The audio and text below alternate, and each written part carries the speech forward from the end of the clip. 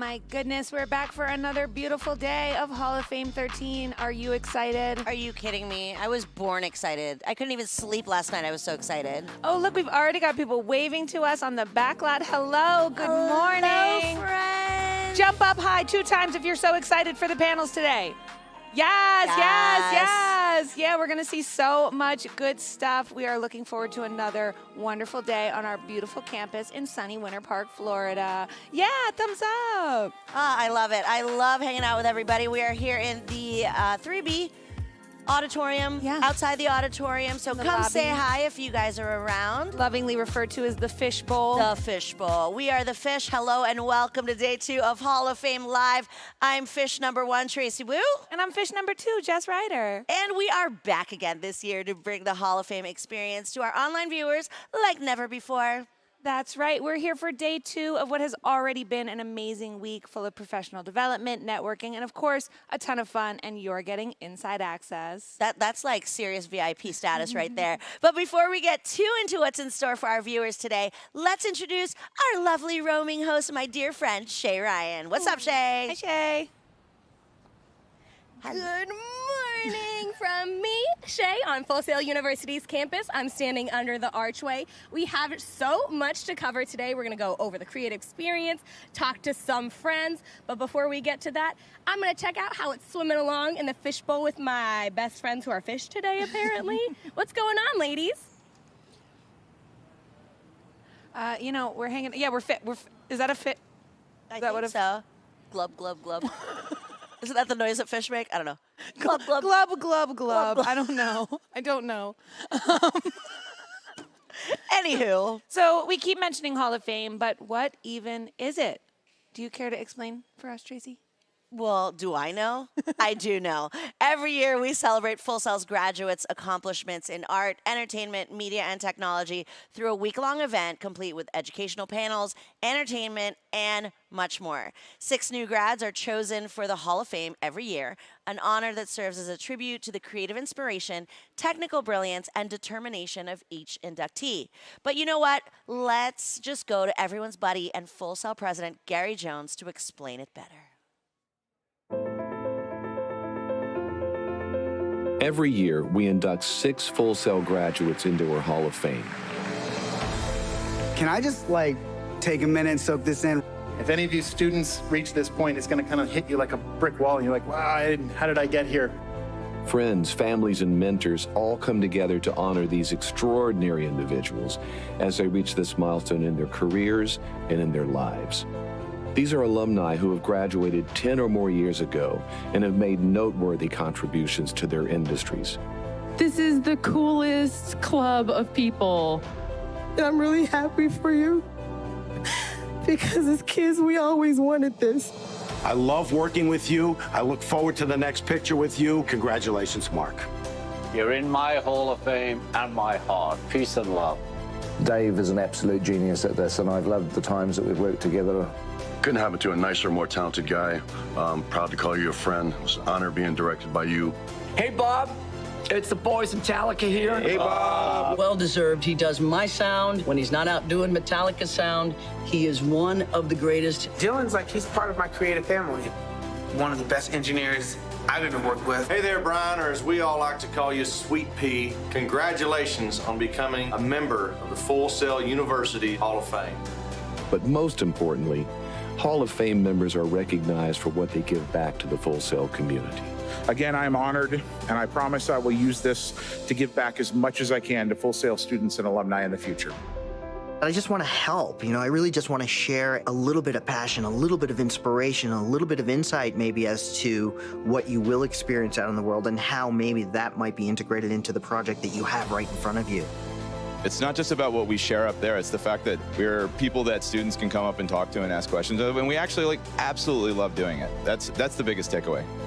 And this is the place where I got my second chance to become the man that I am today. You've had so many chapters in my life. To now be a chapter in your book means more than you could ever imagine. So thank you. For a lot of us, this is like Christmas. We compare this week to Christmas. It's Christmas not because we get things, it's because what we come to give.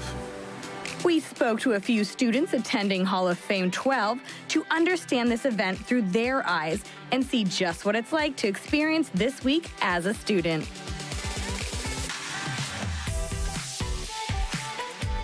Hall of Fame, I feel, is just the best embodiment of what Full Sail is, just networking, really learning and growing from each other and getting to experience like new technology, new innovative ways of doing all these different things. Everyone here wants you to succeed, and like I genuinely feel like that. So it's just such a welcoming, it almost makes me tear up. It's almost like I feel so welcome, you know, so.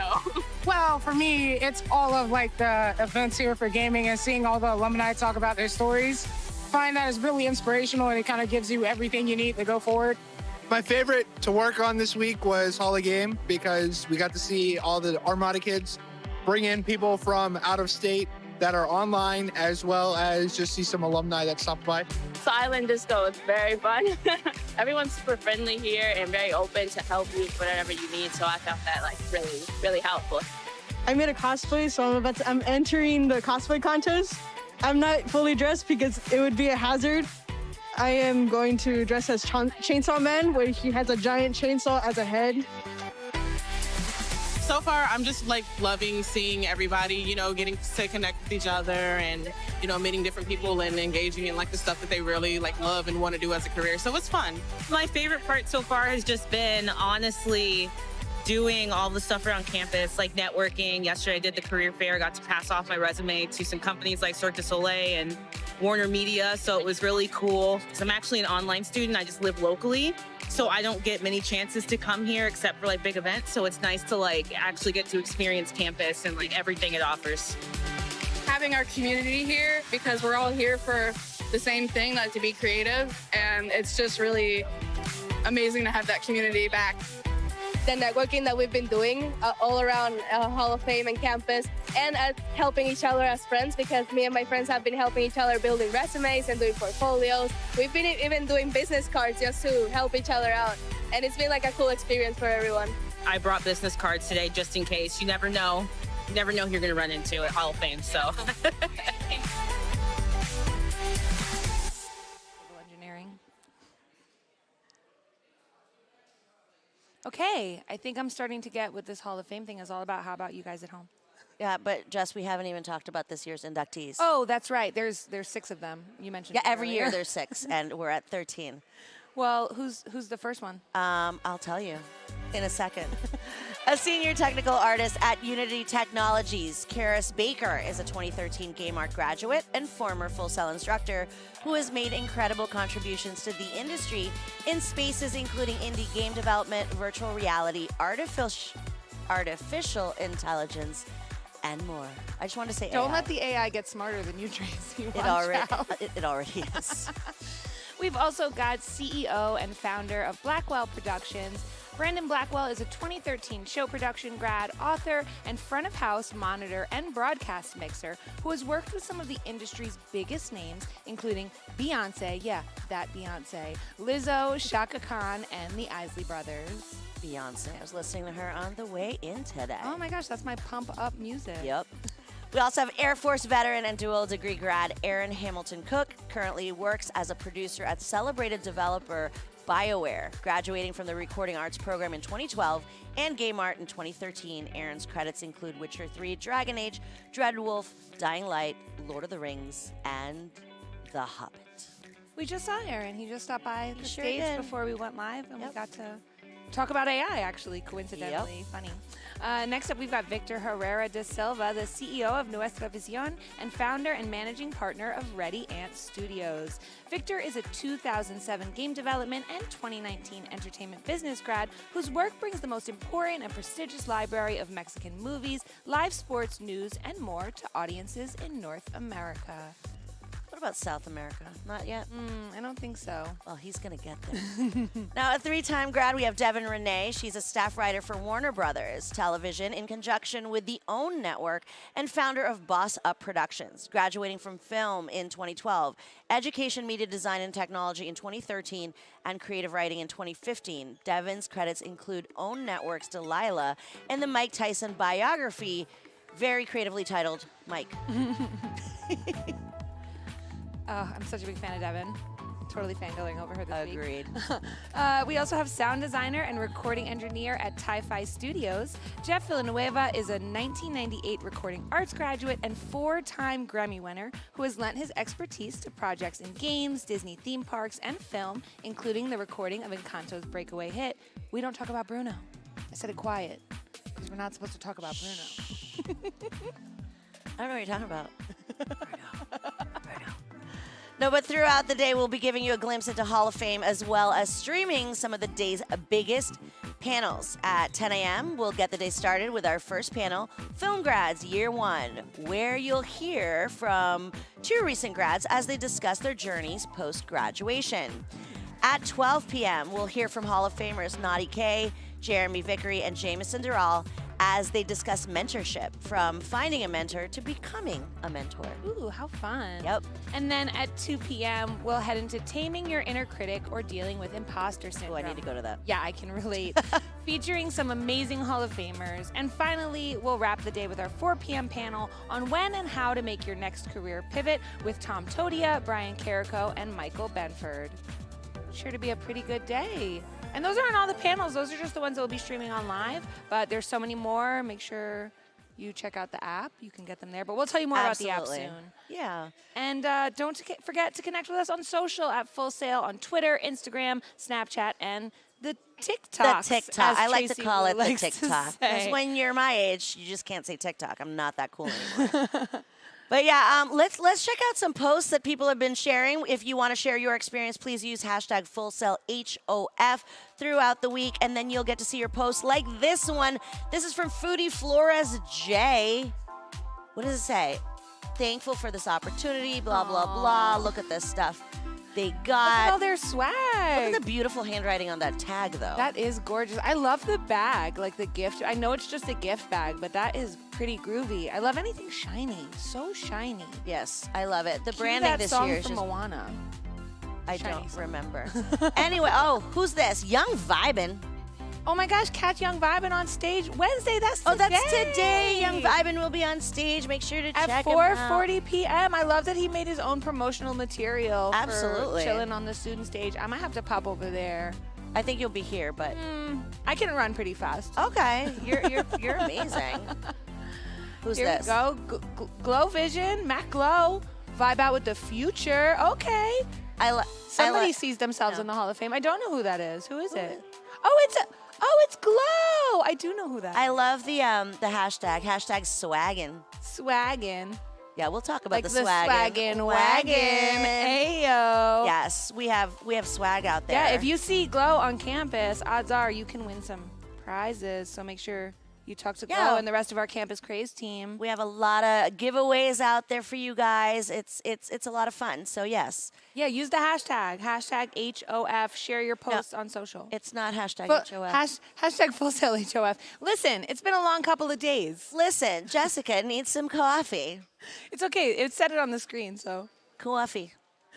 Coffee? Yeah. Do you like coffee? I love coffee. Do you like juice, though? I love juice, too. Guess what I got you? What? I got you some juice. Tracy! Wait, but I got you one, too! Oh, my goodness. Besties for life. Oh. For life. Look at that. We're pathetic. But anyway, yeah. The Florida Have you had the juice? So, guys, if you are here on campus, make sure to check out the Florida Juice Company. So good. I'm not a huge juice fan, but I would drink this every single day of my life because it is delicious, healthy. Yeah, you know, I don't buy juice at home. Like Me from the neither. grocery store. I'll get like maybe cranberry juice, but You know, for my cocktails. juice No, is just kidding. You gotta be 21 to drink my juice. But no, but and you have to stay hydrated because it is warm out there. So please stay hydrated. It is very, very, very, very important. Yeah, I know some people are like, water's boring, even though Oh, look at water is that. a great drink, but this will keep you hydrated. I So should've pop got- over to the juice truck. Should have get a gotten my juice. nails done. Here, show your nails. Juice. Because. Anywho, well, yeah, let's get right to it. I mean, it is Hall of Fame. As much as Jess and I just want to, have inside jokes. Let's learn about some of our past inductees. Ooh, who do we have today? Oh, well. Do you like Pixar movies? I do. I really do. What's your favorite Pixar movie? Up. Up is a Pixar movie, yeah. You like Pixar? Yeah. Oh, but that movie makes me cry. Okay. Well, let's, he didn't work on this one. Okay. He didn't work on Up. Which one did he work on? He worked on The Incredibles, I believe. Oh, I love I actually do quite like the Ratatouille. Our producer said Ratatouille. Oh Yeah. my gosh. I Remy for the win. I Remy. love that Remy has taken over Epcot, by the way. Though Figment is still my #1 guy. I don't know. I work 4 jobs. I don't go to Epcot anymore. But anyway, yes, let's throw it to a video of one of my favorite people, Jeremy Vickery. Let's take a look.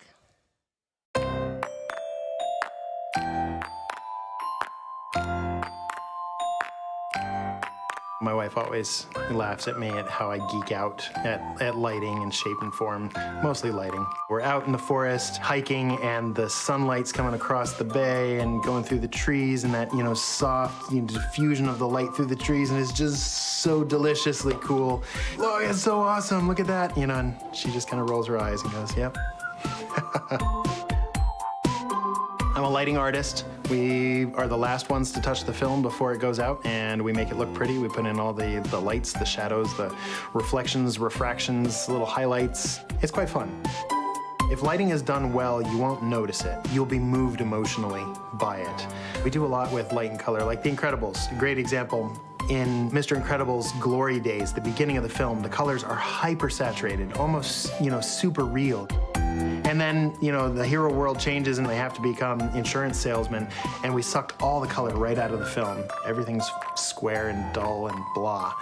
And then as he gets back into his superhero work, we slowly introduce color. And it's one of those things that I don't think the average viewer would go, oh, I loved what you did with the lighting through the film. But you feel it. You emotionally relate to it.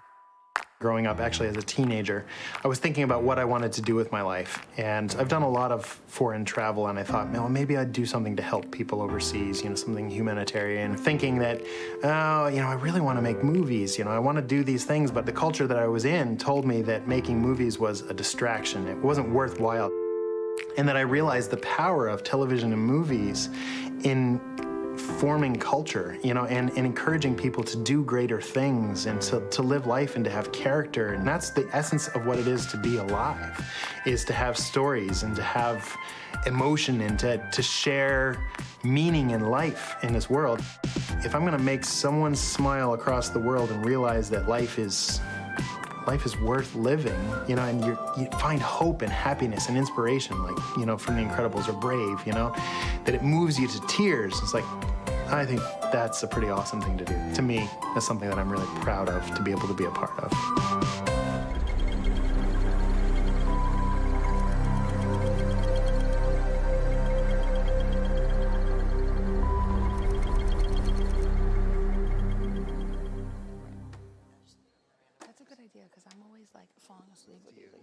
Great coffee talk. Oh my gosh, we are here with Jeremy Vickery. He's just giving all of the best information over coffee. I'm sorry you missed that good information, but maybe we could get into other stuff? Sure, yeah, let's talk about lighter things. Lighter things, much lighter. For example, it's the morning, we're drinking our coffee. What's an essential part of your morning routine? I go on a 2-mile walk first thing with my family. So my wife and son and I, we just go out and go on a walk every single day. And it's just a nice way to kind of like start the day. So I love that. I don't start work until 10 in the morning, so that way you have time to like wake up, have a cup of tea, cup of coffee, something like that, for sure. That lets me know you're not from Florida, because you would not be walking in July. No, absolutely not. No, I like the cold. So I appreciate you all turning down the temperature this week. This has been better. It's really nice outside today, if you guys couldn't tell. We're not sweating at all. None. Not yet, at least. So speaking of like traveling and kind of being a nomad, you're a nomad in your career because you've done television, you've done movies, you've done games, and now what are you up to? Can you tell the audience? Sure, yeah. I have decided to make a shift in my career to be my own boss for the first time, and I'm just going to mentor people in light and color and cinematography. So I'm starting a new business, lightingmentor.com. It's like Animation Mentor, but just Lighting Mentor, which is very cool. New venture for me. I just love the energy of people that want to learn, and light and color is something that's kind of unique. It's a niche career, and so it's time to give back. And so 2023, this is new for me. The site should be up soon, and I just really look forward to working with people and seeing them grow. And what about this week? Because I feel like this is like a baby version of what you're about to do. So what kind of things are you doing this week to give back to students? Well, I mean, there's been talks and panels and just meeting people out and about that has been great. The energy this year is fantastic. I mean, the questions that I'm getting from students, and I'm getting to see people multiple times just out and about and saying hi and connecting, and it's just, I just love it. It's such a great energy. I think that people that will pursue really, you know, their passion for what they want to do and asking those hard questions now means that you're going to have a really awesome career. You know, and these are the type of people that I meet in my career that are successful, and so I can see that light in the students' eyes, and it's just amazing. So I love that because they're just all so enthusiastic to be here, and then the Hall of Famers are also equally as enthusiastic. oh yeah, man, you know, the evening times too that we get in the back rooms, you know, just the energy with each other. We've been talking like this is kind of therapeutic for us. We come here and sometimes production is just really hard, and you're like, man, this is so hard, and then you come here and like, but we do have the coolest jobs on the planet, and what great people and the energy, and it kind of like, yeah, it's our yearly therapy. I love this so much. And you were also speaking earlier about you got inducted right over here, right behind us, way back in the day, I want to say 2014? Something like that. How has it been since then, like coming back to Full Sail? You know, I've been so busy with different productions, I've not been able to come to these events regularly, so I've only been to a couple of them. You know, I always enjoy it when I get the chance to, so now it was really great to be able to come this year. You know, and it's grown so much. I mean, like when I attended school here, it was just one little tiny building in the back that was a shared office space with some lawyers or something like that, you know, and there's only 15 people in my class at the time. It was only 3 degree programs. So yeah, it's grown just a wee bit over the years. Just a tiny, tiny bit. Well, thank you so much for sitting down with us. Cheers. Yeah, cheers. And I'm going to send it back to my best friends, Tracy and Jess, who are swimming around inside the fishbowl. Good morning, ladies. How you doing? Good. Good morning. Good morning, Jeremy. Good morning, Shay. Good morning, everybody. Everybody's so, it's the energy on campus right now is like so positive. Everyone's like I all love smiles. it. I absolutely love it. But let's be honest, the energy on campus is usually very positive. That is very, very true. We've come out of kind of the weirdness, and I think we're finally starting to get back to normal, and it feels really, really nice. It reminds me of like when I was a student here, so so fun. And so much has already happened this week, and it's only Wednesday. Let's take a look at what's been going on here on our Winter Park campus. Over the weekend, Hall of Fame Week kicked off with Hall of Game Paragon, the latest installment of our annual esports exhibition. The Full Sail University Orlando Health Fortress welcomed students, alumni, faculty, and staff to watch Armada varsity teams compete against returning alumni in games of Valorant, Smite, and Overwatch, while audience members cheered on their favorite players from the crowd. The event also featured free play gaming stations courtesy of our sponsors at MSI, Red Bull racing simulators, live streamers, and a community Smash Brothers tournament. Outside the venue, students enjoyed giveaways, additional free play gaming stations, and of course, food trucks.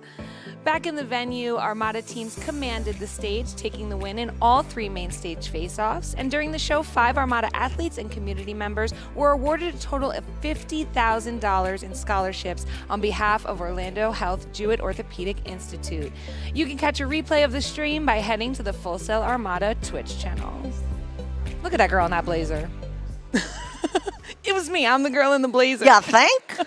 Yeah, think? No, that was really cool. But not only did that happen, we also had the ever-popular Full Sail Career Fair. Now, this career fair returned to Full Sail Live on Monday, giving students and alumni the opportunity to make connections and to network with top employers from across the country, such as Disney Cruise Line, Encore Global, Sweetwater Sound, and Cirque du Soleil Entertainment Group. Full Sail alumni and students who were within 90 days of graduation received exclusive access to meet with employers one-on-one in the live venue, while all students and alumni had access to special company overview sessions from entertainment, media, and emerging technology employers. Ooh, I love the career event. Like, everybody comes dressed so nice. They all have their resumes. Everybody's so prepared, and you hear the best things from employers about, wow, Full Sail students really impressed us at this. And I love to hear that. Yeah. And these career networking events happened all over the country as well, in other cities such as Los Angeles, New York, Chicago, Atlanta. They even happen online, so make sure to connect with us so you know what's happening, and you could hopefully attend an event happening near you sometime. You never know. I love that. I love that. But Yep. that's not all that happened on Monday. The Full Sail University Orlando Health Fortress saw the return of the Full Sail Tech Expo presented by Sennheiser and Dell. Featuring vendors in some of the tech industry's most cutting edge and creative spaces, the expo welcomes students to experience and interact with presentations, new product demonstrations, breakout sessions, and clinics across various disciplines, including virtual production, audio, print and design, gaming, and lighting. Exhibitors in attendance at the expo included Dell, Adobe, MSI, Sennheiser, and many, many more. I love that. I love that they get to get their hands on the tech and interact with it. Yeah, mostly because tech changes so quickly that it's nice that they come and bring that to us, and Yeah. our students can really get hands-on experience, which is awesome. And one great thing about Full Sail is, I don't know if many people know, but we have advisory committees that are made up of grads and industry experts who come and say to us, hey, this is out of date. We're updating to this. This is what the industry's on now. So our students are always kind of up to date with what's going on in the industry, which is so great for when they're ready to go out there. They can say, oh, yeah, I know kids coming from other schools may not know this, but don't worry, Full Sail made sure that I knew what was hot. So love that. Love to see it. You're hot, Jess. But anyway, in order to keep up with Hall of Fame, make sure you download the Hall of Fame app so you can check out panels, presentations, special events, and know everything that is happening on campus. Plus, the most important part, you know what food trucks are here. Like the juice truck. They're always here because we just wouldn't work unless they were here. But seriously, can it get any better? I don't think so. Absolutely not. Do you want to know about the app? Full Sail's Hall of Fame companion app allows students, faculty, staff, and grads to keep up to date on all things happening during Hall of Fame week. Keep track of scheduling for panels and presentations happening across campus, learn more about inductees and panelists, and stay informed on special events all through the app. As a student, attendance is required, so be sure to check in daily at the designated check-in locations.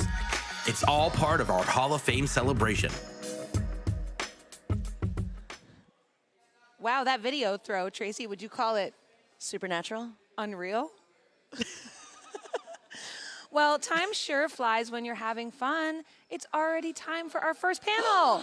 This is exciting. In this next panel, hear from recent Full Sail graduates as they discuss their journey so far. From looking for work to leaving the Full Sail safety net, these grads will share the realities of their industry post-graduation. And it's time for Film Grads Year 1. Let's take a look. Oh, we're looking outside. Oh. Hi, guys Hi, outside. We're going to wanna start wave? the panel in a Can I second. get a wave? There we go. Hi. I love it when you guys say hi to me. Only one person say, oh, now two. Hi. Now they're all hi. involved. They're like, where's the voice coming from? It's me. Hello. Is that Jagger? Nice scooter. Is it a scooter or a bike? I can't tell. Oh, look, it's Aaron. Aaron is in our in the military student military VA thingy. Okay. Wow, Tracy, I am terrible at talking. But yeah, he represents our military. Look at this guy in the students. suit. Where are you going in that suit? Yeah, I saw you wanted some attention. He's like, I'm going to go meet some Hall of Famers and get me a job. There we go. That's what it's all about. I hope everybody's ready to network. You got business cards. If you don't, add people on LinkedIn. Say what's up. And then don't just add them. Message them Connect. later. Hey, it was so nice to meet you. And then message them next week and say, hey, I have a couple questions. Do you have some time to answer them? But not constantly, because then they'll get annoyed. No. And then a month later, they post a picture of their dog, and you like it, and you go, what a cute dog. And then 2 months later, you follow up and go, how's your cute dog? That's networking, everybody. Networking 101. Don't just right. hand people your business card. Build genuine, authentic connections. That's what Hall of Fame is all about. I'm gonna write on your Instagram, and I'm like, your dog is so cute. And Jess is gonna respond, I don't have a dog. I don't have a dog. And I'm gonna be like, but you told me. Ooh, we're getting set up for everything. I see Leilani working hard. Yeah, hi, girl. Hi. Hi, everybody. Who else is Hi, my out Creative there? Experience crew. You guys are killing it. Be nice Jamie. to our Creative Experience Smile, Jamie. folks. They work so hard for you all week. There Hi, she Jamie. is. All right, let's go to the panel. Let's Panel go to time. panel and learn things. Yay. Learn.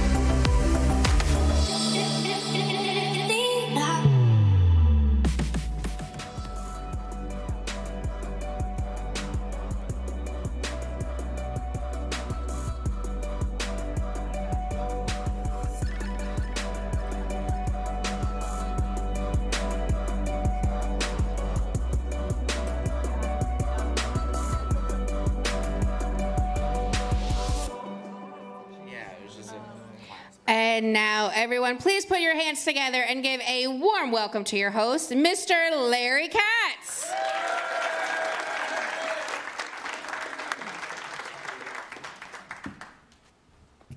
Good morning. What's up, you guys? You guys having a good Hall of Fame? All right, me too. I'm having a lot of fun. And this morning is going to be extra fun because, you know, I get to introduce you to some really awesome people who not that long ago sat in those same chairs that you guys are sitting in. So first of all, I'd like to introduce 2020 grad Kyle Doobie.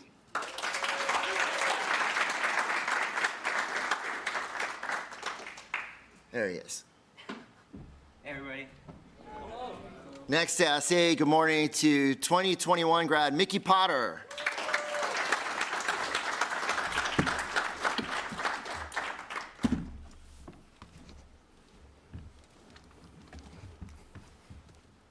And finally, the elder statesman of the group. That's going to be 2019 grad Isabel Machado. And so, you know, in all the years of doing Hall of Fame and seeing the amazing guests that come through and talk to you and all of these esteemed grads, and if they're a Hall of Famer, that means they have 10 years of working in the industry. And so it occurred to me that they have cool stories, but maybe less relevant information than you guys need. Like what you guys need to think about is like day one, when you graduate. Aren't you curious about what that's gonna look like? What about like week one? What about month one, year one? And so that was, you know, the birth of this type of a presentation. And so, you know, these guys are people that I keep in touch with. And so actually, I pulled up, I always like to pull up like the first email that I ever get from somebody. Hold on.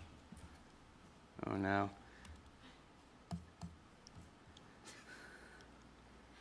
And so actually, Kyle and I didn't get super close when he was a student, and it wasn't until COVID happened, and we were all sitting at home that, you know, Kyle started to get involved. And so there it is.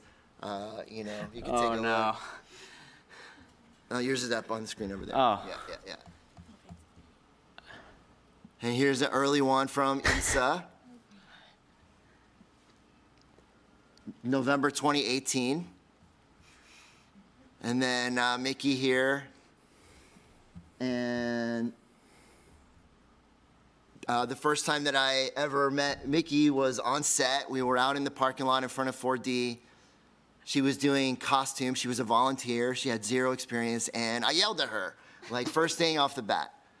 I got a couple other cool Mickey things. So one time, my really good friend and one of my mentors and one of the most prolific first ADs on the planet, named Dave Vengus, came to visit the school. And so there's cousin Mitch in that picture, by the way, Steven. And then some really amazing grads in that photo. And then this, I think, is Hall of Fame 10. And this guy here, Sam Florentino, is actually here now working on the crew. And, you know, it's like a who's who of amazing grads, Gabby Lima. And so anyway, you know, that's kind of like the birth of my relationship with these guys. But then we just kind of took it from there. So first of all, you know, I'd like to talk to you guys about, you know, your time here as students, you know. So before you came here, did you think you knew what you wanted to do? I think so. What did you think before you came to sign up for Full Sail that you were gonna do here? I just wanted to work on movie sets, and Full Sail was, you know, you come to Full Sail to do that. And once I got here, I realized it was much more than that, and that there was a lot more work, a lot of prep. Were you thinking like networking, specific department when you first got here? Like, I'm gonna go to film school and I'm gonna be a blank, or were you kind of open? I thought I was gonna be in camera. That's not what happened. It's not what happened. Well, I think it is really interesting from my perspective to see you guys before you sign up and what you think you're gonna do, and then when you're here, you know, kind of how the target moves around a little bit. So, how about you, Mickey? Did you have an idea before you came here about what you're gonna do? I think I thought I wanted to be a cinematographer, mostly because I think the word sounded cool in my head. But I really had no idea. I was just going for it. I thought it'd be cool to work in movies. Isa? Oh, I was 100% sure that I was going to be a director. I work in, I'm directing every movie that's coming after I graduate. So what about, you know, by the time you graduated, then what did you think that you were going to do once you started working? By the time that I graduate, I thought I was going to be a director of photography. And you, during your time here, you spent a lot of time with Mo and doing camera stuff, and you did camera like every chance that you could get when you were a student here. Yeah, I realized pretty quick that directing was not my path, and I moved to camera, and I focused all 20 months on camera. What about you, Mickey? What did you, you know, kind of specialize in when you were here? And then by the time you graduated, did you have a thought about where you thought you were going to go?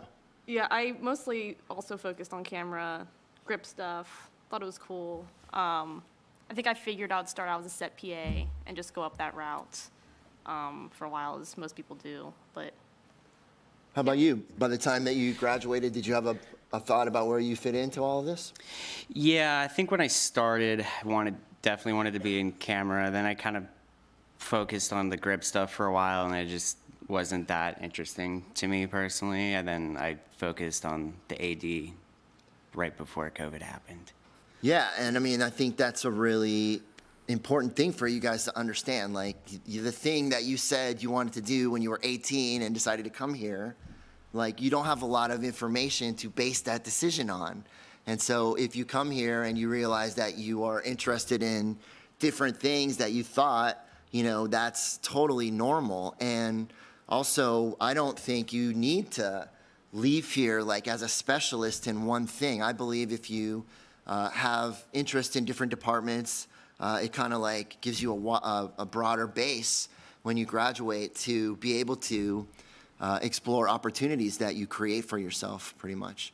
So let's talk about where you went after you graduated. So where did you go after you graduated?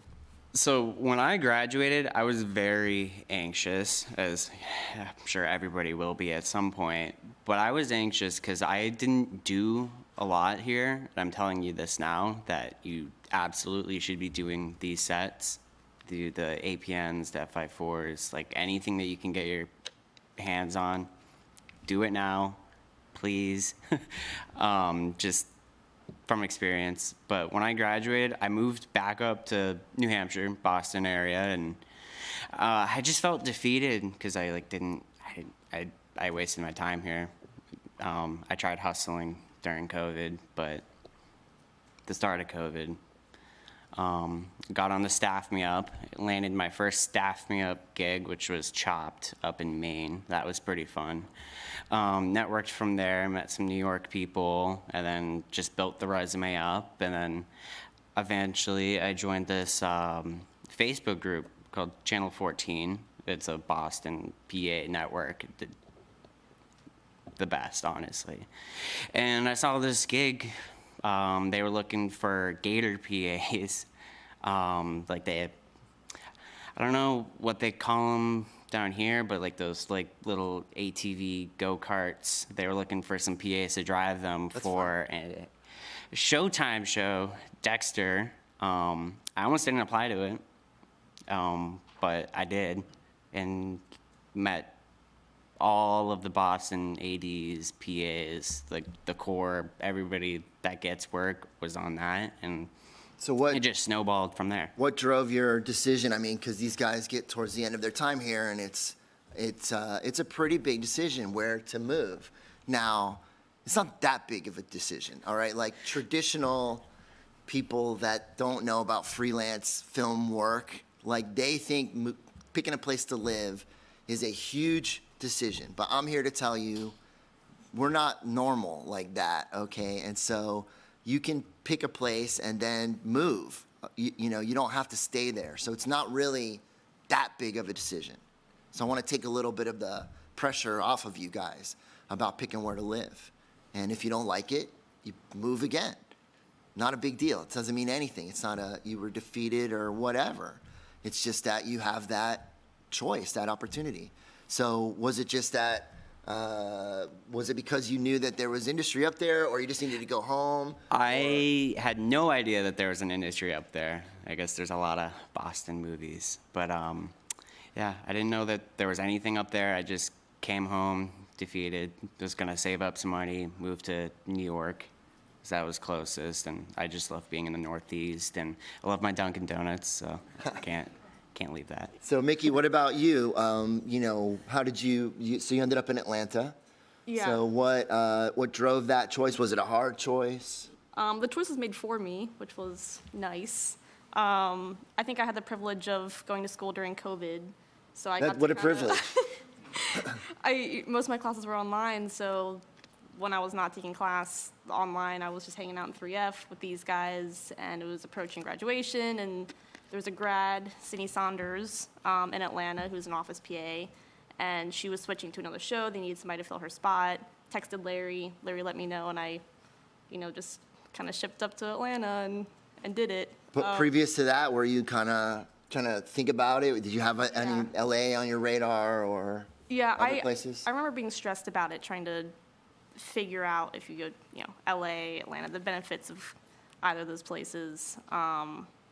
And ultimately, I ended up in Atlanta because I did get that first job. But again, I don't know if it really matters where you start, because you can always easily move. And so, so the first gig was an office PA gig. Yeah. So, nobody, I think, when they first sign up at film school says, I'm going to film school because I want to be an office PA. But it is a pretty cool entry point. And if you get the opportunity, you should do it. Mm-hmm. And, we can't even really scratch the surface here of what the production office is. Okay, it's not SPO where people hang out and make copies or whatever the heck you guys are doing in there.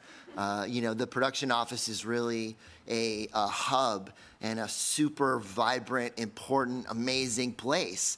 And, you get, if you're working in there as an office PA, you get access to pre-production that you would not get as a set PA, because set PAs don't get prep. Office PAs are there. You see that, there's just no other way to see that part of it. So, so not that office PA was like your target or even on your radar, but when you got the opportunity, of course, you said, I jumped on it. Yes, I want to do that for sure. Yep. Cool. So how about you? So you were still thinking camera by the time you graduated, right? Yeah. And then where did you end up moving to? So right now I'm living in St. Pete, so still in Florida. I wanted to move to LA, and then COVID happened, and I didn't. I went to Kentucky, and I was in Louisville, and I got a phone call to go to Atlanta. And I packed all my things, I went to Atlanta, and then after that job, I got another phone call to go to Tampa. So I packed all my things again, and I went to Tampa, and I stayed there. That's cool. And so, I mean, did you end up doing camera stuff like we all would have thought that you would kind of start out? Like, how did that evolve? So my first job after Full Sail was a feature film, and I was second AC. And then I had the opportunity, thanks to COVID, we'll say, I did a feature film. We didn't have anything else to do, so we filmed the movie, we edited, and I was doing camera, and I realized that I didn't enjoy it as I thought I would in real life. So I changed, and now I work on production. And so you think you know what you want to do before you come here. You learn what the things are, and you find things that interest you. But the reality is, we can't simulate here at the school what it is like to live that life in that department in a real scenario where it's not 3 10-hour days, it's 40 18-hour days, and you really get to see what it's like, and you're allowed to change your mind. And that doesn't mean that you gave up on your dream or anything like that. It's just that you didn't have enough information, and you can't until you actually try it. So, I can point to a dozen grads that, started out doing the thing that we thought they were going to do and said, wow, that's what this is like? I don't like that. And you're allowed to pivot and change. So how did you get these jobs? I mean, like, what did you do good with networking while you were here? Have you gotten a lot of jobs through Full Sail connections? Yes. So my first job, it was through a Full Sail instructor. He said my name, and he got me that job. And my second job, the one that actually got my career starting, it was a Full Sail student, and Gabby Lima. She graduated 6 months before I did, and she didn't want to take that job, so I took it, and everything went from there. That's awesome. So how about you? Creating opportunities. So, obviously I talked to all of you guys about networking and about creating relationships. I mean, every time that you guys have me in a lecture, I spend like the first half hour ranting and raving and jumping up and down and telling you guys to do the right things and to make it worthwhile to be here, and that it's not just like classes and labs. And some people really struggle with that message that you have to reach out to people, and you have to create relationships, and you have to leave here with a list of people that you're talking to. And that's really hard for some people to digest, because it's awkward, it's uncomfortable to do that. It's not natural, and if you're not comfortable with it, it feels impossible. And so, even though I say that over and over again, I think some people are like, well, no, I'm just gonna, hit send on 100 resumes and wait for the phone to ring. And, I don't think that's really how that works. So, have your jobs come through relationships that you made, and know. Oh, absolutely. So yeah, I mean, so you got one on Staff Me Up, but then after that, it kind of went. Yeah, it snowballed. Like, once you land your first gig, just network, try to learn everybody's names, everybody's faces, and just get to know people. It's what I did on Dexter. I made best friends with the key PA, the background PA. I made friends with all of them. Yeah. And they still get me work. Like, I was just texting with a couple of them the other day. And now you're getting work for other grads that are, I mean, we have now, between Doobie and Jenna Hobgood, we've got some cool grads that are doing good stuff in the Northeast, in New England, and they're plugged in now to that community, and willing to help out, because it feels good to help out. And so another recent grad went up and had his first ever day on set thanks to this guy that got him hired on it. And so So you got the office PA gig, which wasn't even on your radar, and nobody comes to film school to be an office PA. But I don't know if you guys know this, but my first gig in LA was as an office PA. Not even on my radar, not even anything that I had even heard of. And I think, you know, having a broad base and being interested in different things and having a network of people that are looking out for you that are going to provide you opportunities when somebody says, do you want to be an office PA? Even if you don't, you want to say yes to that. I think these guys would agree, like, especially when you're first starting out, trying to navigate, like, forget about it. Like, don't try to have a tiny little target. You want to have the biggest target that you can. So you want to be able to say yes to whatever. And so even though, you know, Mickey might not have wanted to be an office PA, and neither did I was the first one every single day. I took notes and wrote things down. You know, I looked nice and smelled nice and paid attention and was in the right place at the right time. And at the end of it, they said, you're the best office PA that we ever had. And I was like, really? And they're like, do you want to come work on the next thing as an office PA? And so I think it's your job. If you say yes, if you get an opportunity, whether it's craft service assistant or location PA or whatever, at the end of that, they should look at you and say, wow, you're the best whatever we've ever had. Even if you hate it and you don't, you know, you're never ever going to do it again. And so your gig as an office PA, the thing that you weren't even that interested in, you know, that's what happened, right? Yeah. It led to more office PA work, and you did want to check out set. You were like a set bulldog when you were here, like all the time on every single set. And being in the office, you are removed from that, and that is kind of a bummer about office PA, that you're not on set. Yeah. So what happened after Strays? So I went from Father Bride to Strays. That same team brought me on. So Cindy got you Father of the Bride. Yep. Right, and then both of you guys were on Strays. On Strays. Right. Yep. And on Strays, I really made an effort to still visit sets. So in the office, as an office PA, a lot of times you'll wrap, and they're still shooting. And so I would pop over to set and hang out, not paid, just networking with people. You don't just gloss over that. That is, I mean, all the other office PAs are like, I'm going home. I've been at work for 10 hours. Yep. I've been answering phones. I'm going home. And, you know, like, what is the formula for success? Like, after she was done at the office on her own, she still went to the set to hang out. And people notice stuff like that. Were any of the other office PAs there? No. How do you set yourself apart? Set yourself apart. Do stuff that other people aren't doing.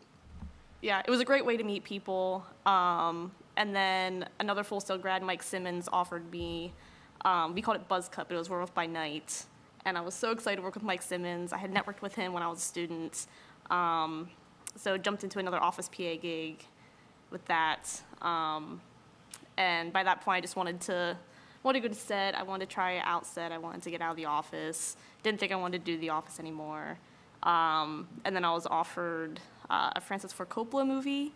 And I talked to Larry about it because obviously I didn't want an office PA. I wanted to try and move on. And Larry was like, this is a once-in-a-lifetime thing. Just do it. Just be there. It's good advice. Had wonderful advice. Yeah. Had a great time. Met great people. So, you know, that is kind of how it works. You know, you're going to create opportunities through people that you meet. All of those opportunities came from people that Mickey had met. And you get an opportunity, and maybe you're like looking at this door to open, but it's this one in the corner of your eye that pops open. And you run through it, knock the freaking hinges off, whatever, and you go in it. And at the end, your job is for them to say, wow, you're the best blah, blah, blah we've ever had. And they're going to say, do you want to come work on the next thing? And you now have a clearer picture of where that goes. And you can make a decision to, maybe you're not doing anything anyway, and you got no other prospects, and so then it's a easy decision. Or you liked the work and you enjoyed going to work every day, and the people there valued you, and you look forward to going to work. And guys, that is called success. Like if you wake up in the morning and you're excited to go to work, you are successful, because most people don't have that. And so don't turn your back on it because of something that you thought you wanted to do. All of a sudden you're on a path. And so then, you take the next gig, and now it's like you're kind of slowly climbing up this ladder. And every rung, you get a little higher above the clouds, and you can see where it goes to. And so, Mickey might, after those other movies, said, okay, I'm ready to jump off this ladder and like start over again somewhere else. But, when you get an opportunity like that, for me, I make decisions not like what's the quickest route or what's the most money. Okay, I don't make decisions based on that. I make decisions based on what's going to be cool experiences, that when someday, many years from now, I'm on my deathbed and my life is racing before my eyes, like I don't want to think about the bank account. Like I'm going to think about these experiences. They're going to be good stories to share with you guys. That's how I make choices. And so, it was fun to talk it out with Mickey and say like, okay, this might be another year, okay, that is going in a different direction, maybe not necessarily where you want to go. But I don't think that that's a waste of time. And maybe you're not, it's not as direct, but the stories that you have, and we'll get to later what you're doing now, but I mean, you're never going to regret, I don't think, doing it. But, maybe you are going to want to bust out of the office and try some other stuff. One day. Right. So, Issa, you ended up, from those experiences in narrative when you graduated, and even making, a good movie, actually, that they made during COVID, just like 2 or 3 people, and Full Sail. If you go back on the Instagram, a couple of years, they posted about it. We were all very proud of this movie, and it went into some film festivals. And it's available for you guys to watch it. It's on Tubi and Amazon Prime and Apple TV. And so, like to actually make something and it turned out pretty good, that's awesome. But, but now you're in unscripted. Now you're in reality. Like that wasn't even a conversation. No. So how in the world did you end up going down that road? So I never considered reality. That was not on my plan of life. But after, during COVID, everything was shut down. And reality, they were still doing things. So I took the job. And it happened that I loved it. It's so different to what I learned. But at the same time, it's the same. And that's when I find out I like production. I enjoy all those things that I didn't like when I was unscripted. And That's cool. So, you actually got experience with camera and really got to see what it was and decide to make a pivot. And then this opportunity presented itself. How did you get the first opportunity in reality? Was it through Gabby? Yeah, Gabby called me. I was doing a job that I hated. I was crying outside that day. Somebody yelled at me, and I was miserable. And she said, I need you here tomorrow. You're going to have to quarantine for 2 weeks before we start filming. And I say, yes. I packed all my things. I quit my job that same day, and I moved. I was like, I don't want to be in Kentucky anymore. I'm going to be in this... It was a hotel, so they gave us place to sleep and everything. And my family was like, what are you gonna do after? I'm like, I'll figure out after. I know that I have 2 months in a hotel, and I'm gonna be doing what I wanna do. So I was PAing in Floribama Shore. And was it, did it just kind of snowball from there, that where you are now, people you've met on different shows in reality, and just kind of moving through with the people that you meet? So in that show, we were maybe 30 BAs, and after we finished that show, they started filming another one, and I went to that other one, so I keep traveling with them. When that show ended, somebody that I knew from the first Floribama, they had an opportunity, but they were doing something else, and they offered me that job. There's the one in Tampa base, and I moved to Tampa, to St. Pete for that.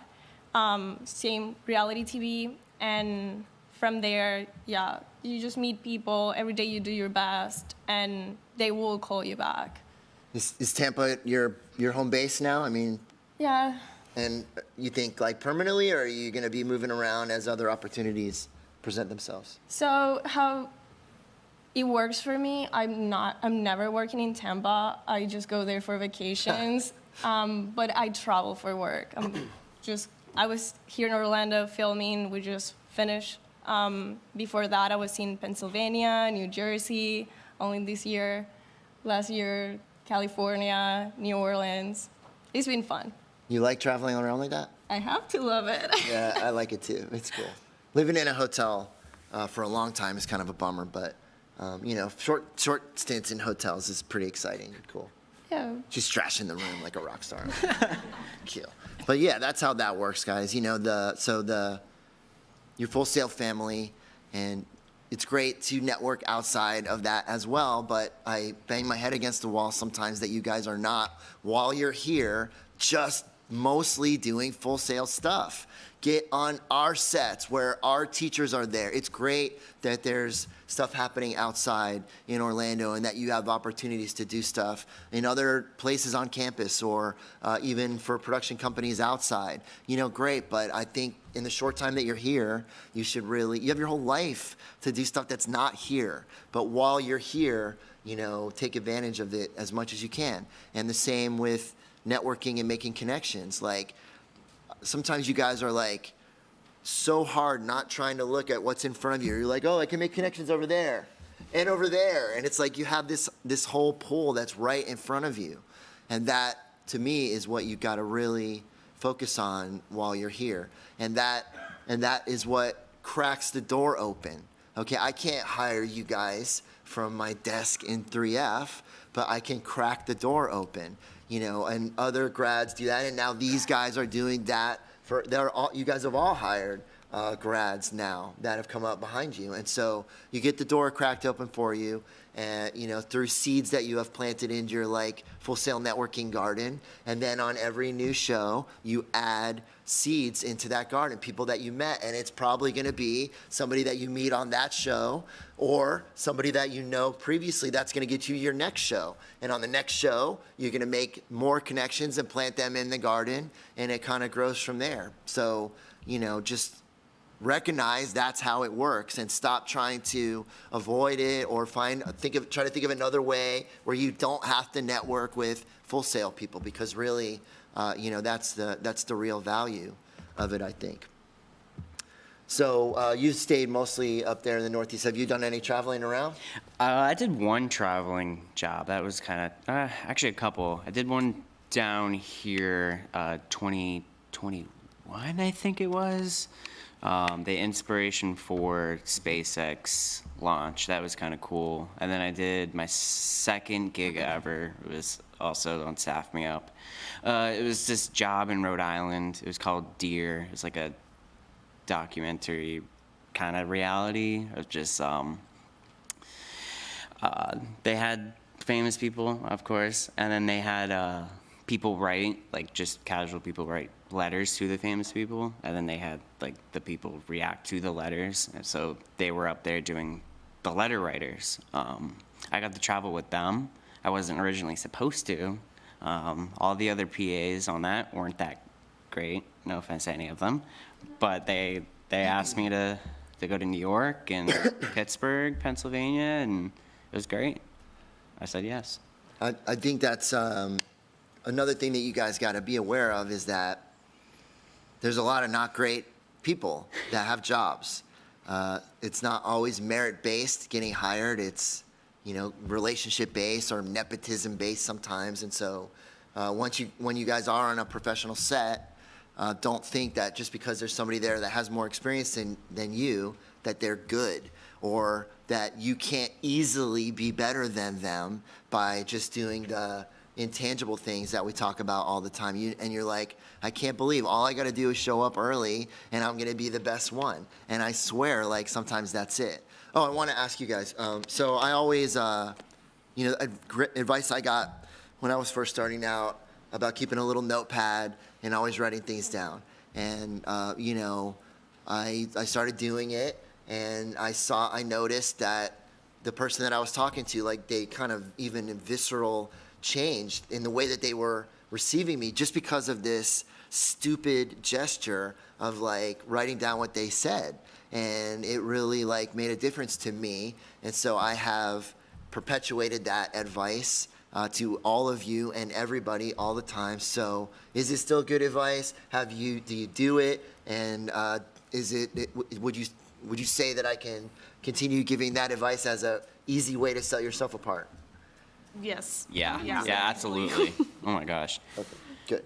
I want to make sure I'm not just giving like old man advice, like use this camera and everything will be fine. Okay, good. So, there are few ways that you could set yourself apart, like your first day on set when you don't know anything, when everything that you're experiencing on like a second by second basis is the first time that you've ever seen it. So I want, you guys should think about that, like really kind of play that out in your head your first day on set. I love seeing you guys with your eyeballs like this big, like, wow, all this stuff, all these old people yelling at each other. This is crazy. And so, there are, you're not going to do something like skills-based that day that's going to make people go, wow, day one person, you sure are a superstar. And so, there are little things that you can do. And believe it or not, the notepad is a good one. You just whip that thing out when people start talking to you, and you're going to see like a difference. So what was your first kind of like big narrative opportunity, big summer blockbuster, eat some popcorn, blow some stuff up kind of situation? I think mine was probably Black Panther. They were up in Boston doing the Boston chase scene in that movie. It was really hard. It was a really hard job. I was their walkie PA, and I learned a lot of things. And KP was the second AD, right? Was it? Yeah. You were working with somebody that. Crystal. Oh, Crystal, right? Yeah. Munson, yeah. Yes, Crystal. I have a couple friends of mine who are still like the biggest second ADs, like in the planet probably, and they call me when they hire Full Sail grads, and it's cool for me to kind of live it through them. And so, was that your biggest walkie PA gig to that point? Oh, easily. I had 350 walkies on that starting. I got no prep time to do.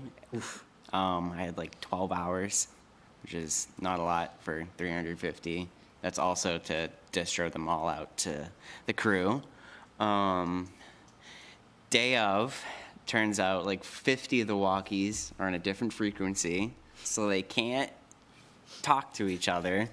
So we had to order 50 more, and I'm prepping them in the streets of Cambridge, just giving them out to all the picture cars and precision drivers. So it was. That's got to be stressful. It's not your fault at all. No, but people screwed. need their radios, and they're standing there, and poor Kyle, So I think we talked about how to get ready to be the walkie PA, and did you connect with any Full Sail grads that had done it before that could help you, give you some insight information before you did it? I did. I also talked to a lot of Boston walkie PAs too, like some of my closest friends. Drawing a blank on who I talked to from Full Sail. Was it Brandon Townsley? Oh, it was Brandon. Yeah, it was Brandon. Yeah, Brandon Townsley. And walkie PA for set PA is a entry point too, but it's stressful, and you are responsible for thousands and thousands of dollars of equipment. It is a thankless job. It is, yeah. Very and thankless. so, I hope you guys would have the instinct, and again, use your Full Sail family. You get an opportunity, you find another Full Sail grad that did that thing before, and ask them, so that when you show up on day one, you look smart, because you look experienced, because you talked to somebody that went through it. So, all of these guys were majorly affected in their first years by COVID. Like, it was obviously, you guys remember 3 years ago? Anyway, imagine like trying to graduate and start doing this during that time. And so it was a major, kind of a factor. And so, when I would do Zooms and stuff in 2020 with students, I was like, do not be a victim about this and say, oh, my career stinks because of COVID. It doesn't have to. Everyone's going to have curveballs. You're going to have, these things, these struggles, and, you just got to keep plugging away and moving forward, and don't get butthurt about it or be a victim and say, oh, it's out of my control because these things are happening. These guys all got through that. I hope that you guys are paying attention to the trades and the new entertainment industry news, because there could be another major, situation here coming up with the writer strike that was authorized the day before yesterday. And so, that could absolutely affect the start of your guys' career and these guys' next, chapter of what's happening next. So, year one, did you survive just doing film stuff, or did you have to, find outside ways to support yourself? No, I survived. I made it. I did spend the first probably 6 to 8 months couch surfing. On graduation days when I kind of got the call to do this office PA job. So that night I was driving to Atlanta. I didn't tell the coordinator that I wasn't in Atlanta. I was like, no, I'll be there in the morning to COVID test to get in the office. So I was like calling people on my way to Atlanta at like 2 in the morning trying to find a place to couch surf. But made it through, figured it out. But so. yeah, I mean,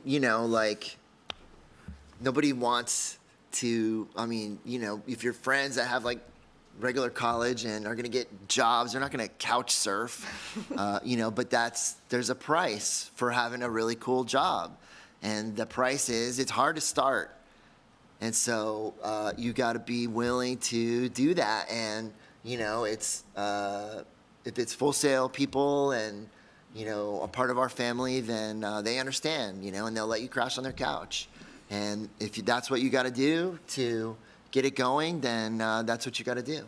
Did you ever have to take outside jobs to keep it going, like survival job? Yeah, I was a waitress, terrible waitress, by the way. Oh, no. But when there was when everything was closed and we were doing like takeouts, and when I started working, it's hard sometimes. Like sometimes you're gonna have good times, and sometimes there's just not work. And after I actually started working, then I didn't took any other jobs, just because I want to be available and put all my attention on my next job in the industry. So yeah, I took that one, and then that was it. And so what about unemployment in film? Like your first year, were you 100% employed, 50%? Did you get a job and then have a big break? And then how many big breaks did you have in between gigs? Even now, I'm gonna say in my first year, I worked probably 4 months of the year. Now, we make a lot of money. Our job is different than any other job for the amount of hours, so you have to be smart with your money and prepare yourself for those months that you're not gonna be working. Right now, I worked 8 to 10 months of the year, and I have 2 months that I know that I'm not gonna have any income, and I have to be ready for rent and all the utilities. So yeah, that's my biggest advice. Be smart with your money when you're making money. What about your level of employment in year one? How many months do you think, and what about periods of unemployment during that? I worked pretty consistently, but there is always that kind of unknown when you're finishing a show of how long am I gonna have to go without making any money before I get another offer. But as an office PA, you're pretty much staffed, so you know that you're gonna be working until this date, and you have that amount of time to try and find another show to jump on. But I did spend, between shows, a month, 2 months.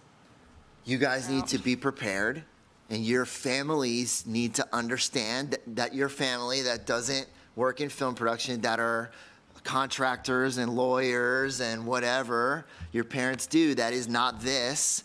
They have to understand if you have 3 months of unemployment, that it doesn't mean you did anything wrong or that is a sign that things aren't going well.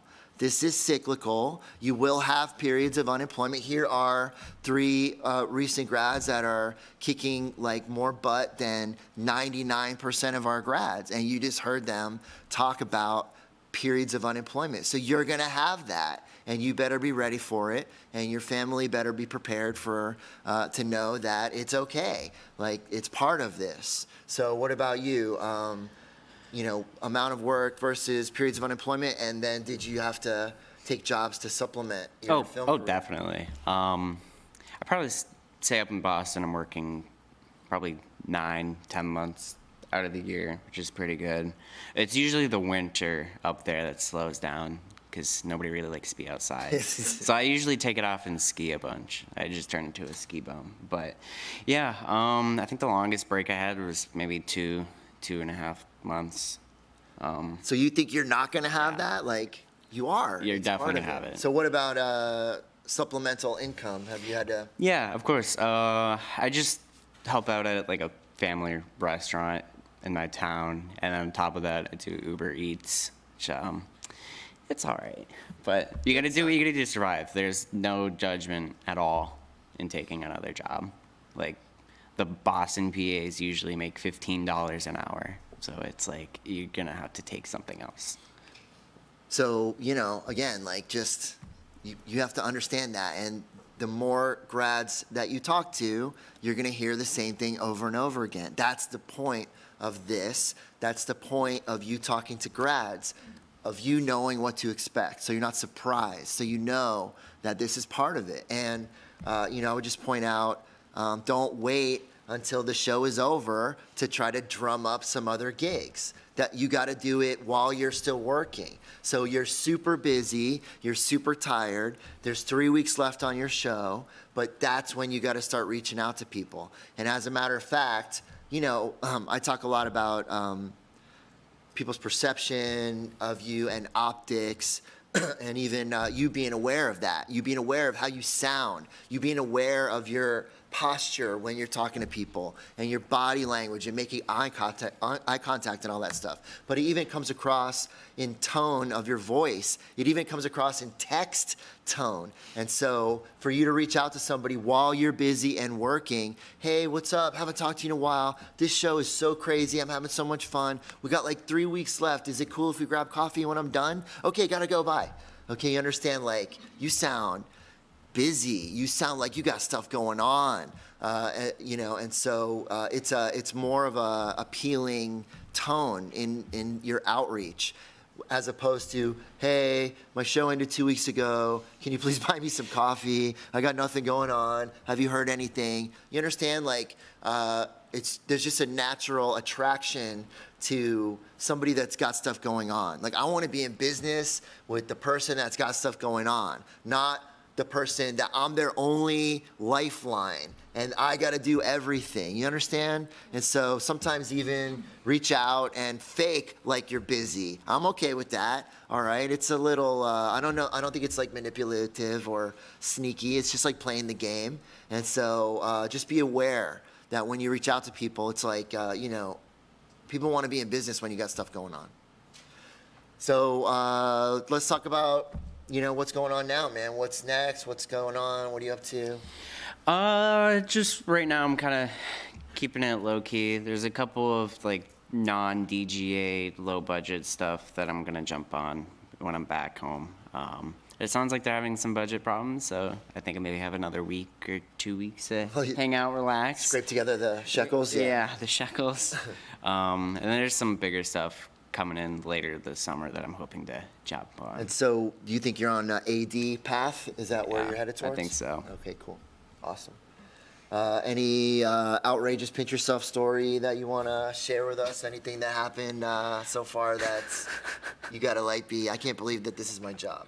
I haven't told you this one, but I got chased by a black bear on Salem's lot. That poor bear. They didn't break for lunch at all on Salem's lot, and it was like the one day I was on main unit. I was helping the lunch PA, Benson, run back and forth lunches through the woods. It's like this, it's like crew parking, the catering, this trail, and then it's like the last scene of the movie. It's like this drive-in theater. So I'm like running these lunches full of food up to the drive-in, and I look behind me, and there's a black bear starting to run at me. I'm trying to fumble for my walkie. I'm trying to fumble for my surveillance. Who are you calling? The medic? Just saying, breaker, there's a black bear on set. We had kids. One of the other PAs was able to do it, and all of a sudden, one of the second ADs, his name is Turo, it's like big, short, burly man, goatee. He just comes running. I've never seen him run so fast. He runs down the path. He's like, Doobie, where's the bear? And I'm just like, Turo, it ran up the set. They're like, okay, get the kids inside. We're doing a lockdown. Dude. Absolutely, like, that was probably the most crazy thing that has happened. Never have I ever. It's a new one for me, dude. I saw him a couple of weeks ago on The bear? the AD. And he was telling me, he's like, that's still the craziest thing. That's amazing, man. So what have you been up to? Anything cool happening for you? I don't think so. Nothing? No, towards the end of Megalopolis, I got offered to be Francis's assistant. Francis who? Mr. Coppola. So I took it. That was a whole So still figuring that out. I'm only a couple weeks into that. We're in post now, so. It's just, I mean, it's crazy that you graduated 2 years ago and currently you are Francis Ford Coppola's assistant. I just think that's pretty cool. And so they dragged you back in. They dragged me back in. It's a Godfather thing. To Office PA, and you did it. Maybe you would have, if it was a different opportunity, you would have gone a different direction and said no. And so, where are you pointed right now? Like, where do you think you're gonna end up if you had to guess now? I don't know. And I think that's very exciting. It is. Yeah, I'll, I guess, keep on with this assistant job for as long as it lasts, and then figure it out from there.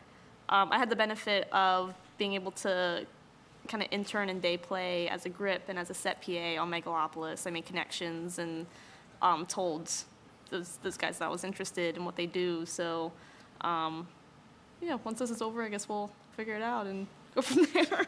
Crazy. What about you, Issa? What have you been up to now? Right now, I'm coordinating for Jersey Shore family vacation, and I think the whole show is the craziest thing that has happened to me. It's been amazing and crazy, rewarding. Snooki is your friend now? And Polly D. Yeah. And I feel I do love reality more than what I thought I could ever. So I'm definitely going to stay on reality. I don't know exactly if I'm going to stay in production, if I might go to the producer side of it, but yeah. That's so cool. I love it. Okay, good. So I think we can open for any questions. Anybody has any? Got one in the front. Hey, Jacob, what's up, buddy? You're going to get a microphone. Come down. Good morning. So, on your time on set when getting yelled at, would you say the best way to get through it is don't see it as like as spite or they hate you, see it more as criticism and constructive feedback, and I know because they care for you and your safety and, you know, thick skin and stuff? Yeah, so yeah, what about getting yelled at by old people? How does that feel? It sucks. It's gonna happen. Larry told me I'm gonna get yelled at. I'm gonna F up. And it has happened. It's happened multiple times, but you literally just have to brush it off and just say that you'll never do it again. It's over pretty quick. Yeah. Just you gotta just, like, it sucks. It sucks a lot. You just can't take it to heart, and it's probably not you. They're probably just having a bad day. Just brush it off. It's not worth it. I showed you early on what it was like. And I yelled at Mickey for not having double stick tape or a roller or something. Yeah. Or a safety pin, maybe. That Just was go it. copy that. Sorry. Yep. You know, So my bad. have you been yelled at in the real world? Oh, yeah. By Mike Simmons, probably. No, you just move on. Usually it's a stressful moment and you either missed something, didn't do something, or something out of your hands, and stuff happens and you move on and figure it out. And You know, like Yeah. stuff goes downhill. And, you know, so maybe the person that yelled at you got yelled at by the person that was above them, and it just kind of trickles down. And then you yell at your cat or something, I guess, because that's all you got. Have you been, nobody would yell at you. Oh, I get yelled What? too. Oh, how could this happen? But is what you're saying. We work in a pretty stressful environment. There are a lot of days without sleeping. We can go 3 months where you're getting 5 hours sleep. So people that yell at you, they forget about that in the second that they turn around. So just keep doing your job, do the best you can, and don't get back to them because you're gonna lose that fight. Right, yeah, don't come over to me like 8 hours later and be like, hey, remember when you yelled at me 8 hours ago? Yeah, don't do that. And I'll be like, no, but now I remember. And, you know, like, there's a expression a cool AD taught me not that long ago on the one and only Ivan, this guy Andrew Stahl, who's now a first AD, and you know Stahly, I right? know Stahly. And he hired Dion on Top Gun, and Stahly taught me about a storm in a teacup. Okay, so you just got yelled at. And in your little world, it's the worst thing. And you're like, oh, everybody thinks I'm an idiot. They're never gonna hire me again. I gotta go and straighten that out. But you gotta like zoom out, because in the big picture of what's going on, it's a storm in a teacup, what happened to you. It's not even on anybody else's radar. Good answers, you guys, those are really good. But good, important for you guys to know, even if you're great and you do everything right and you know, are super professional and good attitude and network and everything, you are still going to get yelled at. So buckle up and get ready for it. It's not that bad. Nikki, got another one up front. Do we have any online questions by any chance? Okay, we got one from social. Okay, cool.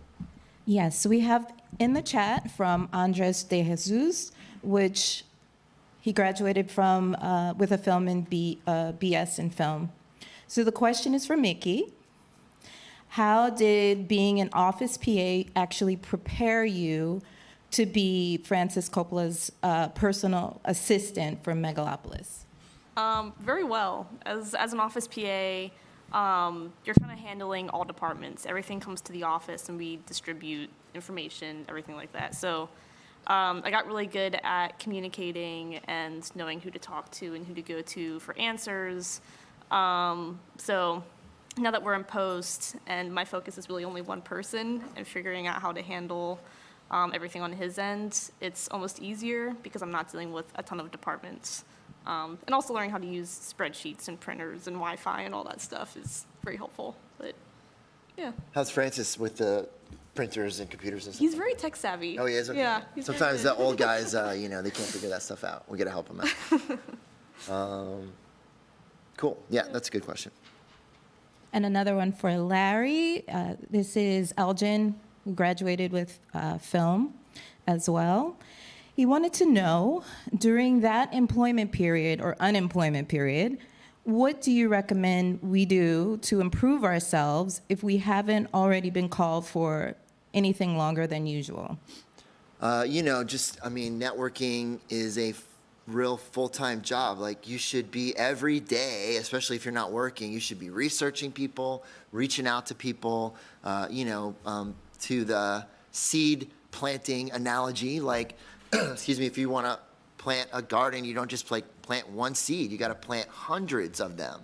You understand? And the way that seeds work, even if you water them and give them sunlight, you put two right next to each other and give them exactly the same attention, maybe one will grow and one will not grow. And it's not that you did anything wrong. It's just that that's how seeds work.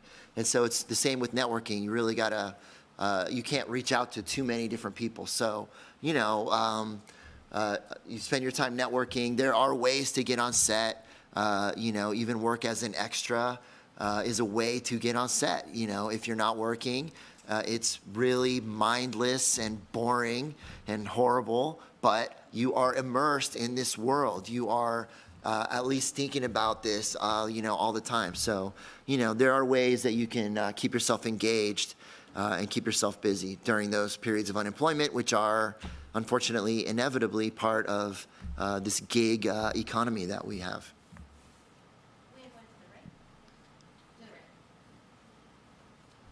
Am I right? You're right? Camera right? You're right.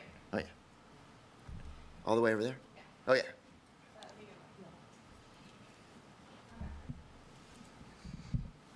Hi. So, do any of you have the plan to get into the union, or do you know something about that process? About getting into unions. So the local union in Boston, or New England, is 481. That covers set deck, crafty, grips, and one other department. I can't think off the top of my head, but you just need 30 days typically.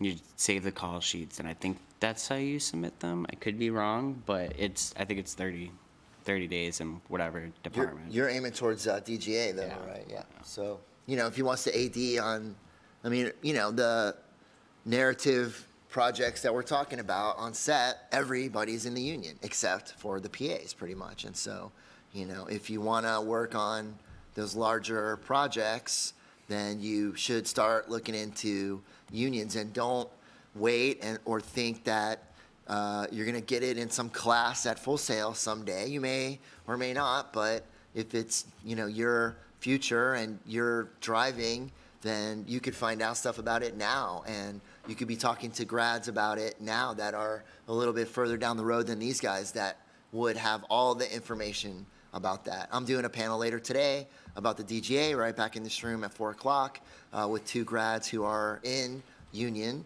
and both of them got in really different ways. So if you're around, come check that out. But short of that, there are grads that you can talk to that can give you information about that. You see yourself unionizing at some point? I think so. In Georgia, it's 161 for the office, and I think 479 for all the craft people. So not sure what avenue I'm going to take yet in that sense, but I'm sure one day I'll probably apply. Have you started to familiarize yourself with, what you have to do and all that stuff? Mm-hmm. Yeah.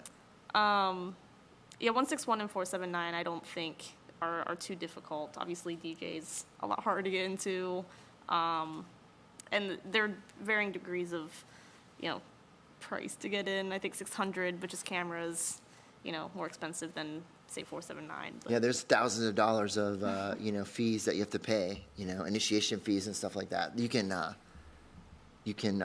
spread it out over time, make payments and stuff like that. But how about you? Are there unions in reality, and are you gonna need to get in? Yeah, there is a union for production. It covers assistant production coordinators and coordinators. I got my days. You need 100 days paid on the position that you're gonna apply for, or 10 days in a union show on that position. I don't think I'm gonna join it, to be honest. It's a lot of, the fees are pretty high, and I'm just comfortable how I am right now. I do work study, and yeah. I don't know. Maybe someday you could, if there was a reason why, you would think about it. Hi. For Mickey, I seen that you were a work study here, and from Buck's words, the best work study. I was just wondering, if doing the stuff in SPO, the scheduling receipts or whatever it is that they had you doing, because I just became a work study, if that helped you as a production PA on an actual set. It did. Okay. Yeah. Mr. Chris Geary may have you do receipts. You will be doing that as an office PA every day. Yeah, learning how to do receipts, learning how to figure out the printer when the printer's just not doing its thing. Did we do a printer session before you left? Yeah. I got to do more of those, like where you guys got to be comfortable with these printers, and Yeah. they do weird things, and they're infuriating. Yeah, talk to Larry about how to answer phones. I did teach her what a phone was with a wire on it. I was like, this has a wire. Yeah. There's a dial tone. Do you guys know what a dial tone is? Anybody? No. Some of you might not have ever heard one, Yeah, knowing how to transfer people and not freak out when, your top actor calls the production office and they want to talk to somebody and you're like, oh, how do I transfer the call?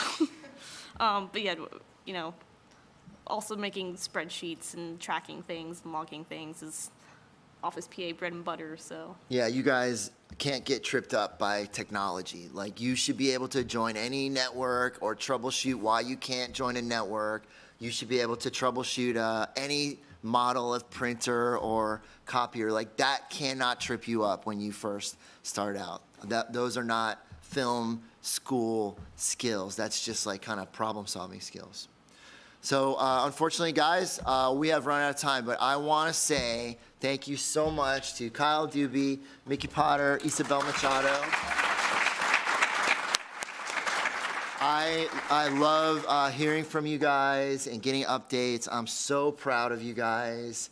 I'm so fulfilled, and it just brings me so much joy to share in all of your success. So congratulations. Keep up the great work. And thank you so much. Thanks, Nadia. Thanks, guys. All right, everyone. Thank you so much for coming to our session. As Larry said, he will be here.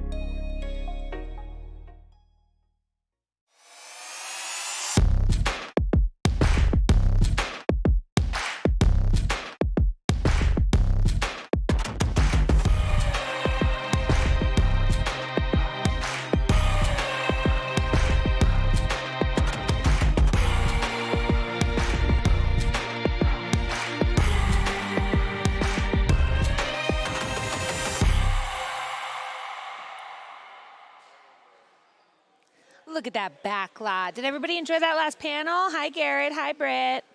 See y'all. Hello, Hi, everybody hello. in the back lot. Wave to us. We Wave can see to you. the big screen. You can't see us, though, but we can see you. Like, where is the voice coming from? Good morning. Everybody's waiting for their T-shirts. Oh, look at that guy jumping Hi, up you're and down. so excited. I love it. They probably hit up the coffee truck. Yeah. Hi, everyone. Got all that energy. Oh, look at these guys in line coming into 3B, I guess. They're How going to come to the next panel. exciting. Yeah, welcome back, everybody. We are back here at Hall of Fame Live having a great time. That panel was awesome. Yes, we got to hear from Larry Katz, who is so brilliant, and lucky for us, an instructor here at Full Sail. I know. Larry has so many credits under his belt, and coming back here to Full Sail, he really gives his personal experience to our students, which is pretty cool. Yeah. Did you know that he collects production hats from all the shows that his students have worked on? Oh, that's so sweet. I know. So How cool. So now it's like, oh, I got to come back and bring Larry a hat. I know. Be So, like but it's actually awesome because you're like, oh, I finally got on this TV show. I'm going to give Larry a hat. Oh, I love that. And so cool to hear from recent grads. We hear a Absolutely. lot from grads who have been in the industry for 10, 20, 30 years and have all these accomplishments. But what's it like right when you graduate? What are those opportunities that look like for you? How hard is it to get work? So it's nice to hear an honest take from some recent grads. All right. Well, you know what? We are having a great time here. But Such a good time. I want to share the love with everybody else. So let's, we have giveaways, guys. Giveaways. So many amazing giveaways. And it's not just for students on campus. If you're an online student, you have the opportunity to win some incredible Full Sail Hall of Fame swag. We've got the fanny pack, we've got the skateboard, we've got hats, we've got sunglasses that change color in the sun. How cool is that? Yep. Awesome Just, stuff from MSI. Scan that QR code with your fancy phone. That's all you got to do, and then just follow the instructions to enter. And also make sure you're using the hashtag FullSailHOF all week on social, whether you're tweeting or Instagramming or Using the TikTok. Using the TikTok. But yeah, it's not quite all week. All the entries end tomorrow at 3 p.m. At 3 p.m. So make sure that you get in there before 3 p.m. And we have other stuff like MSI headphones.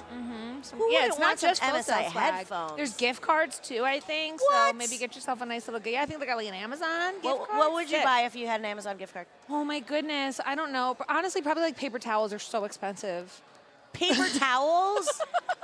At least buy something that'll Have you make seen the price of paper towels? Yeah, I but can't that's get not eggs on fun. Amazon, Tracy. If you're gonna win something, you should at least buy something that'll make you happy. Paper towels make me happy. I love to clean. I mean, I love to clean too, but I'd get like a necklace or some Okay. sunglasses. Okay, maybe. Paper towel. Jess, I'll give you a roll of paper towels before the end of the day. How's that? If everybody just wants to come bring me one roll of paper towels, I'll probably be good for the year. So stop by at the desk. Yeah. With a package of Bounty. Next break, I'm gonna run a Costco. I'll get you a whole giant thing of paper towels. I need a Costco card. If only you knew someone who could take you. Yeah, Anyway. we're leaving. We're getting hot dogs and paper towels. We're out of here. Just paper towels. But yeah, don't forget to connect with us on social media. Again, on Twitter, Instagram, Snapchat, the TikTok, and use hashtag Full Sail. All the places. I'm pretty sure on Snapchat, if you're here on campus on Snapchat, we've got some cool Snapchat filters, Really? some cool geo filters. So I haven't check been on those out. Snapchat in like 3 years. Oh, and we probably have them for Instagram, but I'm not super sure. But I know we have them for Snapchat. Yeah, join the convo. Look at this stuff. Look at them doing the what do you call that? Rock climbing. It's a face-to-face rock climbing wall, so you have to race, and you can see the person you're competing against. This guy obviously crushed it, scaling back down the wall. That looks scary. If you want to race me on the wall, come find me, and I think I will. Yeah, I think I'd race somebody. If you want to race me on the wall, you already won because I won't do it.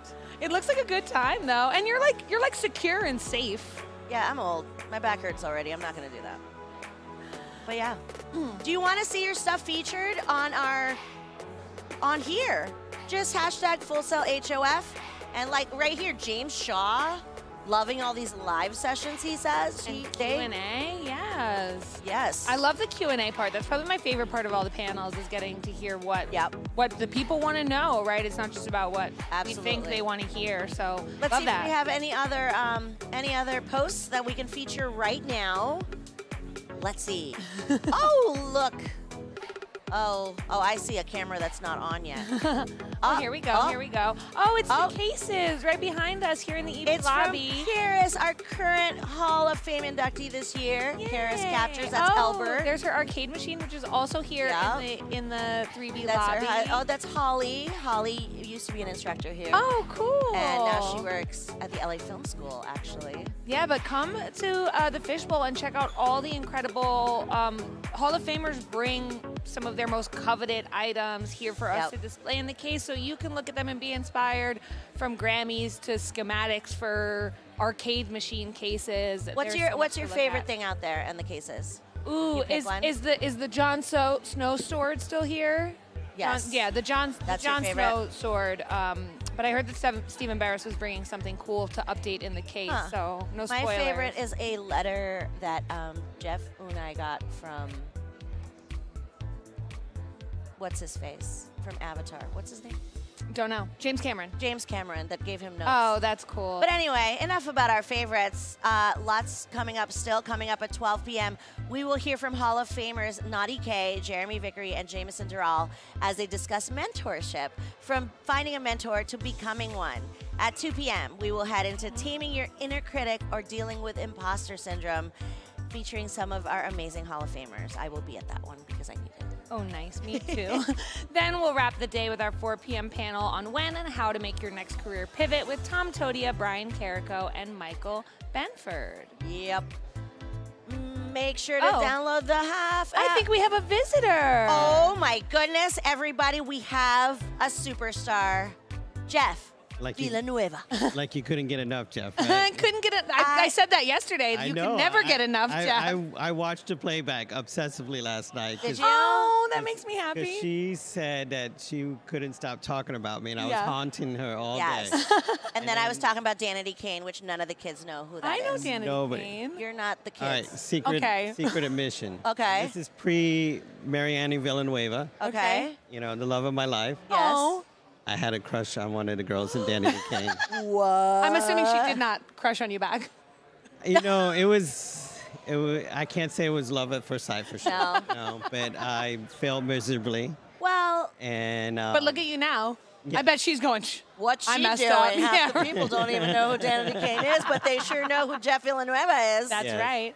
What's up? What's up? Welcome to Full Sail Hall of Fame Week. I know, it's Jeff, awesome. I want to know, you're getting inducted tomorrow. How are you feeling? Are you like all nervous? Are you nervous. excited? How's it going? I've had some great, colleagues along the way. Obviously, a lot of the inductees already are people that I've worked with over the years. So I've been here to kind of capture their moments in being inducted. So I feel like I have a little bit of one up as far as what to expect. Right. But actually going through it this week, it's a whole nother experience. Yeah. So I think today I woke up, last night, actually, I had a little trouble falling asleep. And I was like, it's starting to set in a little bit for me. That's awesome. That's awesome. We're so excited for you. Thank you. And me personally, like, I've known you for a long time, and Yeah, she's like my no. buddy. Obviously you can go down the list of the who, but, I think we should probably change the credits to also include Tracy Wu on... No, not quite. So we'll actually put put Tracy Wu, Beyonce, DJ Khaled, EA Sports. Can we make that happen, Tracy Platinum? Wu could be number one. Just drop the mic and I'm out. I'm done. But anyway, Jeff, thank you so much. We are so thank you for excited. having me. Hit Jeff up if you see him out there. Say what's up. All right, Jason, we got to get on that. Platinum. Tracy Wu, Beyonce. All right. Jason, this is your job now. It's not going to happen. All right, guys. I love you guys. I'll see you soon. Thank Bye. you, Thank you. Now, let's exciting. check in with Shay outside, who's joined by a very special guest, but I'll let Shay introduce her. Okay. Shay, where are you, honey? By the shirts. Hi, it is me. I am at the t-shirt printing station on Full Sail's Backlot. And what do we have behind this beautiful t-shirt? It's Margaret, Hall of Famer. How you doing today? I'm pretty good. Really excited to be here with you today. I'm glad to have you over here at our t-shirt printing station, which happens to be one of the most popular stations on the Creative Backlot experience. Look at all these students waiting to get their own shirts. Spoiler alert, there is no pink shirt. Margaret and I are very angry about this. We need to make some changes. Changes are needed. But I think we have like a little game prepared. Can you tell us about this game? We have a fantastic game. All right, so if anyone's familiar with rock, paper, scissors, sorry, we're going to do the group version of that. All right, we ready? I'll explain it with Shay. All right, so we're going to battle. Rock, paper, scissors, shoot. Oh, I win. Okay. All right, so she's I'm going to be... a huge fan of her now, so I got to freak out and scream. And, oh, my God, Margaret, I love you so much. Where are we going now? So let's move on over. Oh, All right, Margaret. let's battle. You ready? 1, 2, 3, shoot. Oh, you win. All right, now you have to pick. Go to her. Go to her. All right, get it. I know. Yeah, all right. Yes. Yeah. Oh, my God. More energy. Oh, my gosh. Where are we going? All right, yeah. Again. What is it? Let's get it! Oh my gosh! Will we continue? You are the winners! All right, woo! We are yours! More! Beat her! Come on! Yeah, get him!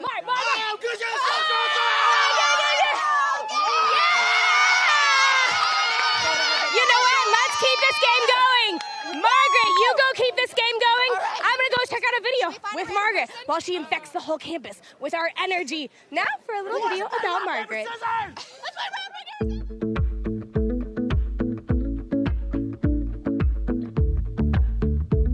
I had gone to a traditional college, which was Penn State. I remember wanting to get into graphic design, but they only accepted 9 people a year, and you had to have a portfolio to do that. And I didn't have any of those things. All through high school, I was drawing. I was constantly being creative and doing stuff. But when I had gone to Penn State, I think I kind of abandoned a lot of that stuff. But I still had the hunger, to just be creative and do something. I think at 26 years old, I just packed up everything and came to Florida, and I don't know, started a new life, I suppose. When I started my class sessions, I hadn't touched a computer in God, I don't know how long. The one thing I really liked about going to school here is that it wasn't about handing in the best looking thing. It was about your work ethic, and if you met your deadlines and you were really into the work itself, you were rewarded for that. every free night I had, I would come home and practice my craft. And I would start actually by finding things that I didn't understand. So like I would see these amazing visual designs and I'd be like, how does someone do that? And so I would take it and try to recreate it.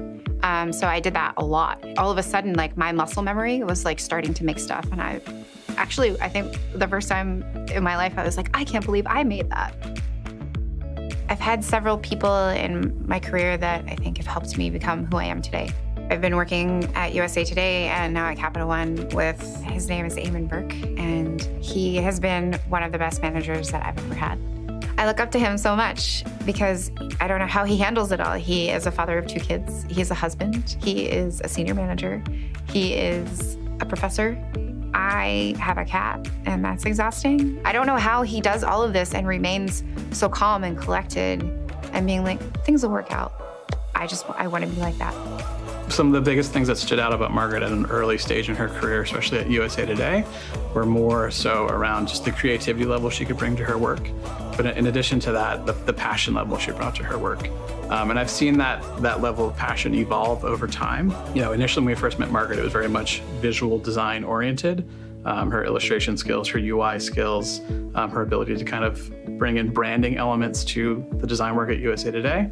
Through the time that we worked together at Capital One, where it evolved to being more centric around the user experience and the user's needs. Her ability to kind of have a really strong amount of empathy for our users and the customers of Capital One and what they go through on a day-to-day basis, Margaret could definitely relate to that.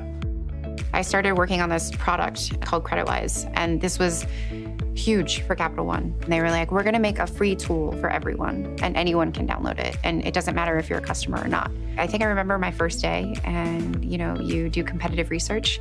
And I had the moment of, I was like, I'm scared to check my credit score. And that spoke volumes to me. I downloaded another app, just to check my credit score. And I remember like feeling, oh my gosh. And then it was like, well, what are other people feeling? At Capital One, we all had to conduct our own user lab studies. And Margaret was in the room with the user. We were all behind a sort of two-way mirror watching the interaction. And we were learning about like how customers view their credit scores or whatever it may be. And Margaret just had this really strong way to kind of connect with people in those interviews.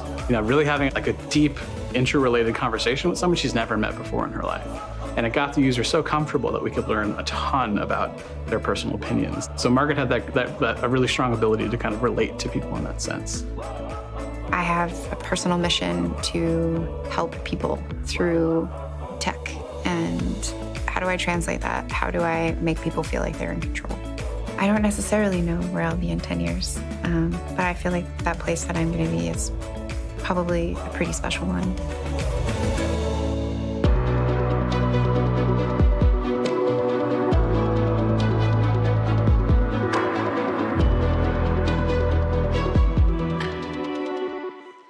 You better be out there playing rock, paper, scissors with Margaret.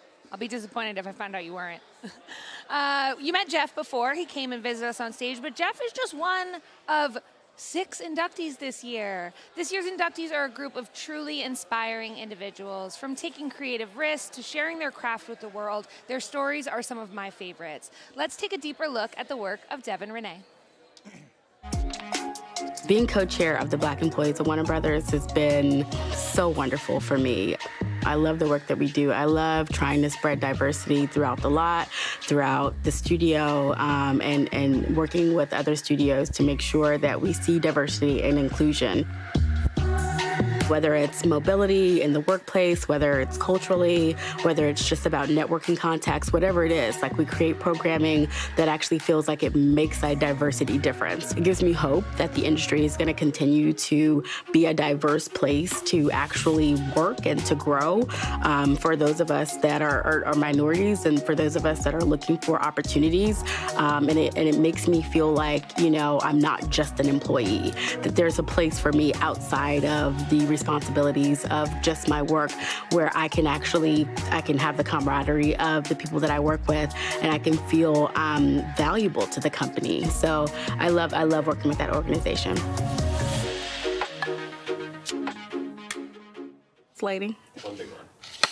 There you go. Hey you, Hall of Fame is happening right now. So get up, go to a panel, go network, get out and meet somebody, whatever you have to do. But make sure you do something this week because Hall of Fame is happening and we can't have Hall of Fame without people like you. That's so cool. Oh, and we're back looking at the beautiful Backlot. Hi, everybody. Say hi. Wave. I see you. I see you in the suit. You look fancy. You're a sportscaster. Looking good. Sportscaster. Uh-oh, is that how you know? Yep. Suited up, we're a sportscaster? That's okay. my guy right there. Oh, cool. Oh, my goodness, wait. You just met her in the video. And here she is in real life. It's Devin Renee, one of this year's inductees. Hi, everybody. How are you doing today, Devin? I'm doing so well. I'm having such a wonderful week here. Oh, at Hall of Fame. wonderful. Yes. Wonderful. What's been a highlight for you? Oh, gosh. All the panels I've done have been like the highlight for me. I'm currently doing an Art of a Pitch panel. Okay. So I'm actually going into that at 12 o'clock, but Okay. that was wonderful. I broke students up into groups, and they're going to be pitching me like I'm a Hollywood executive today. That sounds super fun. Get to that panel. You said it starts at 12? Starts at 12. Oh, my goodness. You better look that up on the app and find out where it is, unless you know. You probably know what room it's in. I have no idea. See? 'Cause it's a whirlwind Hall of Fame, especially for our Hall of Famers. So. Yes, but it's wonderful. Well, we're so excited. Yes. I'm so happy you're being inducted. I'm so happy to be inducted. It's been a long time coming, but I'm still pinching myself. It feels unreal. Yeah. It's supernatural. It's supernatural. Did we pay her to say that? Oh, well, anything are you nervous about the ceremony? Are you ready? I'm so nervous about the Yes. ceremony. I'm so nervous about my speech. Okay. Have you written it already? Or are we gonna do that, I've written like, it, tomorrow but I'm night? tweaking it. Okay. I read Aaron's speech, and it's amazing, and I felt bad about my speech. So I'm going back to the drawing board in the library actually okay. today to kind of get some work done on And it. I mean, you're a professional writer, so you kind of So have I a have little the pressure. something. Yeah. I feel like they're going to be like, she's a writer, her speech to be amazing. Yeah. So I'm going to bring it, though. I'm pretty sure you're going to make me cry. I'm going to cry. I'm going to cry. I don't even know if I'll be able to get through it. I'm putting bets on the first one I'm crying at is yours. Yes, I'm a big Devin Renee fan. Yes. So. Oh, I'm a fan of everybody here at Full Sail. I love it so much. Oh, yeah, well, there's some more inductees other than you, so we're going to get to know them right now. Introducing some of this year's inductees, we have, I'm actually going to let Malcolm take it away. Tell me all about Karis. A senior technical artist at Unity Technology. Karis Baker is a 2013 Game Art graduate and former Full Sail instructor who's made incredible contributions to the industry in spaces including indie game development, virtual reality, artificial intelligence, and more. Shout out to Karis. We've also got CEO and founder of Blackwell Productions. Brandon Blackwell is a 2013 show production grad, author, and front of house monitor and broadcast mixer who has worked with some of the industry's biggest names, including Beyonce, Lizzo, Shaka Khan, and the Isley Brothers. All right, and moving on to our next inductee, Air Force veteran and dual degree grad Aaron Hamilton Cook currently works as a producer at celebrated developer BioWare, graduating from the Recording Arts program in 2012 and Game Art in 2013. Aaron's credits include Witcher 3, Dragon Age, Dreadwolf, Dying Light, Lord of the Rings, and The Hobbit. Ooh, pretty impressive credits there from Aaron. We also have CEO of Nuestra Visión and founder and managing partner of Ready Ant Studios, Victor Herrera da Silva. Victor is a 2007 game development and 2019 entertainment business grad whose work brings the most important and prestigious library of Mexican movies, live sports, news, and more to audiences in North America. All right, and who we just met on the panel, Devin, a three-time grad. Devin Renee is a staff writer for Warner Bros. Television in conjunction with the OWN Network and founder of Boss Up Productions. Graduating from film in 2012, education, media design, and technology in 2013, and creative writing in 2015. Devin's credit include OWN Network's Delilah and Mike Tyson biography, Mike. Oh, we love Devin. She's so pleasant. And we've also got sound designer and recording engineer at Ti-Fi Studios, Jeff Villanueva. Jeff is a 1998 recording arts graduate and four-time Grammy winner who has lent his expertise to projects in games, Disney theme parks, and film, including the recording of Encanto's breakaway hit, We Don't Talk About Bruno. So fantastic. Cannot wait to see these grads inducted into the Hall of Fame tomorrow. It's going to be an awesome show. But next up, let's get to know one of my favorite grads and a certified esports legend, entertainment business grad, Matt Burns-Potoff. You are watching the Armada channel. I might have to redo that one. You are watching the Armada channel. That was probably really bad too. Oh my goodness. Hi, my name is Matthew Potoff, also known as Burns. I'm the GM and VP of Esports at United, and you are watching the Armada channel.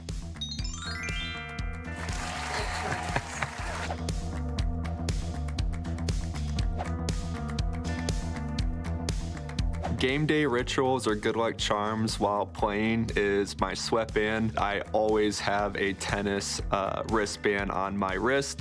It just helps my hand feel like more compact, and it's probably just a placebo effect. Every gamer has something that they like to do that thinks they will play better, and a sweatband on my wrist is mine. My favorite part of my gaming setup is probably my entire environment. My office, I have all of my jerseys from when I played behind me.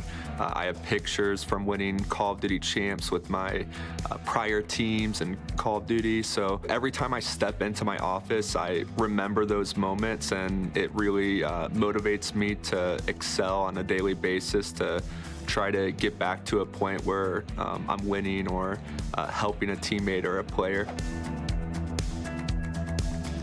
My favorite time to play is at night, definitely a night owl. I'm not a morning person. Usually after my coffee and my second energy drink, I'm feeling good to play. I still like to think I can get back on and do what I used to, but unfortunately working and managing and traveling, I'm just delusional to think that I could go back and play and have a good time, but definitely a nighttime gamer for me. Definitely leaning on PC more. I really love that you can just plug your controller into a PC now and play. Before that, it was always Xbox or PlayStation. The fact that, these games are so versatile where you can just plug and play, whether you're a M&K player or a controller player, it's just, really cool to see how games have adapted and catered to, all markets. My favorite gaming soundtrack is probably Halo, and I'm not trying to be biased just because we're a partner team, or we just got done at HCS Orlando here. I just feel like the Halo soundtrack is so iconic. I can replay it in my head over and over. Even other musicians and bands that have contributed to Halo, like Breaking Benjamin and a few other bands back in the day, they're just so iconic, and the montages, the culture, and really what Halo drives on the soundtrack side. I have never cosplayed before, but I've been to plenty of anime conventions, and I've seen everyone and how much time they put into their suit and their cosplay. So probably Naruto or someone from the Akaxi, just to try something out and have some fun. Probably wouldn't bring my wife to that event, but I would definitely have some fun doing that on my own. Working with the Full Sail Armada Call of Duty and Halo team has been a true blessing. The students are super passionate, they're on time, they take things extremely serious, they listen to my feedback, everything that I say, I feel they really try to reciprocate that into their gameplay, which means so much to me, because at the end of the day, I'm really just trying to guide and give them fundamental skills that not only can help them right now while they're a student, but also past graduating. It's been a real treat to contribute and try to bring them to new heights.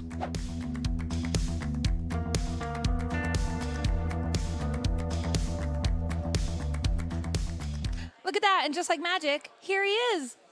How's it going? It's going great. How are you? I'm doing well. How about yourself? Awesome, awesome. Matt is here with us today to hang out. We're going to play a little game. But first, let's just catch up. What have you been up to lately? I know you were with United for a while, but you've made a recent career pivot. Talk to us about that. Yeah, I recently joined Pivot Agency. They're based in San Francisco. Fortunately, they're letting me work remote full-time from St. Louis, which is huge. Oh, wonderful. Yep. We have 4 different divisions at Pivot. We work with NBA and MLB teams for travel.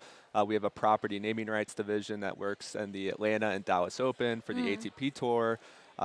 Professional Pickleball Association. Somebody better not laugh at me. Tracy was laughing about pickleball, but it's our hottest account at Pivot. It's so much fun.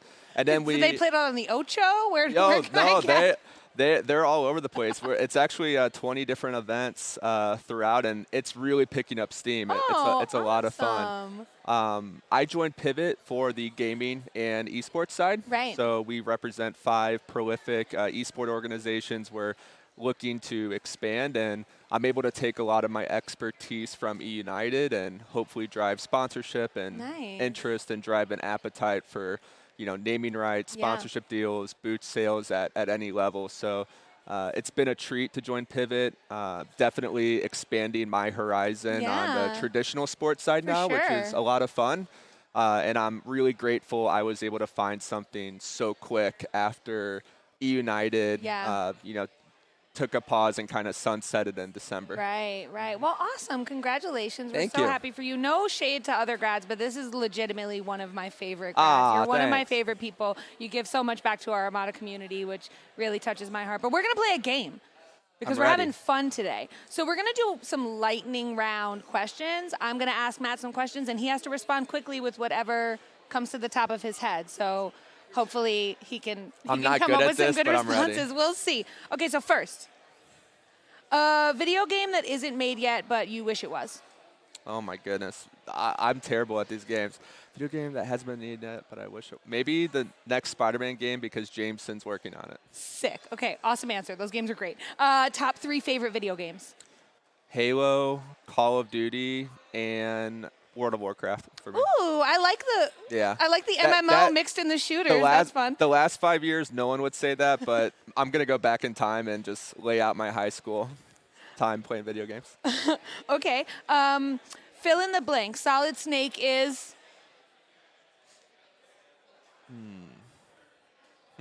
Solid Snake Pass. We're passing. Oh my Favorite gosh. childhood TV show?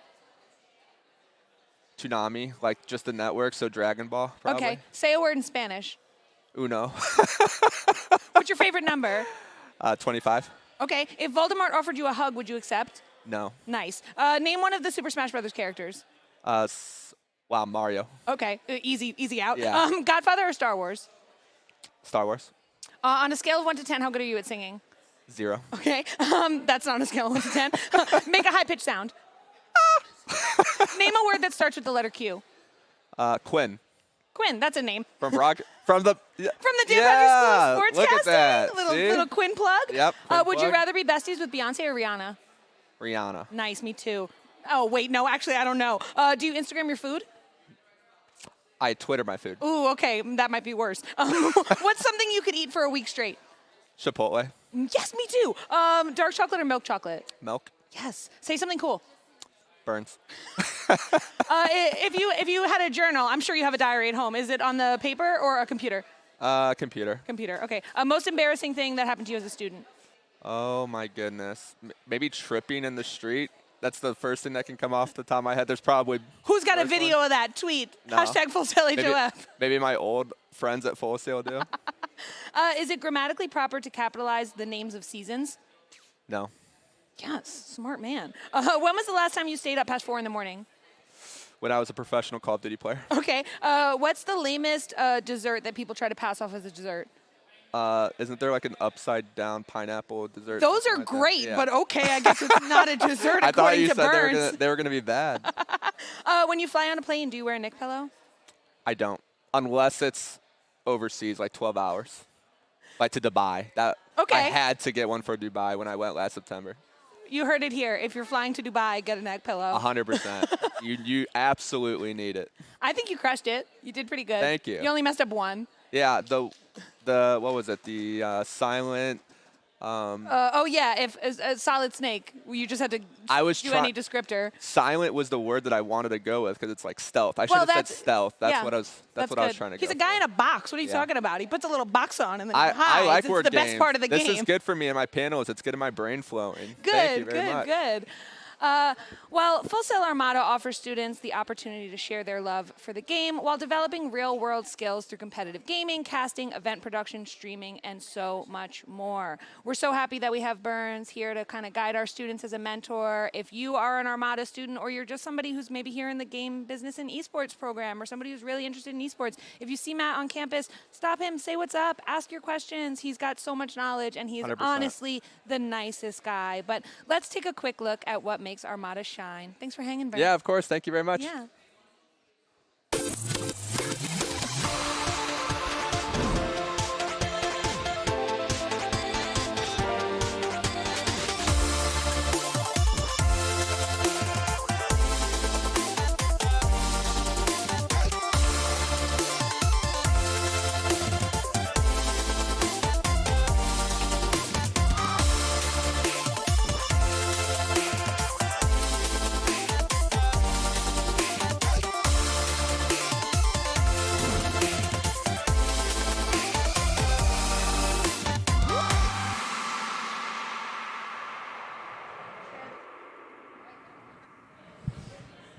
Oh, what is up, everybody? I am here with music production student Zoe, and we're gonna play. What are we playing, girl? Finish the lyrics.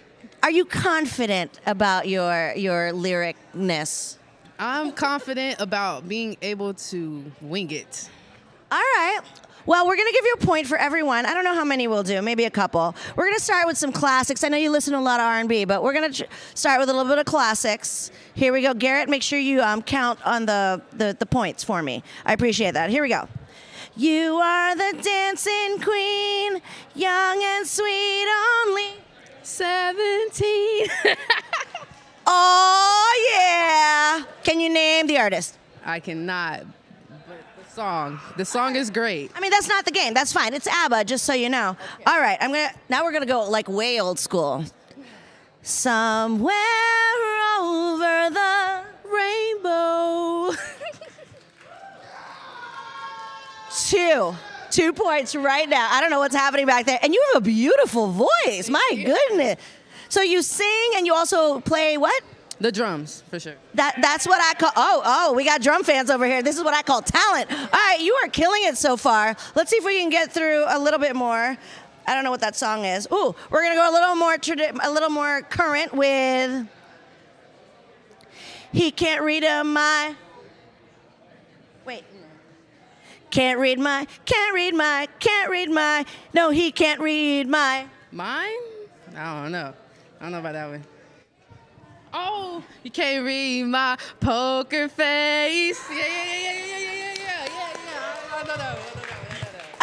You would have gotten the point anyway because I was the one screwing it up. I'm like, Gaga, let's go. Don't know what I'm doing. All right, this one's really cheesy. Okay.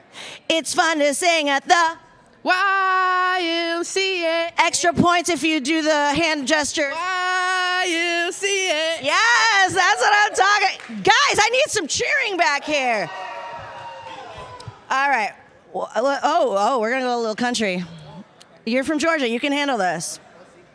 I'm going to take my horse to the Old Town Road, and I'm going to ride till I can't no more. Oh, my God. You actually went further than my card says. Like, that's how talented you are. I told you guys. All right. We're going to do one more because I don't know the other songs. Even she told me earlier, but I don't remember. Hang on. It's too early. Hello from the other side.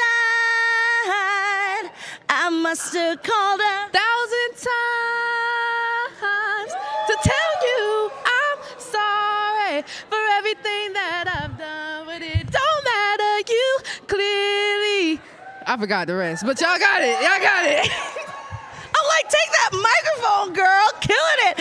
I think she got like 7 points plus extra because she did the dance, you sang more. You're unbelievable. I'm so proud of you. What do you want to do when you graduate, Zoe? I want to be a mainstream artist, but most importantly, I want to bring all types of people together to make them understand that it doesn't matter what talent you have, where you're from, you can create something with somebody you don't even know. That is my main dream. I want to bring unity to our industry because we need it for sure. Oh my God, I just love you. So can I please hug you? I love you so much. Can we please be friends after this? And forever and ever. You know what? We have a present for you. This is from MSI. This is a beautiful backpack, but guess what? There's more to it. You should open it. I don't know how to open it, but you can figure this out. I got you. I got what you got? Friends, so I know how to open the bag. I got. Okay, what's in Oh, they're blessing me, y'all. What is this? That is an iPad. They're blessing me, y'all. They're blessing me. I appreciate y'all so much. Thank you. Well, I appreciate you. You have such incredible energy. And Zoe was actually saying she's never won anything before. So I think not only did you win something, I think you won all of our hearts. So thank you so much. Let's give it up for Zoe, everybody. But right now, I'm going to do a little singing of my own. We're going to go work, work, Angelica. You know what that's from? Hamilton. Hamilton, because you know who works for Hamilton? Who? Hall of Famer Justin Rathbun. Really? I'm going to go talk to Justin, you guys. I will see you later. You should. But anyway, with Broadway credits, including Hamilton, In the Heights, Rodgers and Hammerstein, Cinderella, and more, let's take a look at Hall of Fame 12 inductee Justin Rathbun, who has earned himself industry accolades, including an induction into the Cinema Audio Society. Let's learn a little bit more about Justin. For me, like the 2.5 hours is like the zen part of my day. Like when I get behind that desk, mixing the show is the easy part. It's dealing with all the outside stuff that is the most challenging. As the head audio engineer on Hamilton, I'm responsible for many, many things. I really feel like getting it right, right in front of you is very important, and it's a big challenge for me.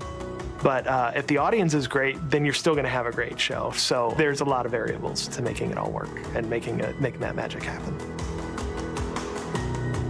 My first experience with sound was back when I had first picked up the guitar. I got to the point where we had played several different gigs and the sound was never right.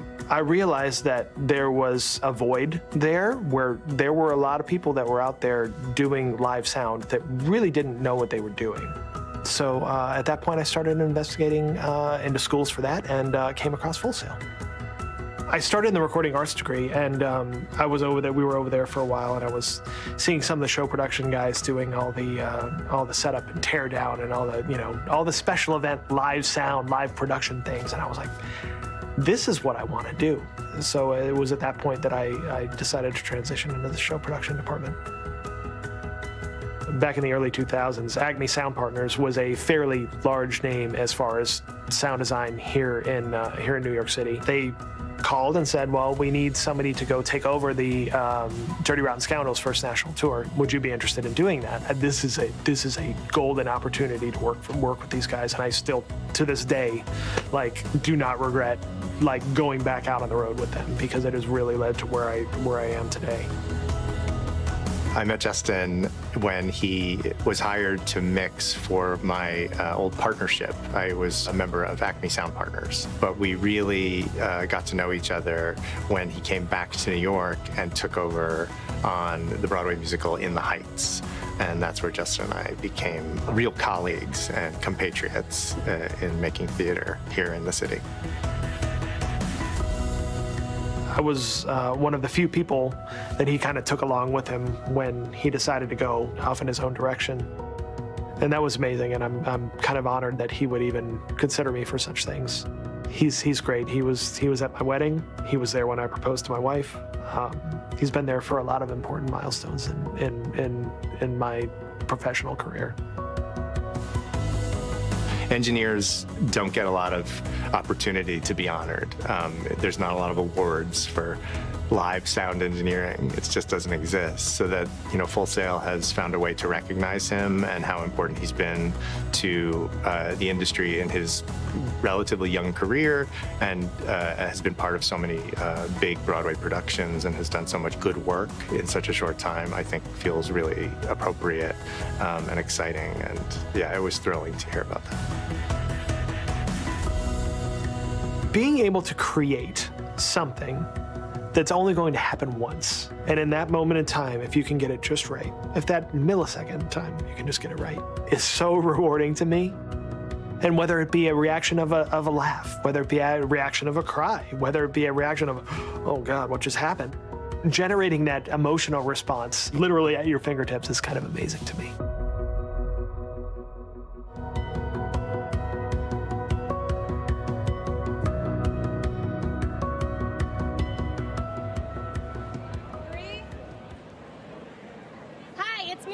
I'm still Shay, and I'm here with Justin. How you doing today? I'm doing great. How are y'all doing? We're doing good. We're alive. We're thriving out here on the Full Sail University Backlot in front of all these food trucks. Are you hungry? A little bit. A little peckish. Little peckish. Well, there are so many options here on the Backlot, so many food trucks. So I have a little game to help you come up with what we're going to be eating today. It's like a choose your own adventure. So I have these cards here in my own absolutely beautiful handwriting that I really hope you can read. And I'm going to stand here, and you're going to have to guess. All right, choose. You got to choose. So we're going to start with these ones. I hope. Pick whichever one you want. You don't get to see. Let's go with this one. Okay, so you are going to buy someone a juice. All right, now we got to go find someone to buy a juice. Let's go. Go buy his. Go buy his. Go buy his. Go buy his. Sir, have you paid for your juice yet? Have you paid for your juice yet? I have paid for my juice. Oh no. You. Would you like a juice? Would you like a juice? Love a juice. Come. Come, we're buying you a juice. What's your name, sir? My name is Priel. All right, what juice would you like? Come on up. Wait, is that happening right now? Yeah. I'll do my cola drink. Excellent choice. What is your favorite juice, sir? I have not had this since last year, so that's a good question. I usually like just a straight orange juice because I live up in New York now, and you can't get good orange juice up in New York. Well, I mean, we're in the state that has all of the oranges. All right, and here is your juice, sir. Da da da da. Enjoy. Have a good day, sir. Thank you. What's the catch? You just nothing? Nothing. Okay. You just looked really cool. We went that one. Thank you. All right. Yeah, man. So for our next one. All right. Oh no. Oh, this is gonna be fun. I'm gonna go with this. You're gonna do it to the Amish truck. Okay, we're going to do this to the Amish food truck. Skip to the next food truck. Okay. We gotta skip. Oh, skip. Really? Like I don't know what this is. Okay. I am not as youthful now. Skipping is a little hard, isn't it? All right, so here, now we're going to choose. Can you guys see? Can you see? Let's go with this one. Okay. Pick a random food from the menu. What is your heart's desire, sir? Let's go with a stuffed steak and cheese pretzel. I had 2 of them yesterday. They're really good. Are they good? Awesome. Hi. Hi, how are you? I'm great. How are you? Thank you so much for having us here. We're honored to be here. We love seeing everybody here at Hall of Fame. It's been a great week, and we're so happy to be here. Awesome, and I think we're going to get the most popular menu item, which is the steak and cheese. Steak and cheese? Absolutely. It is. So what it is I use my pretzel dough. I just roll it and shape it a little bit differently. I'm hungry. I'll show you here really quickly. And I put the steak and the cheese on the inside of it. It is so good. It's like a mix between a soft pretzel and a Philly cheesesteak. It is fantastic. So I'll get that for you. By the way, this is the most popular food truck every single year. So this is going to be for you, sir. Have you had this yet? No, I haven't. Well, this is a decadent treat. All right, I think we have one more thing. Thank you so much. Don't eat it yet, because there's more to come. There's more to come. I'll go with this one. Hop on one foot and eat. You got it. I'll just stand here for it. Hi, ready? And I'm been for Cotton Eye Justin. He been gone a long time ago. Where did you come from? Where did you go? Where did you come from? Eating a pretzel. Okay, and that's it. Thank you so much for hanging out with us. I'm going to leave you alone so you can properly eat. I'm going to send it You guys are killing it. back to my best friends in the fishbowl. Ladies, how you swimming along over there? Oh my goodness. Oh, Thank you, Shay. hilarious. Thank you, Justin. That was great. And I'm so hungry. It's almost lunchtime. I know. Garrett's supposed to get me lunch, but he's behind the camera, so I don't think it's going to happen. Ooh, yikes. It's okay. We'll take a trip over to the food truck. Yeah. After. You might see me and Woo outside. If you do. Yeah. We're busy. We're talent. Don't say hi to us. No, I'm just kidding. Absolutely Wow, stop us and say hello. Jessica. Jessica. I'll be in my trailer. My trailer is a pop-up tent on top of my Subaru Crosstrek. At least you got that. I just go find a bathroom. Anyway, do you know what's really exciting about tomorrow? What? Something that Shay actually really loves. We have our campus cosplay contest. I love the cosplay contest. So put on your best cosplay guard because we are looking for anything and everything. Let's check out this quick video to learn more. Hall of Fame Week's annual cosplay contest is a chance for students to display their unique interests, creativity, and originality to the Full Sail community. The contest, hosted by our campus cosplay club, invites students to strut their best looks in front of a panel of judges, all in hopes of being awarded best cosplay in categories including video games, film and television, anime, and more. Be sure to check it out during the week.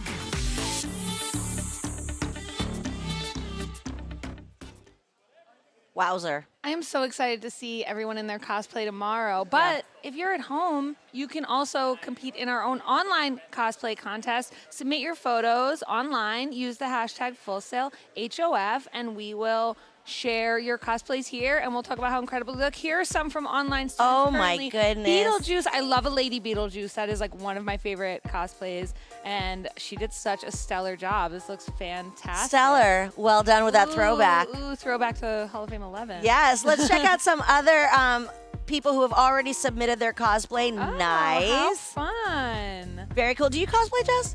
I don't, but I really, really want to. Okay. I'm just a little intimidated by it, but Okay. seeing all these students submit their pictures Right. makes me feel a little bit better. Like, oh, I can do it too. Look at that. Oh That my. is intense. I have a feeling that she made that sword, and if she did, I Yeah. don't want to know how many hours it took. Either foam or 3D print is what I'm guessing. Oh, it looks incredible. It really is amazing to see the cosplay creativity here because, I mean, we are surrounded by incredibly creative students. So they put their heart and souls into it. It's fantastic. Yeah, it is so great to see. So if you're an online student, please submit your cosplays, and we'll show them Nice. here. Cobra Commander, that's pretty sick. That is pretty cool. That is pretty awesome. Yeah, and it doesn't have to be, you don't have to get dressed in your cosplay now. Do you have a cool picture from the last con you were at? Submit it. If you're a Holy cow, Full Sail look at student, we want to this. see. This is intense.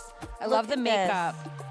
I've only That looks hot, cosplayed- though. I don't think I could wear that one in Florida. They probably don't live there here. Oh my, look at that makeup work. Oh my goodness. She looks gorgeous.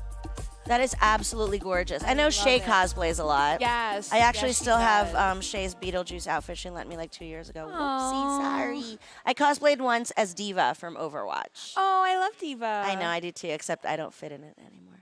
Anyway, but yeah, even faculty and staff are welcome to enter our online cosplay contest. Just send in a picture or a video of you rocking out your cosplay, and more information on the cosplay contest.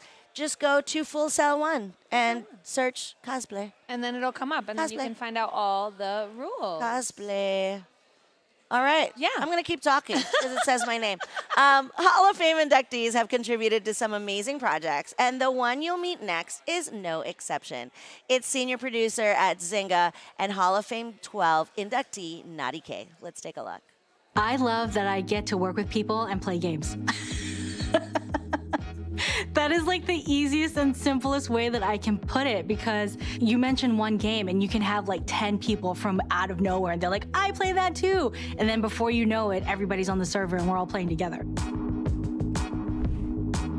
I'm currently a senior producer at Zynga. The fun thing is that we always say that it's cat herding. Because we always have to get a lot of people together and to make sure that we're meeting the deadline at the same time. But we're also the people who are kind of the first line of defense in terms of the scheduling and meeting those deadlines. So we are also lovingly called the party poopers. We kind of make sure that everything is getting delivered within a certain scope and on time. I definitely discovered video games when I was very young. The first thing that I remember playing is Snake and Caterpillar when I was like 5. I didn't know what was happening. All I knew is that there were a lot of really bright colors and there's a lot of things that were moving around that was super fun. I used to get Game Informer magazine all the time because I wanted to know, what the latest games were. So I was like, okay, journalism will be my foot in the door for video games. At least I'll be able to work around it. So I did that, and then 2 years in, they closed the program.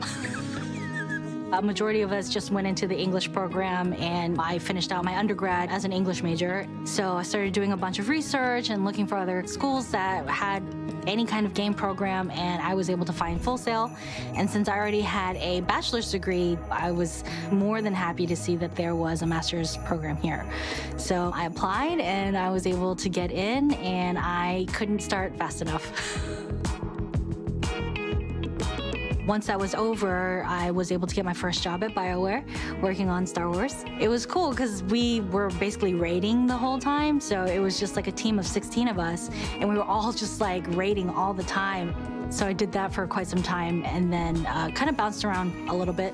All the different like industries that I've been able to kind of dip my toes into, it's all been very interesting, and I would definitely say that it rounded me out to be the producer that I am today, for sure.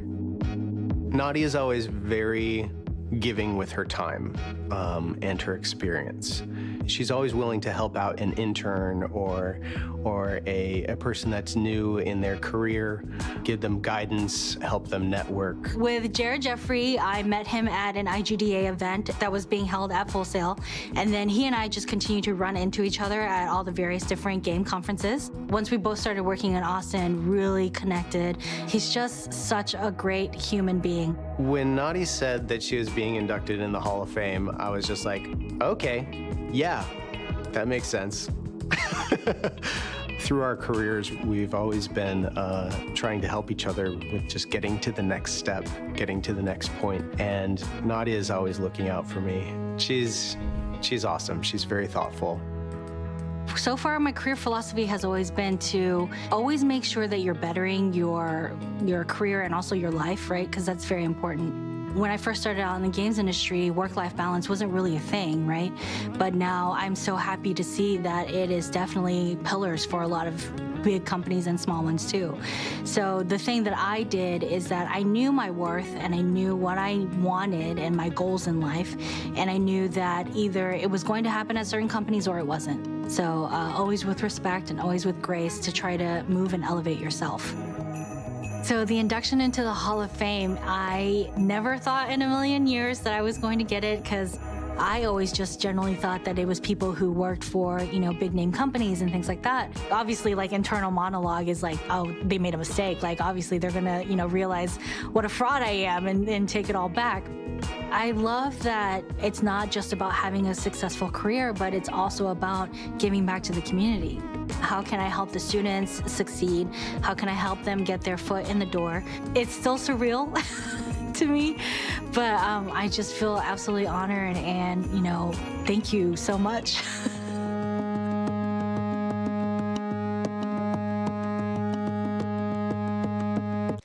Hot off the presses, everybody. If you go to FS3C 120 right now, Brandon Blackwell, Hall of Fame inductee of this year, is signing and giving away his children's book, The Beat in My Head. So go check it out, FS3C 120 right now.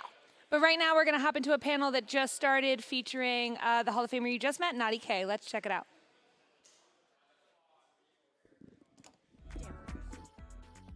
Transformers: Rise of the Dark Spark, abcmouse.com, and the Game of Thrones slot casino. Yes! Super impressive, right? Next, we have Jeremy Vickery. Jeremy is a graduate of the Digital Arts and Design degree. He is the founder and CEO of Lighting Mentor, Inc., a business that helps people with their light and coloring for cinematography, illustration, and game projects. His career blends film and game production, working on projects with Pixar, Ubisoft, Naughty Dog, and Sony Ben Studio. Jeremy has contributed to titles including The Incredibles, Brave, Inside Out, and as well as Assassin's Creed, Odyssey, and Uncharted Lost Legacy.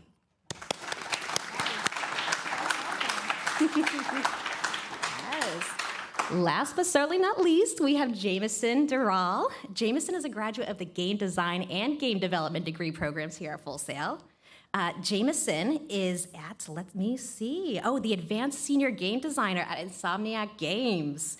Jameson's career includes positions at Oddworld Inhabitants, EA, Volition, and Doghead Simulations, contributing to titles such as Oddworld Stranger's Wrath, The Simpsons The Game, Red Faction, Armageddon, and Saints Row 4.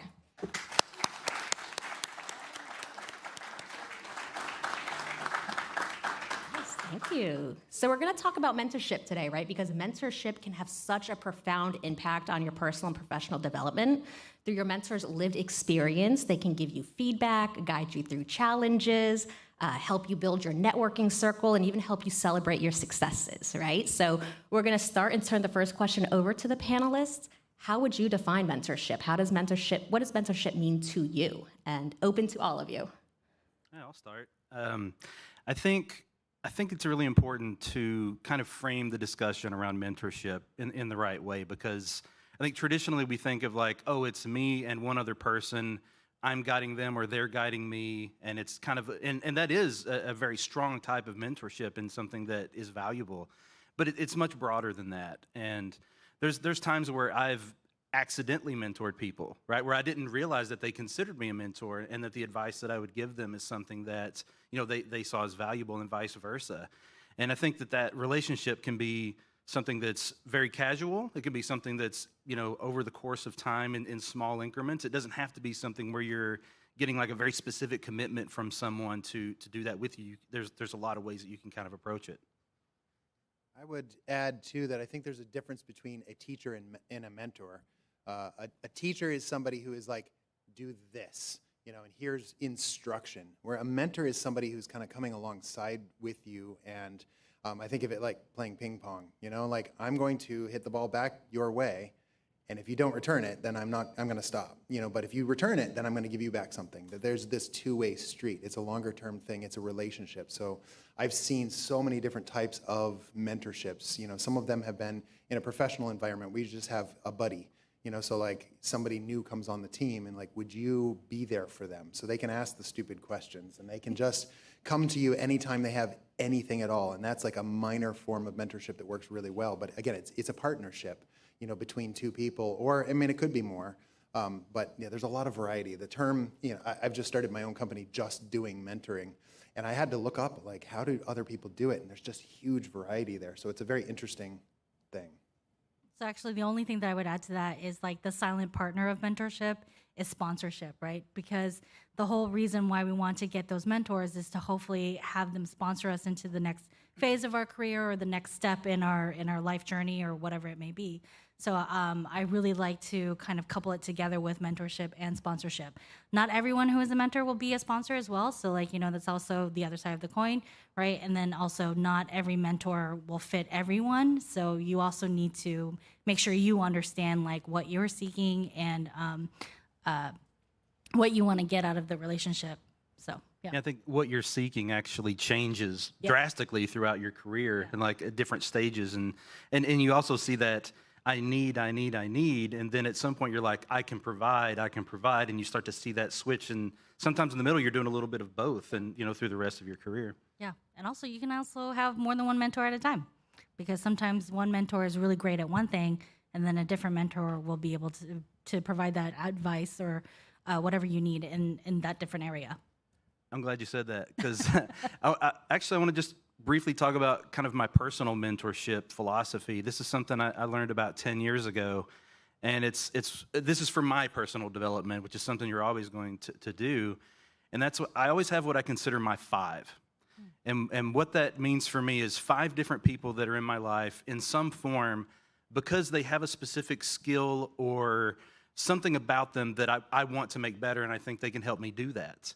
Those people usually don't know that they're providing that for me. But the way that I approach is just by building friendships and relationships and asking them questions about that thing that I care about, that I want to learn more about. And who is in that 5 changes pretty drastically over the course of your life as well. And some of them are just like people that are professional figures, right? Like, for instance, Darren Hardy I'm a big fan of his, a book called The Compound Effect, which talks about how small changes over time can make big results.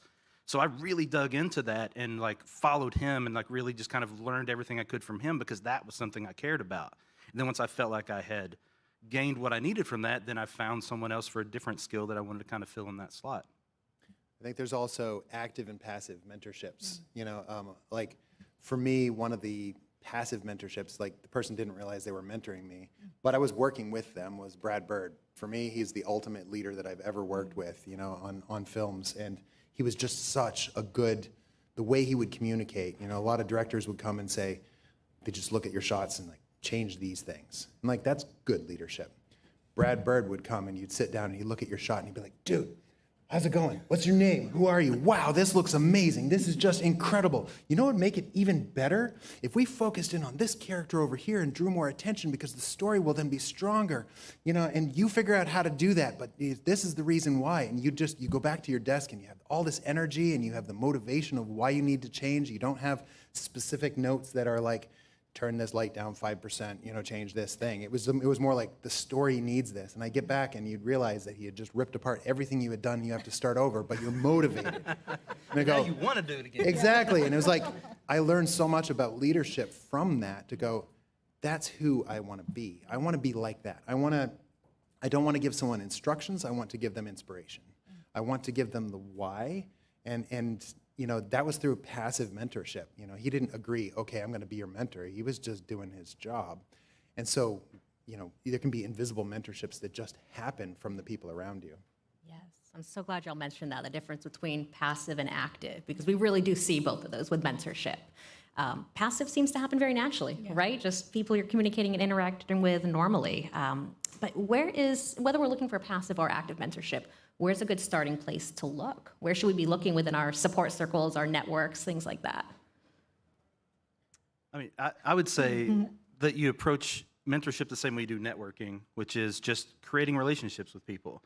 And like the word networking itself and mentorship on even further down the road are intimidating, right? Because you're trying to make a connection with someone that's doing the thing you want to do, and they're busy. They have other people that want their time.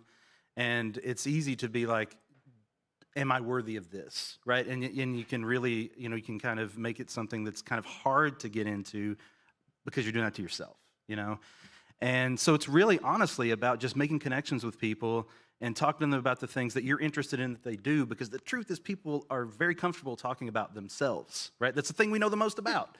So when you talk to someone, ask them about something that they are comfortable with, and then you'll start that rapport, and then you can kind of see where that leads. But I wouldn't go into those conversations with any expectation or direct hope of like a commitment from someone, because at that point, that can be very, like, we don't always have the time for that kind of commitment, but maybe I can have more of a passive thing with you or something that'll slowly build over time.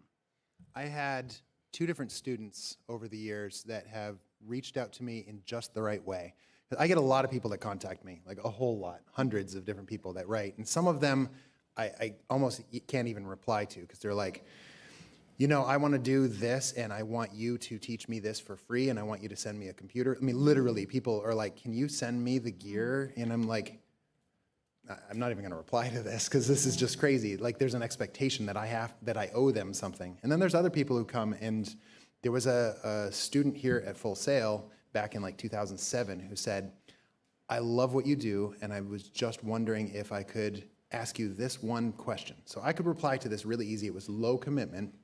We built a friendship, and he's like, if you had time, would you be willing to look at my portfolio before I finish school? I have 2 more years until I finish. I'm like, I would be glad to. And I gave him some advice, and he was able to take that advice. And again, I served the ping pong ball back to him and then left it for him to do the work. He went and did a year's worth of work, came back, his reel had improved, and he reached the point, he reached graduation, and he wanted to kind of go forward. He's now an environment lead at Disney Feature, and I guarantee he's going to be in the Hall of Fame anytime now, and Lance Summers, and he's come back to the school and done stuff. And there's another student who had the same thing, who reached out very humbly, very low commitment to like passively mentor, and then it turned into an active mentorship that was long-term. And this other student from Italy, the same thing, is now working, on the Star Wars games at Remedy, and it's just exciting to see that, like, okay, I'll give you something back. You took it, you listened. Wow, you listened. That's great. You applied it. You used it in your own life. You made your own story. I think that's great. That's awesome. So I guess I'm the other side of that coin, actually, because I do like for people to contact me and tell me exactly what it is that they need from me, so that way I can assess very quickly and early on whether or not I can actually help them. So if it's something in game design, like I know my degree says game design, but it actually has nothing to do with game design. When I was going to Full Sail back in 2011, it's all about game production for me. So like, for instance, somebody approached me, I think it was yesterday, about level design. And I'm like, I don't know anything about level design. So, but I have people in my network that could probably help this person along. So like, that's what I would like to know. But again, that's the other side of the coin, right? Because I guess it's just like where you are in your career or your life journey, and like where we are in our jobs, and like what games we might be working on or how busy our schedules are. But I think either way, like try to figure out what would be the best approach for you, because just because it's not the best approach for us doesn't mean that, you know, all of us are like that, right? Like you just saw 3 different types of ways that we like to mentor and be approached about mentorship. So, and the other thing that I did for finding mentors was actually just through LinkedIn. And Twitter was very big at the time. I don't know about now, but yeah, like reaching out to that, and like Jamison said, right? Like we are experts about ourselves. See if there's something that we can do about that's approachable for us, and it'll be like a very easy and seemingly organic conversation that we can have with you. Because I mean, I always say this, like we can tell when you want something from us. So just be your true, authentic self. If we can help you, we definitely will try. And if we can't, hopefully we'll be able to find you somebody who can. Yeah, I want to add to that real quick. Because I love that. Because it's not always going to be a good fit either, Yeah. right? Like sometimes, you know, maybe there's something I can provide for you quickly that then that's it, right? Because then there's maybe not a great mesh of personalities, or my time's not lining up well with yours, or the things you care about now, you know, aren't lining up with what I'm working on. And that's okay. Like that's going to happen. But like you said, maybe I can point you towards someone else, or maybe it's you know what, let's touch base again in a few months. Let's see where things are, give you some feedback to do something, and then we can kind of come back around on that. I bet 90% of the time I've done that and put the ball in their court, they haven't followed through. Yes. And that's really disappointing for me, because now I feel like I've wasted the time that I gave.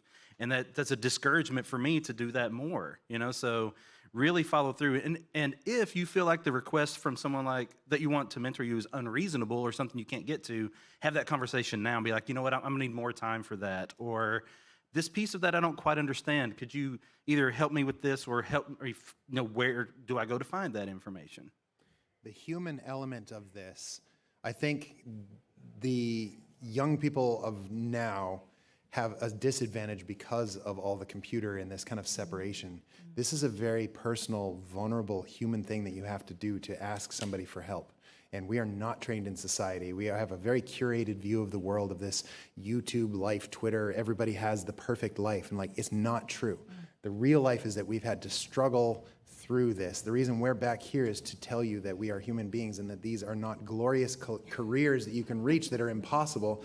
It's no, you're gonna have to work your ass off to be able to get into these jobs, and you're gonna have to be a decent human being. So learning that soft skills of just being able to be approachable and to be humble and to realize that there's no debt in the world. No, you don't owe anybody anything, and nobody owes you anything. You're just gonna have to work hard, be kind, be cool. This entire week, I keep asking different people, and the answer is always 100%. 100% of the time, would you rather work with somebody who is crazy skilled but is kind of a dick, or would you like to work with somebody who's just moderately skilled but really has good communication skills? And like, there's no question. The moderately skilled person who has communication skills, hands down, 100% of the time, is the better choice, always.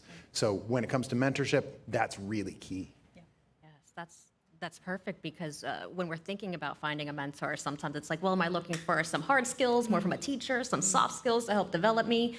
And it can get a little confusing, right? And what we're looking for with a mentor, what qualities, like what kind of personality traits, behavioral traits, what qualities do you typically look for in a mentor? So I'm gonna go with this one. So it's really, you really need to figure out who you are and how you learn and what your communication style is. And then that way it'll be much faster when you're trying to find that mentor. Because like for me, I do want a little bit more personable, organic kind of feel. And like, I do want to have an understanding of what it is that you're looking for, because for me, like, I want to get you on that mentorship journey as quickly as possible, right? So if it's not me, I want to be able to assess that very quickly. And like, like Jamison said earlier, like, it's a two-way street. I have also been in the same boat where someone has reached out to me, or even some of the professors at Full Sail would be like, hey, Nadia's really cool. Like, why don't you connect with her and like see what's up? And then I'll be like, oh yeah, great to meet you. Crickets. And I'm like, okay then, all right. But then the other thing that kind of sucks is that sometimes those people come back around and I'm like, you didn't respond to me the first time, so like, why do I need to help you now, you know? Which is kind of a shitty thing to say, I understand. But at the same time, like, there are still like 10 people behind me that are showing me that they want the effort. So like, make sure that you're following up, make sure that you're chasing the leads down and getting the feedback and showing us that you're implementing the feedback, because, you know, just like you, we want to see you grow and improve, right? And, you know, again, it's a two-way street. So like, it's our time is valuable as is yours. So as you're seeking mentors as well, like, you know, make sure you have their time and your time in mind as you're kind of scheduling or trying to figure out what that cadence is going to be. I think there's something to having that ability to just listen, even if you know, if those things come up in you to be like, yeah, I know this. If you say that, it's just going to shut down the whole relationship. You just got to be able to go like, I'm not going to know everything about you. If I give you advice, you know, just absorb it, learn to listen, you know, and then I'd do the same as a mentor, you know, or even being a mentee. I want there to be a two-way relationship of just listening, like just soak it in, and don't let, you know, those voices of like, I can't be helped, I can't ask for help, and I already know this. That's going to stop you. You know, just absorb it, take what you can from it, and if you do know something that somebody's saying, just suck it in and, you know, create. That's what that relationship about. I think we've sort of lost this skill in society because school has taught us to be, you know, you're going to take this test in the end and your whole identity is based off of your grade. And like, that's not how the world actually works, especially in the arts. This is all about failing. We aim to fail as much as possible, as quick as possible, so you can find the one thing that doesn't look like failing. So you want to, you know, you want to get through this as much as possible. So a mentorship, I think of old apprenticeships. Like if you were going to be a blacksmith, you're not going to take a test and then suddenly be a blacksmith. No, you're going to have to get out there with a hammer, and you're going to have to see if you can get the power and the accuracy until you can do it right, and slowly get more and more until it's really refined and you have this craft. This is what mentorship is about, is apprenticeship, mentorship, back and forth. And being humble to just gonna go, I'm gonna make mistakes, and this is a safe relationship. I thought about the word playing, and I have my own definition for it is failing safely. You know, like, you know, I see little young cubs playing, you know, in nature videos, you know, the little baby lions, and they're so cute. And they're attacking each other, and like, it's safe, but they're basically learning how to kill other animals for food in a safe way, where they're not gonna get crushed. You as students and we as professionals need to always be in that state of play where you have somebody around you that can say, great, you just failed at this. Now try this angle, you know, and now try that thing. Now try this thing. Play safely and know that you can make those mistakes on purpose. Yeah, failure is kind of the biggest thing in what we do, right? Like, and just to piggyback off what you said a little bit, it's finding the thing that works. There can be multiple things that work, right? And when you're thinking about mentorship, there's a lot of potential options for you out there. Some of them are not going to be the right fit, like I mentioned before. The first person I ever actually asked to mentor me said no. And I don't think I've officially asked someone since then. I've found a way that worked for me better after that, like in these more, you know, kind of organic building kind of environments. But I only say this because you are going to fail at this, right? But I think the thing that will help you kind of get there faster is understanding exactly what you need and being able to communicate that quickly and effectively. Because the second someone understands what they need from you, kind of like what you were talking before, we know how we can kind of process that and kind of help provide what you need, or let you know if we can. And I think that's important to understand early so that can get framed quickly, and then you can start moving in the right direction. But you may find out right away, actually, that this isn't going to be a good fit, and then maybe help you find a better one. Yeah, I really love what you said, Jeremy. I think it was like you fail fast, right? Like, let's just fail fast so we can get on to the next thing and see what doesn't look like failure. So if you're taking notes or writing things down, really good little nugget, right? Fail fast so you can get back up and keep going. It also sounds like, as we're talking about the qualities of a mentor, some qualities of a mentee. So accountability and follow through, right, is really important. If you're going to reach out and ask for somebody's time, follow through, have some integrity, and do what you say you're going to do, right? So you can both benefit. It's a back and forth, right? The paddle, symbiotic relationship. So we're thinking about mentees. What are some of the qualities that we should have as a mentee when we're reaching out and we're asking for that assistance and support, of course, accountability, right, and follow through. Is there anything else you really love to see when a mentee comes to you where you're like, yes, you have it, that is it? Nara, you said it in a way that I really like, just like you need to know what you want. Slow down a little bit and think about your area of weakness that you recognize. Don't just go, I get so many emails that are like, yeah, I want advice for just general how to get into this. I'm like, I can't write that in an email. Versus going, I struggle with my color in my illustrations and I have this particular piece that I'm working on. Like that I can do something with. That I can go try this, try that, try this. And being able to know where your area of like, I don't know what's missing, but give me something practical. That is a really great thing. So knowing that in yourself, like if I go to somebody, I want to make sure that it's very specific. So I totally agree. It makes it easier for both parties. Set yourself up for success by making it as easy as possible for somebody to mentor you. Yeah, those first interactions should be as streamlined as possible too. Like you're talking about getting these long emails and that stuff is very overwhelming. One, it's hard to sometimes find time to read all of that. Like I would highly suggest the first time you talk to someone, like if you're contacting me on LinkedIn, here's what I would want to see. Hey, we met at Hall of Fame, this panel, like just a quick reminder for me of just so I can frame my thoughts around this conversation. And then don't say, do you have time for a question? Because then I have to respond yes, and then you have to come back with the question, right? Just do something more along the lines, hey, I had one quick question and one thing. Because like you mentioned, I can respond to one thing, and then we can see where it goes from there. But very quickly, just give it you've framed the conversation, you've given me a quick thing to respond to, the ball's in my court, and then we can go from there. Totally agree. And I think your instructors probably do a really good job of prepping you for this, right? When you're reaching out for help, can you tell me specifically what you need help with, right? I know you guys hear it all the time from instructors. You need to tell me what it is you need assistance with. So making sure you're being specific and clearly stating what it is you're looking for, yeah? Awesome. Because this is key in the industry too. This is not just about learning. This is like, if I'm gonna go ask somebody for their help, I better know exactly what I'm asking. This is just standard practice. So this is not just something for a mentee-mentor relationship. This is just business. Like I'm gonna reach out to go, this model is broken and I don't know why, and you seem like the person that can fix it. Help. You just know that's 100 times a day. Yep. Yes. Every day. Yes. So let's see. Because this is a two-way street, I've been hearing a lot. It's kind of back and forth. So there's something to be gained from each side. What would you say is the most important or profound thing you have gained as being a mentor, like from a mentee? What is something that's significant that you have gained or learned or was impactful? I have learned through the years to realize to never, ever assume that somebody at the bottom has less knowledge or something to bring to the table. Sometimes one thing that I loved about Pixar is that it's the only time that I've actually seen a studio be open to every idea from every person. So when we go into a review, all the lights are off and anyone is allowed to speak, and you can be an intern or you can be a director with 40 years experience. And so if somebody has an idea, they accept all ideas, and often people that are just beginners could give a bit of advice. Now you need to be ready for that advice to be shot down as well.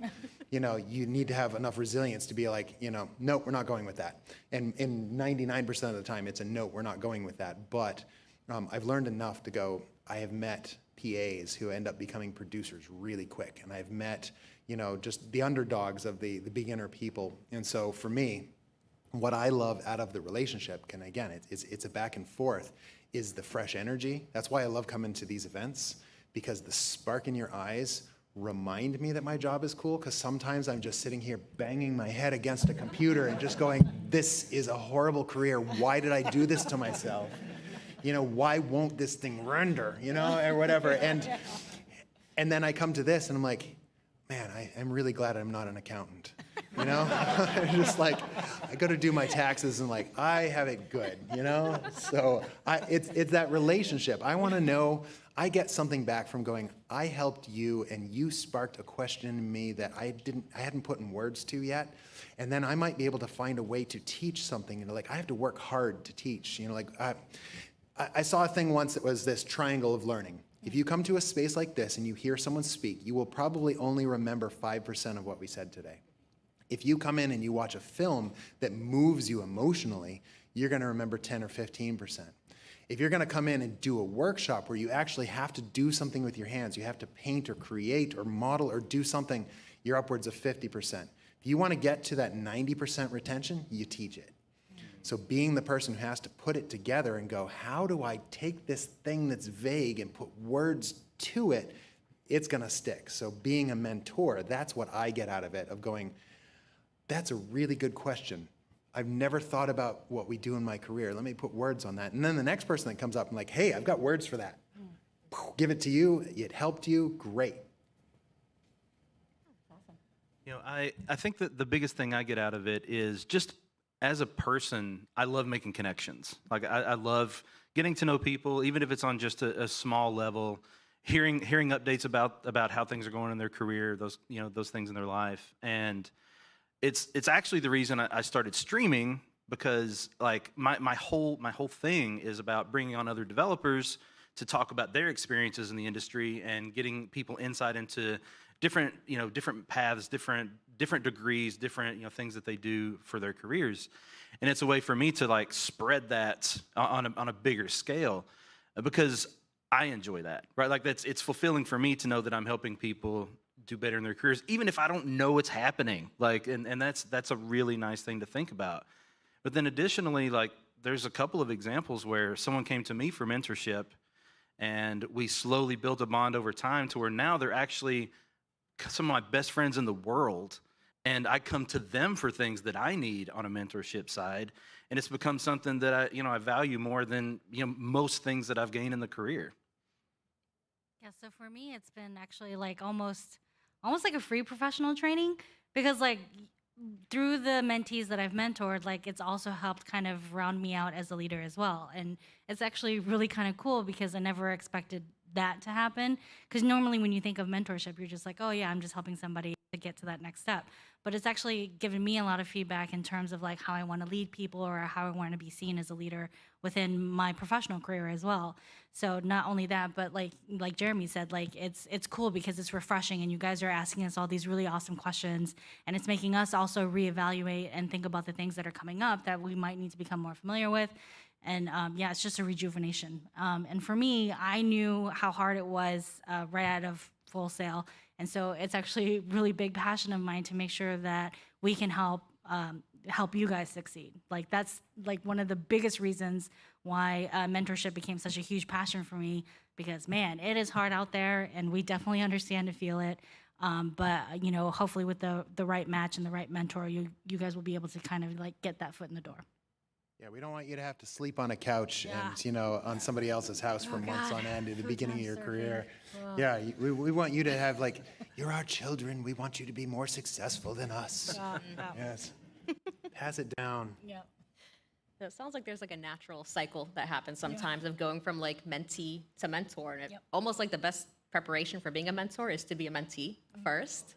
So that's kind of cool. It's really insightful information. We talked about a lot of the good stuff, the benefits, some of the challenges, right? When people aren't very specific or they don't follow up.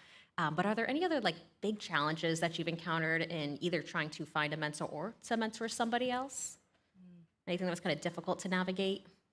It's usually about expectations. That's where the biggest hangups happen, I think. And as early as I was understanding about myself that I needed that I had things I needed to work on, and was finding people to help with that. Like that first interaction I talked about, I went right in. I was like, mentor me. Like, I want to see you weekly. Like, I went in with this expectation of what that was going to be, and it had to have been very off-putting, and which is probably why it didn't work out. But it didn't change the fact that I needed that. There's something that I had identified that I needed, and so I found other ways to do that through some more passive things and just building relationships with people. But I think the whole, like, it can be scary to think I'm busy and then now someone wants a lot of my time, right? So like it's just something that you have to be very clear about. Yeah, I find expectations, that's a really good word. Because in my career, this branches out beyond just mentorship. To go, stress to me comes from broken expectations. Like if somebody comes to me and says, we need you to work 12 hours this day and we need you to work on that Saturday 3 weeks from now, I can plan for that. You know, it's not fun, but I can plan for that. It's the things that get me are okay, you're about to go home at 6. Hey, we need this other thing delivered tonight before 10 p.m. and you're going to work later. Woof, boy, that just increases my stress because I didn't expect that. So in any of these relationships, you know, setting very clear expectations. I do that with clients even. Like if I was freelance for a while and somebody gave me a piece of advice. You know, make a contract that's a single page, really easy to read thing that is just very clear. Within 2 weeks' time, I'm going to deliver this file to this Dropbox location, and you're going to pay me this much to this bank account at this time, and it's going to be this many pixels, and just like as clear as you can get it. And you sign that before you start, and that saved me so many headaches versus going, hey, we're going to be creative together, let's go. And they're expecting you to do a feature film, and you're expecting to do a single frame. You know, it's not going to be good, you know? So set those expectations as clearly as possible, and then it just all works. It's like guardrails that protect you. Yeah. I think my advice would just be that sometimes I think sometimes as you're looking for a mentor, you're like, oh yeah, this person's gonna be the best, it's perfect fit. And then to like reach out and be like, nope, it's like, oh man, what do I do now, right? So like, don't get lost in that process. Just kind of be flexible and be open, right? We're all just humans. And, you know, it can be incredibly disappointing that first time, like I'm sure it was for you as well, and me too, right? Like we've all had that failure point where we're just like, oh man, that person was not very, very nice, or, you know, their teaching style is just not jiving with my learning style. So just kind of like be flexible in that way. You know, there might be some disappointment along the way, but that's okay. You know, it might not be right now, but that doesn't mean that it can't be later. I'll speak to one other thing, because I'm making a shift in my career now to professional mentorship. I'm going to have people pay me for the mentorship. That's a whole different thing, you know? So coming to it to go, yeah, I'll do this, and we'll do this for a long period of time. It's not going to be, I mean, I can teach a class, but if we do mentorships, it's like, I want this to be a year long, or we meet once a month. And it's going to be expensive because the investment of going, I'm customizing this to you, and this hour and a half every month is with you. There are more and more people doing this as well. So this is another option, but it's not going to be for free. And it is definitely a transaction of going, I'm going to gain something from your years of experience, and I'm going to pay you to do this. And then it's kind of equaling the ground versus reaching out and just expecting somebody to really give a lot. You know, there's a lot of people that reach out to me, and I'm happy to answer quick questions, but if it's going to be a really in-depth thing to like, I'm going to really pick apart your portfolio, and I'm going to see where you want to go, and then we're going to make goals, and then we're going to send you on a task to do hard work. That's something that is not very common in the industry, but I've been researching different people that do this and how beneficial that is as well. So that's another option if you know that you're willing to pay for that and go, I know this person, I want to have this, I want to do that, and just knowing what the options are. True. Yeah. Let's talk a little bit about day one. How do I find someone to mentor me, right? Because it's going to be, it's kind of simple if you go about it the right way. And here's what I would suggest. Here's the things that have resonated well with me. Send a LinkedIn connection, right? I expect to get like 60 LinkedIn connections today, all right? I'm serious. I'll friend any Full Sail student, so feel free. But that first message, I want the reminder where we met, right? Or even just, hey, I was at your talk, you know, that kind of thing, right? And then maybe a quick question I can respond to. But that's just the start, right? Where you really start to get into this is to make yourself memorable, right? When you see a post of mine, interact with it, ask me about it. Like, find opportunities to strike up an actual conversation about something you know I care about, and then that will allow me to start to remember you, start having real conversations instead of cursory, like, oh, person X needs an answer to why I provided that, let's move on. But it's simple, and you can do that at your own pace. We can connect now, have a little bit of a conversation, and then you don't really need anything until 6 months from now when you're trying to start putting feelers out for jobs, right? And maybe you just want some advice of like, hey, what should I, you know, like I'm thinking about this place. I saw you work there before. What do they look for in a candidate? You know, like those kind of questions are fine. Like that allows me to quickly tell you what I think you should care about if you're, you know, looking into that place. Yeah. 1000%. Yes, thank you. I was going to ask that. Can you kind of model what a reach out or request for mentorship might look like, what you'd expect to see? And I think it was you earlier, Jeremy, that gave some examples of when a student reached out at the right time with the right kind of words. Jameson, you just kind of expanded on it. Nadia, what are your kind of recommendations for that initial reach out? Because I'm hearing a lot of it's just people connecting with people, right? Some genuine interest, genuine relationships. Do you have any thoughts on how to make that initial connection? So I totally agree with everything that Jeremy and Jameson said. My only thing is that once we get past that first conversation, if you can tell me exactly what you want to get from me or how I can help you, how often you want to meet up and all of that information, that's also very helpful as well. But getting that organic reach out, that goes a lot longer with or it goes much further with a lot more people, right? Because like I said before, we can tell when you want something from us. So, kind of make it a little bit more organic, help us to figure out what it is exactly that you need from us. And then that way we can help you along the way or get you, at least connect you with the other person or someone else in our network that can help you a lot better than we can. It's funny. I feel like 90% of you probably won't do this because it's too intimidating to reach out to somebody. And it's only your own loss, because most of you would be like, well, I'm just going to wait. And so many people in the industry that just don't think of I want to learn something new. I've reached out to people. I did a peer mentor or mentee actually would be the better thing, where we totally are peers. I reached out to a guy I found on LinkedIn, and he was a lighting director at Disney Imagineering doing the physical lighting for theme parks.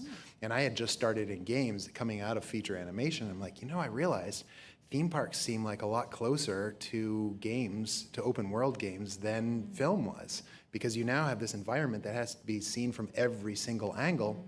So I just reached out to him and said, I would love to pick your brain sometime about how you do this. I work in games as a lighting director. And he's like, well, I would love to pick your brain about what you do in games so that I can use those tools. And we're like, great. And so we got together and we had a 4-hour conversation about every little detail and story. And we were back and forth in this great synergy.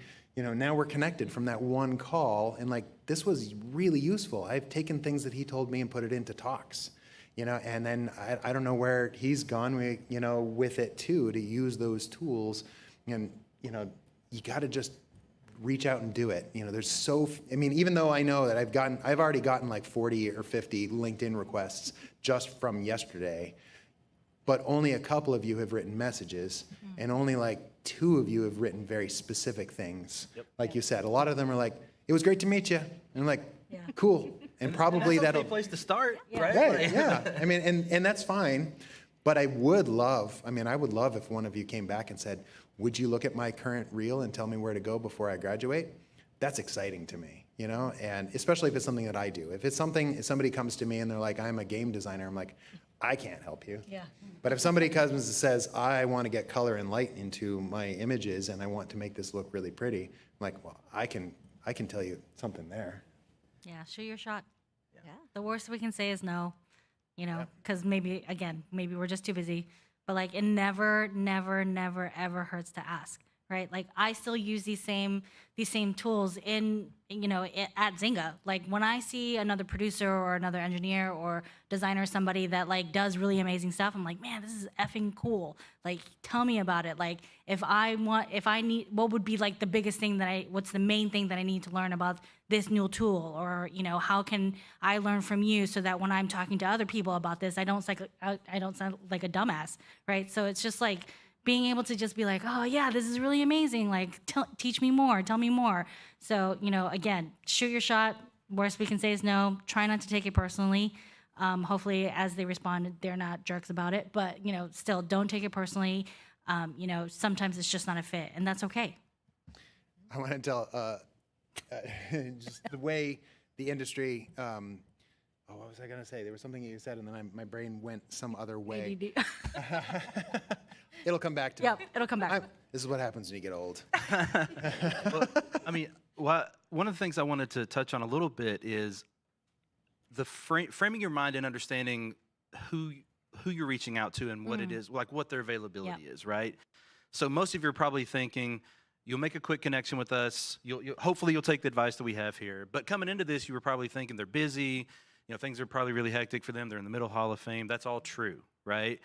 But what you have to understand is those of us that are here doing this are doing it because we want to connect with you, right? Like we're here for you. And so there's a decent chance we're going to want to reach back out to you and have a conversation if you reach out to us. So keep that in mind, but also understand like we are busy right now, right? You may not hear from us for a week or two. When we get that time to go back and kind of look at it, don't get discouraged. Don't double ping us and be like, where are you at? Like give us some time. But, if a month goes down, and we still haven't responded, maybe then it's okay. Like, hey, I just wanted to touch base and, say hey again. Quick reminders in that regard, I think are okay. Yes. Yeah. Before we open to audience, did it come back to you yet, your thought? No, I don't. We'll get the middle questions, and I'll be like, there it is. Yes, yeah, and just go for it if it pops back up, because I'm Either sure that or everybody it'll be wants at to 2 this hear morning, or whatever.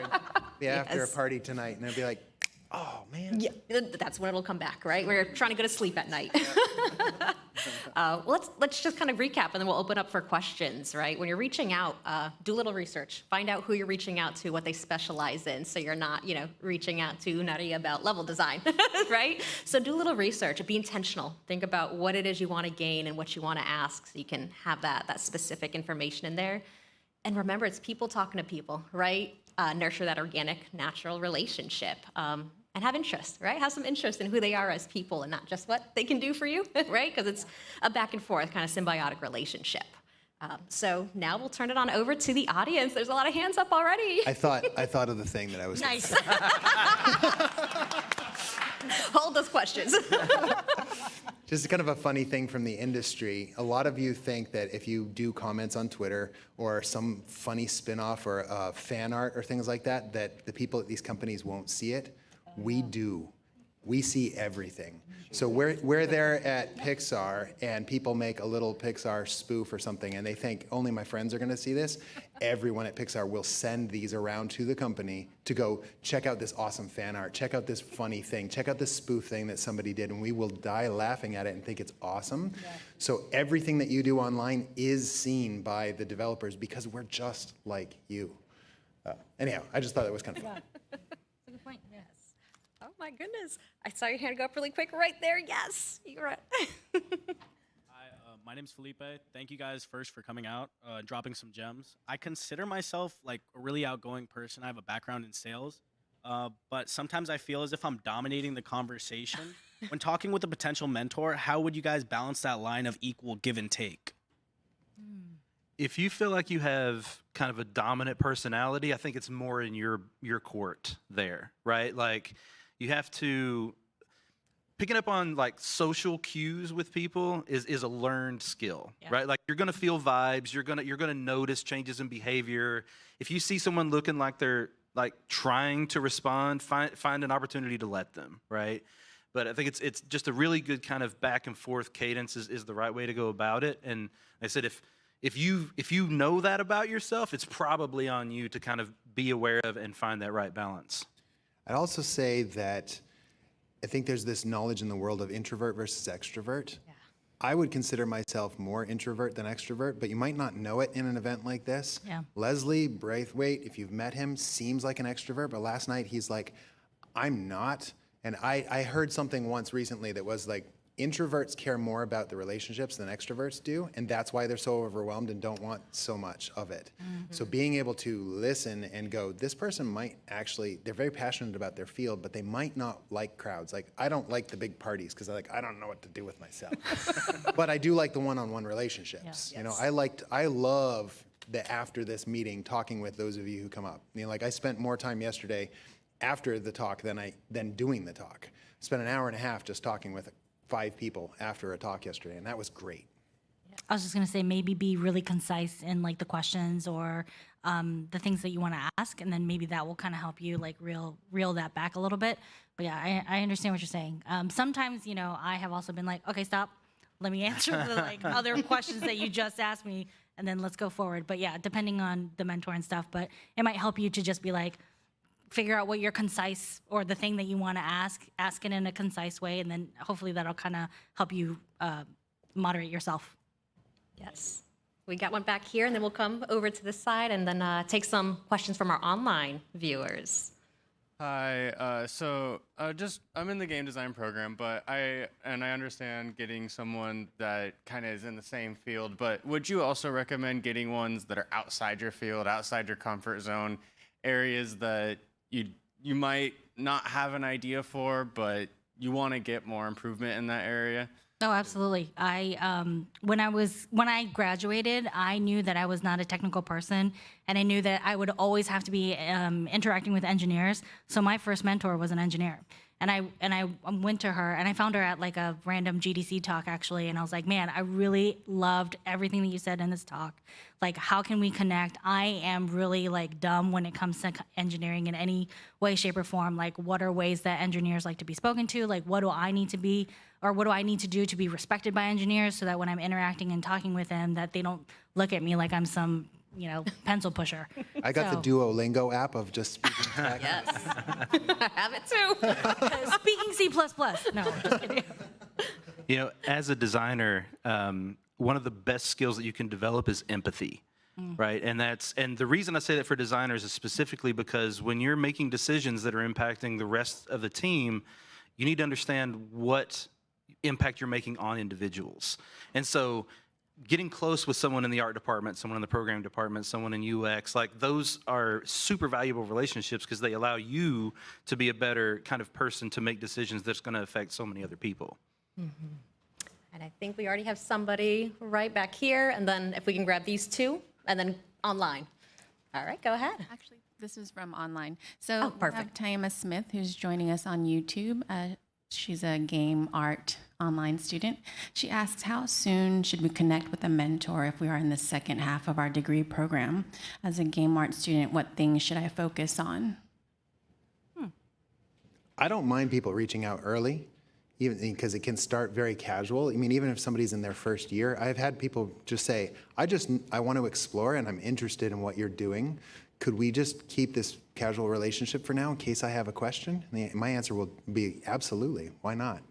And as you get into it, if you have a very specific question. So I don't mind people coming very early because then it allows you to play and make a choice of like, I want to experiment into lighting. And they might do it and they'd be like, oh no, this is not for me. I'm like, great, I'm glad you failed at that and knew that you didn't like that so that you can get into rigging or character animation or game design or something altogether different. Did we? Yeah, perfect. Hi, I'm Will. You've talked a lot about what some of the bad things that you can do while looking for a mentor and some of the great things that you can do while looking for a mentor. What are some giant red flags that you find where people do in the middle, like just the average things that make you go like, oh, yeah, not really, sorry. I mean, I think writing an email in text speak is usually, I mean, that's probably more one of the bad ones. Like, yo, bro, sup? And just like, I'm not going to respond to that, Mediocre things, absolutely. Oh, this is probably more a fail too. Just not coming back with something useful. It's not going to help you and it's not going to help me. So anything that just kind of wastes time and spins in circles or asking the same question 3 different times, 3 different ways when we're like, I just want to get to the point. Yeah. Yeah, be yourself, but be professional. Yeah, I think there's a time for it's not a friendship yet, right? So you have to think about it as like it's a professional relationship you're trying to develop, and while you'll gain comfort with that person over time, in the beginning you should be approaching it as someone that you're almost like a business relationship, but not so stiff. You know what I mean? Like there's a middle ground there where you can be friendly and try to make it that kind of relationship without going too far down that kind of speak and making it uncomfortable. Yeah, I would say to also if you're stuck, let us know, because I know you can feel the pressure of being like, I really need to show them that I know what I'm doing, or I know exactly and I'm understanding what they're saying, but you absolutely don't. It's okay if you tell us that and you're struggling with that. Because like you said, if you're asking a question 3 different ways, we know something is wrong, but if you're not able to tell us what's wrong, then we can't really take it any further than that. So don't be afraid, right? We're there for, like Jeremy said, to play safe. And then the whole, what up, dog? I'm like, not really. So I've learned also in my personal relationships, maybe this just comes from being in my late 40s and just midlife crisis zone, but vulnerability is actually your greatest strength, not your greatest weakness. Being able to come to the table and being like, I don't know about this thing and I need help is the most connective and honest thing you can do. In a relationship, the people that you'll bond the most with are usually the ones that you've had to go through a struggle with together. You ever climbed a mountain with somebody? You've ever tried to be married? You know? These are things where you're gonna get in and you're gonna see the worst parts of this person, and you gotta just know that that's actually the most connective. So you coming in and being like, I'm struggling with this, and you might be able to be an answer to that. It's a sensitive thing, but it's a really good thing. Yeah, sometimes our biggest challenges are what we most have in common with people. That's where the commonality is, right? In that those challenges and the vulnerability. Yeah. You're welcome. Did we? Yep. There we go. Perfect. Hi, I'm Chris Reckling. I'm a creative writing excellent degree, and I just wanted to ask a question for all of you, which was just, was it like mentoring international students versus, you know, students from the US? And what is it like being an international working at maybe each of your companies? You know, what is that experience like? Awesome.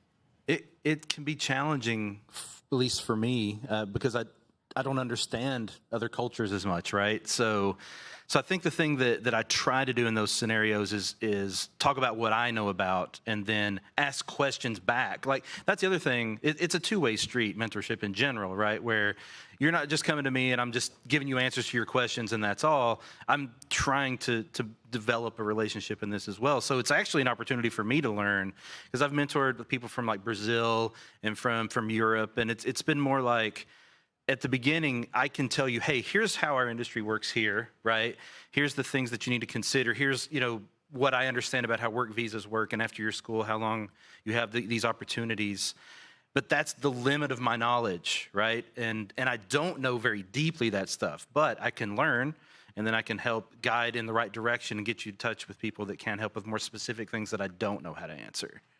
International travel is one of my passions. I've been to 46 countries, and I've learned a lot about communicating, and I learned that my own worldview is a little bubble here in the United States.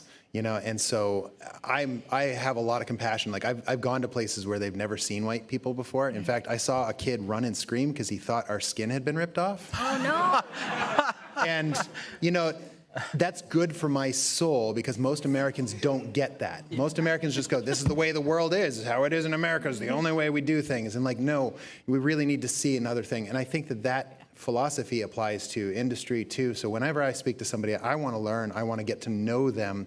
There are cultural differences even between, you know, like I worked for a year with a Scotland-based company, and 90% of them were from Scotland. And I start going, at face value, we watch the same shows and the same movies, we speak the same language, little different accents. They're exactly the same, but I go, no, there are some differences in the way we communicate, and like trying to work with that to go, we're very straightforward as Americans, and we want to get things done. You know, just get to the point, let's get this done. And there's other cultures where there's more of a dance of like the way we do this, and like empathy and compassion on everyone, and being able to be like, I want to learn about you, and you want to learn about me, and I'm going to help you with dealing with American companies versus dealing with a company in Singapore or in Australia or in, you know, Finland or different places like that. And there's a humility, again, vulnerability right there in the front. Let's see our differences and just have grace on each other. Yeah, my first mentorship actually within Zynga was with a gentleman that was in India. And so our biggest challenge was essentially just the time difference. And I felt so horrible because I would like get up at 7 a.m. to have that like 30 minutes to an hour with this guy. And it would be 9 p.m. for him. And I'm just like, oh my God. I'm like, is there anything that we can do to kind of like make this a little bit better for both of us? But I mean, we were both just willing to put the work in. So that was really, really helpful. And we got a lot of good stuff out of it. But we definitely like, I had an agenda because I knew that this was a limited time that I had with this guy, and I wanted to make sure that like everything that I gave him was of value. And so like we would sit together and screen share and would basically like go through documentation or whatever questions he had that day. So yeah, I mean, it's definitely, I mean, we are very international all over, right? Like we all need to be now, especially. So yeah, I think like you guys said, be vulnerable. There's cultural differences. I think being vulnerable about those cultural differences is also really helpful too. Like I just spent a year in the UK, right, working with the UK team. And they always thought of me as the weird American because I was like, we can do it, guys. And they were just like, okay. But like, yeah. And I was just like, oh, all right. But every time though, like they would sit there very quietly as I'm doing like a retrospective. I'm like, we did amazing. And they're like, yes, we did. And I'm like, oh man. But they're like, no, we love it. And I'm like, do you? Because you tell me, oh, I love it. I went to a conference once in Mexico, in Monterrey, Mexico, and there was a bunch of international speakers who came from all over the world.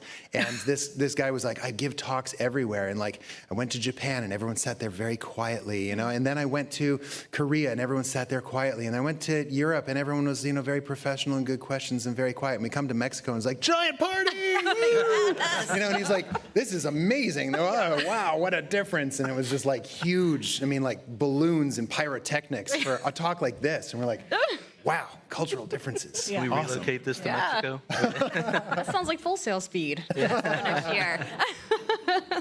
Do we have time to field another online? No? Okay. Well, any closing thoughts for our friends here in the audience? If you had other questions, sorry for the online people. If you want to connect, you know, with me, I won't speak for them if they want, but LinkedIn, contact me on LinkedIn or jeremy@lightingmentor.com. I will happily answer questions and with any of you, and I will happily stay afterwards. If they're going to use this room, we can go out somewhere, but I have an hour before my next talk, so happily answer questions more if you have them. Same. Shoot your shot. Don't be shy. Yes. It's going to be okay. Yeah, we genuinely want to connect with you. So reach out to us for real. Yes. And if you're trying to kind of explore that mentorship, kick it off, begin it, strengthen it, nurture it, Hall of Fame is a perfect opportunity, right? There's tons of panels, workshops, meet and greets. I believe, Jameson, you have a meet and greet at 2. Nadia, I think you have one tomorrow. Do you have any coming up, Jeremy? Yeah, Any meet and portfolio review today. Yes, so check out the panels, the workshops, the backlot, just connecting with other students. You'll kind of see the Hall of Famers just walking around, right? Ordinary people, so you don't know who you're going to bump into in these hallways and sessions. So take advantage of Hall of Fame week, get that networking and mentorship going, and enjoy, right? Above everything else, enjoy. Thanks.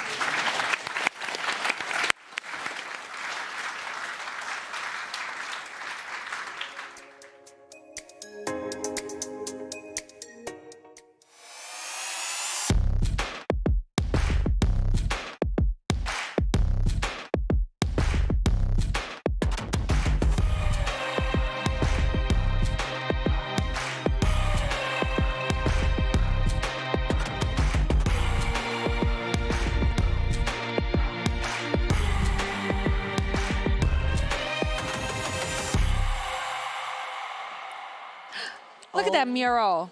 Is it complete? It looks pretty close to done. I think some people are just going in and touching up fine lines and detailing. That is but beautiful. It does look so good. Hello, friends at the mural. Look up and say hi. Hi. They're too focused on painting. Who designed that? Our designer at Platinum, Austin. He did? Yeah. So talented. And he's also Full Sail grad. Yeah, he is also a Full Sail grad. Digital Arts and Unbelievable. Design. Very cool. Welcome back, everybody. We're here back at the Fishbowl. Yeah, here we are. Look at the Fishbowl. Where Say we hi, are everybody. the fish. They're too focused. They're getting ready to go into a panel and ask questions. Yes. They're maybe doing their homework. Maybe they're full from eating pretzels. I know I am. I just had a pretzel. It was so good. It but was I am yummy. feeling a little sluggish now. I need a nap, so I'm going to curl up under the desk. You got the rest of the show? I the guess. next hour? Sure, why not? Why not? The Red Bull peeps are here, and I got some Red Bull, so I'll keep that to keep me going. There you go. Yeah, and then we'll swap, and I'll crack a Red Bull. Okay. And then you can nap under the Yeah, desk. we're so healthy over here. No, but seriously, it's so great to have you guys back. We are. Let's talk about social media.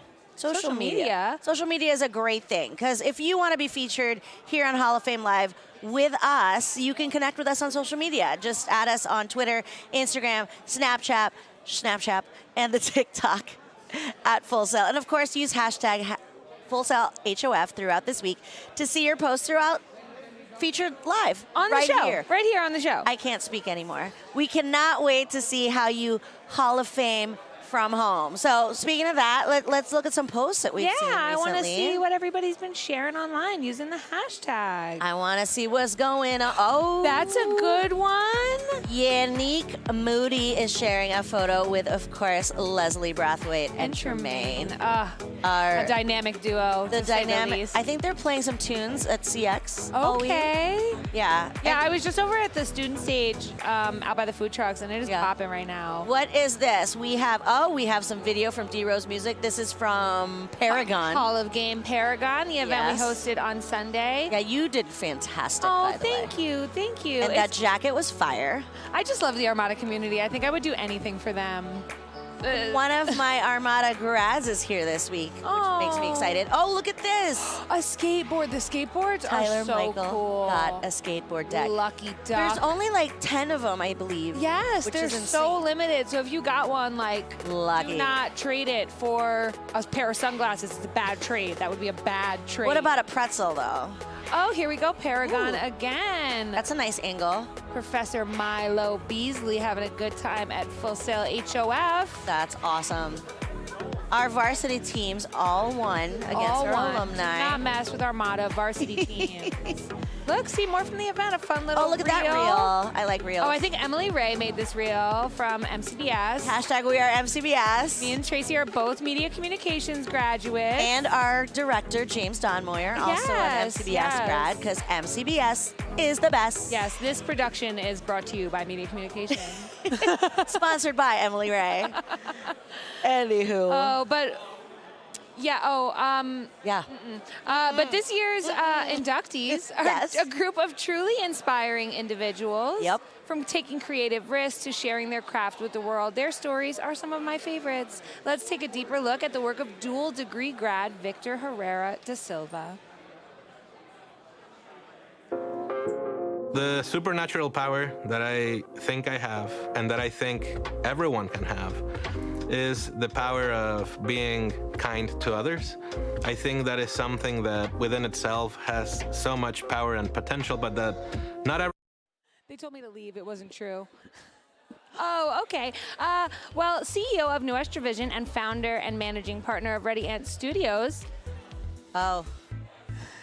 We're having a little technical difficulties. That's okay. That's the world of live production. Any of our show students will tell you that. Okay. Victor Herrera da Silva. I don't have anything to read. But Victor is a Hall of Fame inductee, and he's got an incredible job. He is the CEO of Nuestra Vision. I'm sorry, that's not true. He's the CEO of Ready Ant Studios. But Victor isn't the only grad being inducted this year.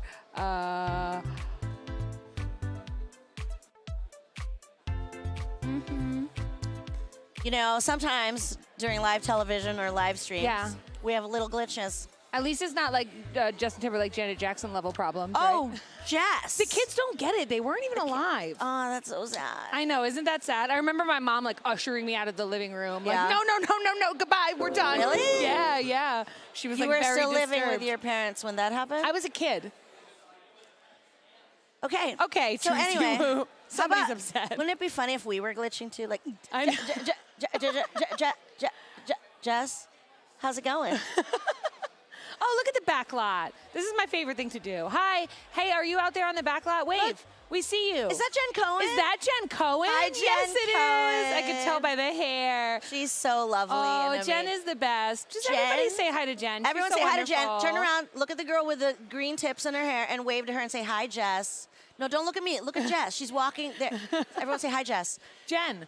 I mean, Jen. Sorry. I know. Jen, My mom Jen. almost named me Jen. Yeah. Hi, everyone. Coming to the Backlot. Hi. Are you guys having fun? Have you gone to any panels? Thumbs up if you've been to panels. They have to. It's part of their requirements. Yeah. Are we having fun? Look Are we at all having these fun yet? people. Are you taking a picture of yourself on the Jumbotron, you and your homies? You can put that on IG. Hashtag Full Sail HOF. Hashtag Full Sail HOF. Hi, everybody. Sir, why are you yawning? Sir, in the bottom of the screen, you were yawning. There's no yawning during Hall of Fame. He got caught. He doesn't even know. This is good. Whoa, I have Quick a swap. friend. I have a new friend at the desk. You guys will see when we come back to the news desk. Recognizable. But yes, well, you're my new friend because I didn't hang out with you yesterday. Hello, everybody. Hello, everybody over there at the mural. Wave, give me a wave, give me a wave. Sean, I see you. Alicia, I see you. They're not even saying hi. Yeah, nobody's saying hi. What's going on with that? Sean, my goodness. Hi, Sean. Thank you for paying attention. Unbelievable. Oh, the camera's out. Sean's going to Camera's take a out. picture Nice pictures, nice of pictures. us and himself. Is that Stephanie? Smile. Is that Stephanie with Sean? I can't tell. Zoomy, zoom. Look at that. Sean, just so you guys know, is like 8 foot tall. It's crazy how tall this human being is. I wish I could be that tall. I'm Standing like, at 6 feet, but it's good enough. Good enough for me. this guy in front of us is named Sean as well. Yeah, that is my boy Sean and my cameraman. But does this Sean spell it the right way? What's the right way? S-E-A-N? Thank Okay. you. All right. Because all right. Sean over in the backlot spells it the wrong way. With the H? Yeah. Not about that. But yes, folks, we've got Malcolm back from yesterday. Back to read. Yeah? To read my prompter. Not just reading. Tell us about yourself, Malcolm. What's going on? Sportscaster, graduating in 3 months. Ooh. Yeah, got a lot of things in store in the future. coming Yeah? up, yeah. What is the dream job, Malcolm? What is the dream job? Well, I want to be a basketball analyst, but that comes with a lot of experience on the way. Fancy pants. You know? I'd love to be up there on like TNT or Yeah? ESPN. Yep. I mean, you got to dream big. Got to dream big. You got to chase it for sure. Absolutely. So basketball, what's your team? Who's your team? Do I want to say this on live? Why not? Not everybody bullying me. That's okay. I'm a Warriors fan. You're a Warriors fan? All right. The amount of people that may hear this, they'll start laughing and calling me a okay. bandwagon, but it's all right. Yesterday, Jess is a diehard Yankee fan, and I'm a diehard Red Sox fan, yet we're still friends, except during baseball season. Yeah. I mean, it's baseball season, but we'll wait till like towards the end of the season, then we just like do not talk. We're getting in there. We're getting in there. Anyway, Malcolm, what are we doing? I'm going to introduce some more inductees. All right. And I'm going to start off with the CEO of Nuestra Visión and founder and managing partner of Radiant Studios. Victor Herrera da Silva is a 2007 game development and 2019 entertainment business grad whose work brings the most important and prestigious library of Mexican movies, live sports, news, and more to the audience in North America. That's pretty cool, right? Yeah, absolutely. But I'm also going to continue with a senior and technical artist at Unity Technologies. Karis Baker is a 2013 Game Art graduate and former Full Sail instructor who has made incredible contributions to the industry in spaces including indie game development, virtual reality, artificial intelligence, and so much more. She is so brilliant. I mean, they all are, let's be honest. But yeah, now we have CEO and founder of Blackwell Productions. Brandon Blackwell is a 2013 show production grad, author and front of house, monitor, and broadcast mixer who has worked with some of the industry's biggest names, including my girl Beyonce, Lizzo, Shaka Khan, and the Isley Brothers. Brandon. Right. And moving on to the next one, an Air Force veteran and dual degree grad Aaron Hamilton Cook currently works as a producer at celebrated developer BioWare, graduating from the Recording Arts program in 2012 and Game Art in 2013. Aaron's credits include Witcher 3, Dragon Age, Dreadwolf, Dying Light, a great game by the way, Lord of the Rings, and The Hobbit. Dying Light, is that a pew-pew game? Survival based, single player, All right. We also have 3-time graduate Devin Renee is a staff writer for Warner Brothers Television in conjunction with the OWN Network and founder of Boss Up Productions. Graduating from film in 2012, education, media design, and technology in 2013, and creative writing in 2015. Devin's credits include OWN Network's Delilah and the Mike Tyson biography entitled Mike. Awesome stuff. And another one, sound designer and recording engineer at Ti-Fi Studios, Jeff Villanueva is a 1998 Recording Arts graduate and a 4-time Grammy winner who's lent his expertise to projects in games, Disney theme parks, and film, including the recording of Encanto's breakaway hit, We Don't Talk About Bruno. Can you sing that for us, Malcolm? I don't know the lyrics. I've never seen the movie. It's in the title. We don't talk about Bruno, no. Okay, all right, I got it a little bit. I've heard it on socials. I've heard it on socials. Think? Anyway, believe it or not, we're already halfway through day 2, but we've still got a lot headed your way. At 2 p.m., we'll head into Taming Your Inner Critic or Dealing with Imposter Syndrome. I should really go to that panel, featuring some of our amazing Hall of Famers. All right, and then we'll wrap the day with our 4 p.m. panel on when and how to make your next career pivot with Tom Todia, Brian Carrico, and Michael Benford. Oh, yes, but make sure to download the Hall of Fame app to keep up with panels, presentations, special events, and everything happening on campus. There's so many panels out there, not just the ones that we're talking about. So make sure you download the app, and you can pick and choose what you guys want to do. Get with the festivities, everybody, just like I am. Let's take a look at how to use the app. Wanna? Absolutely. Full Sail's Hall of Fame companion app allows students, faculty, staff, and grads to keep up to date on all things happening during Hall of Fame week. Keep track of scheduling for panels and presentations happening across campus, learn more about inductees and panelists, and stay informed on special events all through the app. As a student, attendance is required, so be sure to check in daily at the designated check-in locations. It's all part of our Hall of Fame celebration. All right, guys. Before we check in with Shay on the backlot, let's learn a little more about Hall of Fame 10 inductee. You might know him as Sweet Pea. It's Brian Carrico.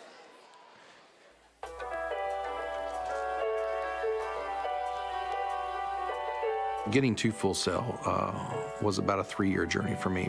I worked about 3 or 4 different jobs just to save the money I could to get here. And those jobs were anything from working security at the arena, because that was the closest thing I could do to get into the business, to recycling carpet padding, because I was so driven and I knew what I wanted to do that I was willing to work the hours, to the point where you really debated, do I shower or do I sleep? That really prepared me for the schedule here at Full Sail and for the entertainment industry in general. While I was in school, I loved lighting, and there really wasn't much of it at the time. When I wasn't in school on the weekends, I was doing lighting for other companies on the side, whether it be Tampa or Orlando here locally. By the time it came time for my actual lab for lighting, I was actually the student who was setting it all up for my class. There's been great people who have helped me out along the way, some incredible production managers, people who see where you are and see the drive that you have. Bob Peterson, who I met starting very early in my career. I would find the ways and the opportunities to really ask him questions and try not to be annoying. But he was very gracious in answering the questions I had, and really kind of took me under his wing into anything I wanted to know, he would share with me. Curiosity and volunteering were characteristics that Brian had very present right away. If we'd be in a programming session where normally the technical crew would be sitting backstage and just waiting it out, Brian would come and watch and ask questions when it was appropriate and involve himself as much as he could to learn every bit of what the whole process was. He really helped cultivate me from a technician up to a programmer into a designer, and really showed me along the way of how to do things, how to make things look great, not only physically in front of you, but on camera as well. I think Brian's growth is attributed to his curiosity, but also a desire to always make things better. And he's realized pretty early that you can only do so much on your own. So if you involve yourself through camaraderie and teamwork, you can collectively raise the level of the project. Out on tours, for example, he's not just video directing and switching and calling cameras. He's actually working with the lighting department, the band roadies in terms of where things are placed, even audio, to make sure that they're collectively raising the bar of the entire project. And I think this is what's led him into a director's chair. Being inducted into the Hall of Fame, when I found out, was quite shocking. Honestly, I felt like I was never at the level that previous inductees were at. I saw other peers of mine be inducted. I saw Dylan Dresdo, who I was in class with, and we worked side by side. And Jeremy Vickery, who was my roommate going to school here, and Tyke Santos, who I've toured with. So I knew very closely people who have been inducted. To be inducted into that class and that fraternity with peers and friends who I already had was really, really great as well. It's never the motive. It's never to be inducted in the Hall of Fame. It's not why I do what I do. I just do what I do because I love what I do.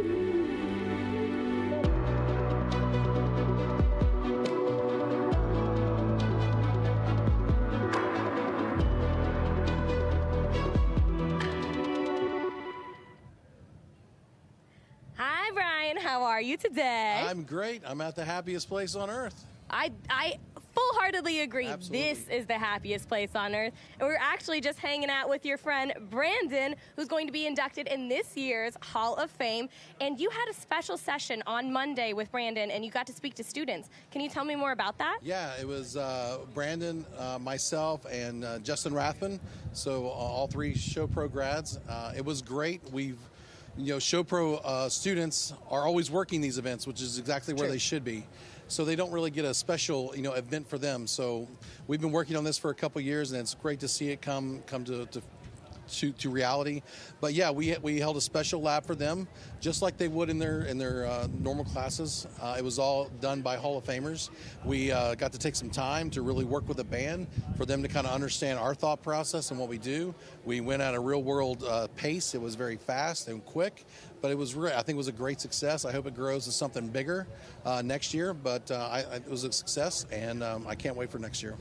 I mean, you heard it here first. If you're a Show Pro student, you have to come to these things, and you have to connect with Brian and Brandon because they have all the inside information, all the tea. I feel like you're just like a plethora of knowledge, honestly. Some good, some bad. We'll see which one's the most good or most bad. We'll see. The most good and most bad. Speaking of the most good and most bad, I think we're going to do a most good dad game joke. Was that a good segue? Oh, it was great. Oh, yeah, I tried. Absolutely. Yeah. So we are going to read each other dad jokes, and we're going to try to keep a serious face and see which one of us breaks first. Would you like to go first? Sure, I will accept the challenge. How did the pirate ship get his ship for so cheap? It was on sale. I was going to say, was it a bargain? Dang it. Okay, why are chickens so funny? Ooh, why are chickens so funny? Because! Sorry. That's so dumb. Whoever stole my Microsoft Office, I will find them. You have my word. My producer's yelling in my ear that I'm not keeping a straight face and I can't do this. Okay, what kind of car does an egg drive? Ooh, what kind of car does an egg drive? A Volkswagen. A Volkswagen. Where do math teachers go on vacation? Into the Matrix? Times Square. Oh my gosh. Okay. What did the drummer name her twin daughters? Ooh. I know this one. And a 1 and a 2. It's true. I know you made up some. You want to hit us with a riff? Sure. How do you know when a dad joke has become an adult? I don't know. It's apparent.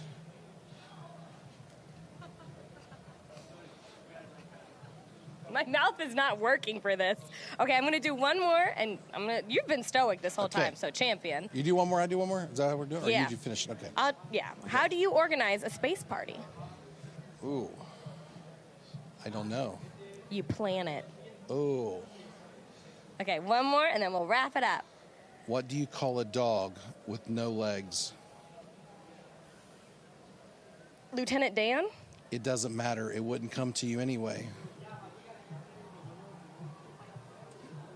I'm going to gently place this microphone down. No, just kidding. That was perfect. Thank you so much. I know you, as the wonderful Show Pro grad you are, you're going to go work now, right? Absolutely. Behind the scenes, that's where I live. Incredible. We love to see it. Thank you so much for talking with us today. I'm going to send it back to Jess, who is in the fishbowl. How you doing in there, girl? Here, these are for you. Hello, it's me. Hi. Oh. Hi, thank you, Shay. I'm here with my friend John. John, what degree program are you in? I'm in game dev. In game dev. Okay, what month are you in? I lost count, but I think around 14. Okay, so pretty far along in the program. 9. 9. Okay, cool. So we're going to play a little game here with you today. John, are you ready? Yeah. We're going to play a match game. So you're going to match these logos, and I'm going to give you these fun little Velcro stickers that you can stick. So these are the names of the companies or brands, and you're going to go ahead and match up with what you see here. Okay. John might know his stuff. I don't know. We're going to see. We tried to pick old logos that maybe the kids wouldn't be hip to, but John's doing pretty good so far. Okay.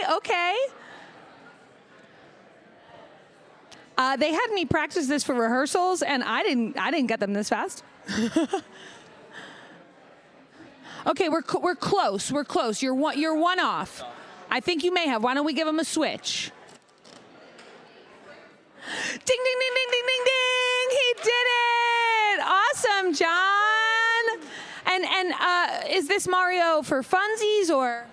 It's what I like to do. I did a Mario voice for a long time, so I decided to cosplay for it soon. I'm actually going to go into the cosplay contest tomorrow at the Full Sail Hall of Fame. Come and vote for me. It's going to be very awesome. Woohoo! Awesome. So make sure you check out the cosplay contest tomorrow and vote for my buddy John. He's going to be, I guess, dressed as Mario. And where can the people find you? I know that you're a member of Full Sail Armada. Am I right? Yes, I'm on the stream team. You can find my own Twitch channel at twitch.tv/itsaglitch1, ITSAGLITCH1. Awesome. Go give my buddy John a follow or a sub if you've got Prime. And we've got an awesome prize for you today. John, are you ready? It's a VR headset. Oh, yeah. Yeah. I also want to shout out Full Sail Armada as well. We got a Discord server for any level of gamers out there. We got casual gaming. We got fun community stuff. We got competitive gaming as well if you're interested in that. A bunch of teams. Go check us out. Discord, Full Sail Armada, or just search us up on Google. Very fun. Yeah, head to fullsailarmada.gg and you can find the Discord link on the bottom of the page. Be sure to join us there. We can't wait to see you. Thanks, John. Woohoo! And before we head out. When I was a kid, I was definitely one of the odder children. I had concerns that other children shouldn't have to be burdened with. I had a fascination with old television shows, and I was always older than I should have been. When I was younger, I used to take a little tape recorder out on the front porch, and with some of the neighbor kids and my buddy Scott, we would do radio plays, which were uniformly awful. And no one ever heard them. We never bothered to play them back. Just the act of recording them seemed to be enough. And it was probably my first exposure to writing. When I was in about the 4th grade, I checked out a book called The Toothpaste Millionaire, and I read the book about 40 times. And I thought I could be a writer, could be an artist. I want to write books.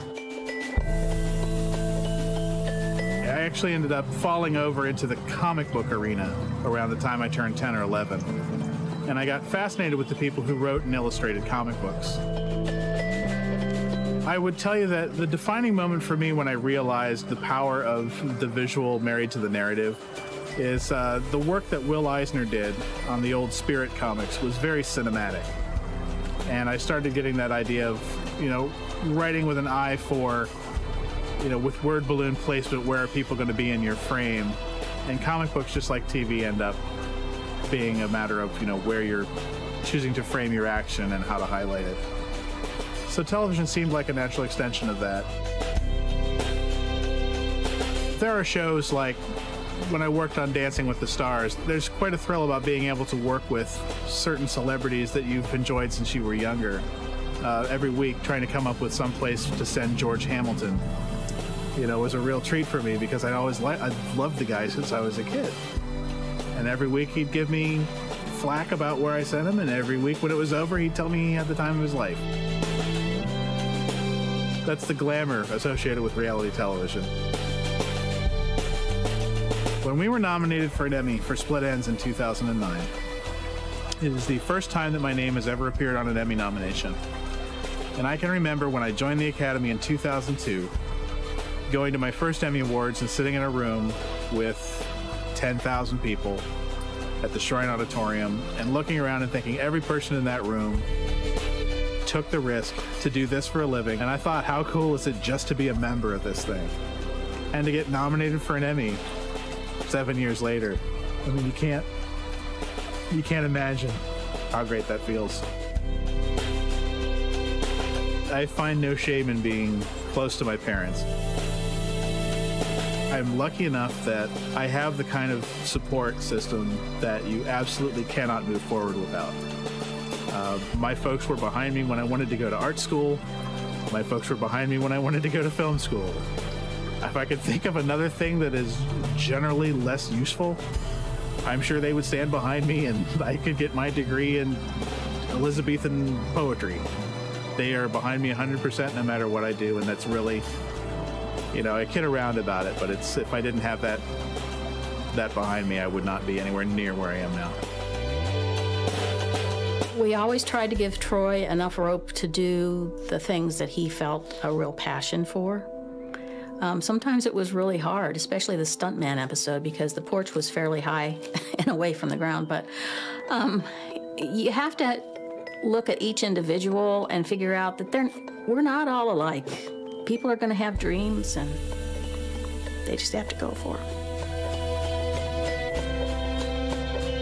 I will tell you unabashedly that I was a huge misfit as a child.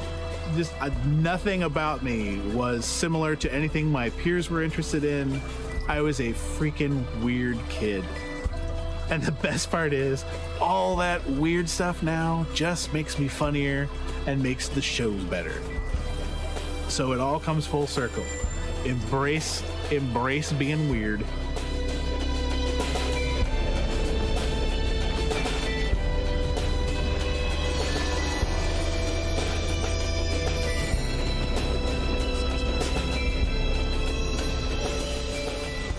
What an inspiring video, and lucky for us, we have Troy sitting right here at the desk with us. How are you, Troy? I'm fine. I like that it's a lucky for you. It is lucky for me. Are you kidding me? So if they missed the video, I don't know why they would have. It just aired. But you were inducted into the Hall of Fame second year. Yes, that's correct. Which feels like yesterday. But how has it been since? And oh, hi, I just fell. And how is it coming back? So I get distracted. It's been great since. Yeah. I've been back for all but 2 Hall of Fames since. And it's always nice to get back and talk to the people who are coming after me, who are smarter than I am now, who are giving better questions every year, who are doing their research before we come back and asking me bizarre questions about things I did 10 years ago that I can't remember. But it's a good time. That's amazing. I'm glad to be back. So one of the things you and I are actually pretty good friends. Yes. And you gave me a card today that was I don't have it on me, but it's keep going, good luck at what you're doing today. It's good luck with that thing you're working on. Yes. Because anybody in the world would love to hear that. Absolutely. And it actually made my day. I was a little sleepy, and you gave me a little boost of energy. But you're also doing this lovely thing. I don't know if you guys have seen this around campus. You're leaving little notes for students. Well, just stuff to, just little surprises to come across with little bits of advice that I've gleaned over 23 years of doing what I do. Sometimes you're hanging in there by your fingernails. Right. Just a little bit of encouragement from anybody is good for you. Absolutely. So I know you've had an incredible career your entire life. Yeah. But it also is a little up and down sometimes, Oh, sure. This industry is quite complicated and difficult, but also amazing.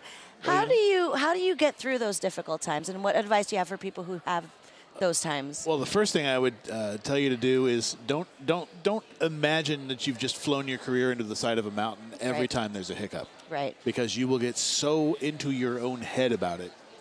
Like a 45-degree trajectory doesn't yield any stories. I have the best stories about getting ripped off and looked over and blah, blah, blah.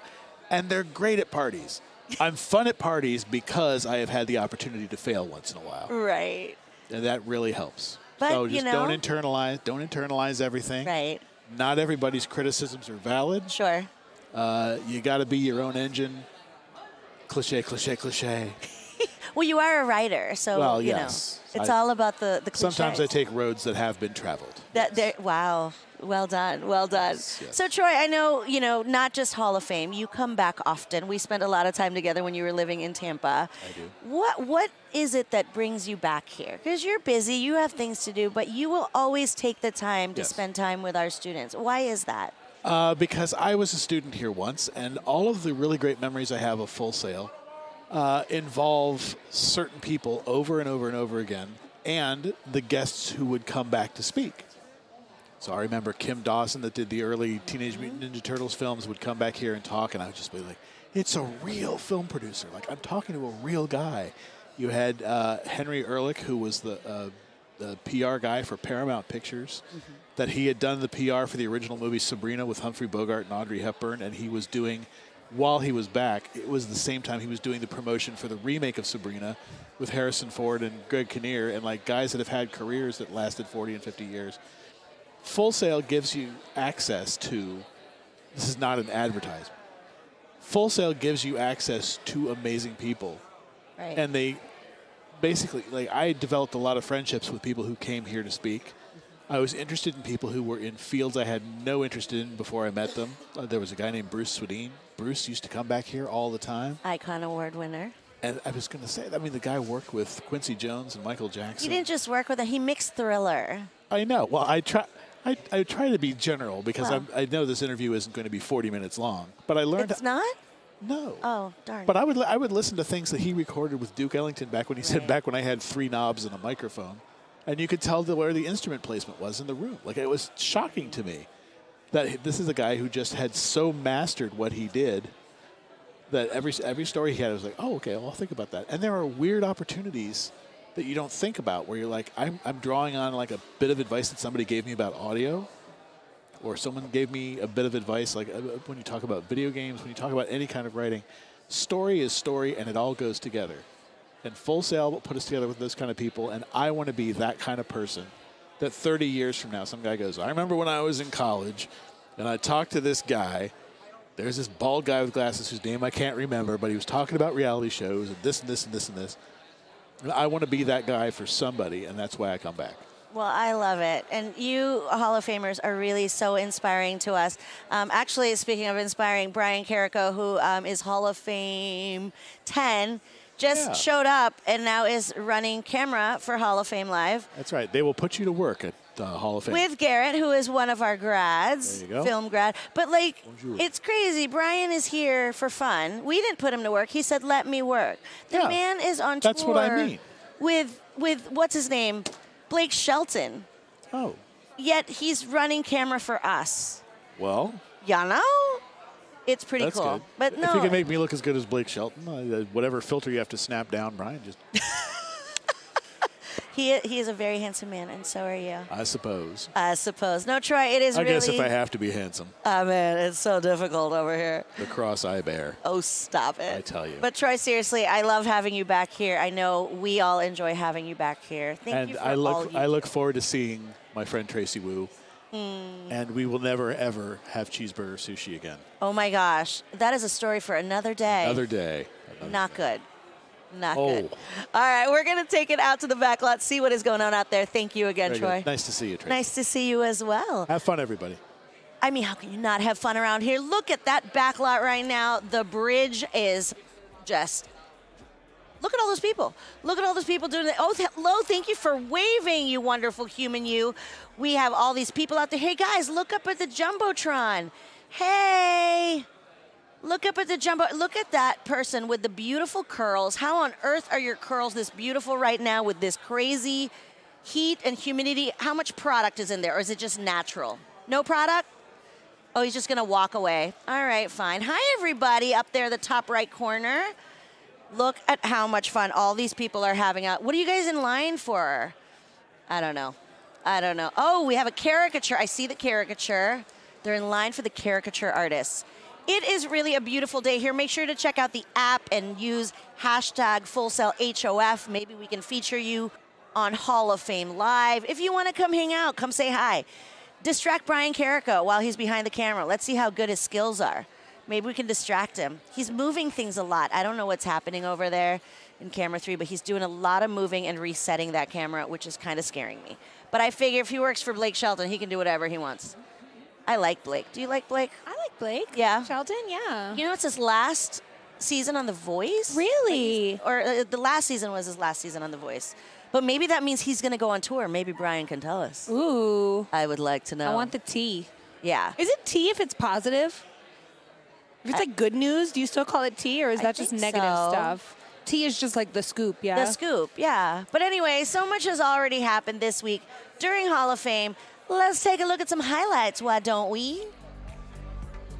Well, last night, the outdoor stage hosted D20 Deathmatch, an epic live Dungeons & Dragons actual play hosted by game business and esports instructor and D20 Deathmatch host Becca Godsey, along with co-host Drew Godsey, the Show Pit Hall of Fame 11 inductee Aaron Eberhardt against Full Sail Armada community specialist Kyle Roach in a brutal, hilarious arena spectacle.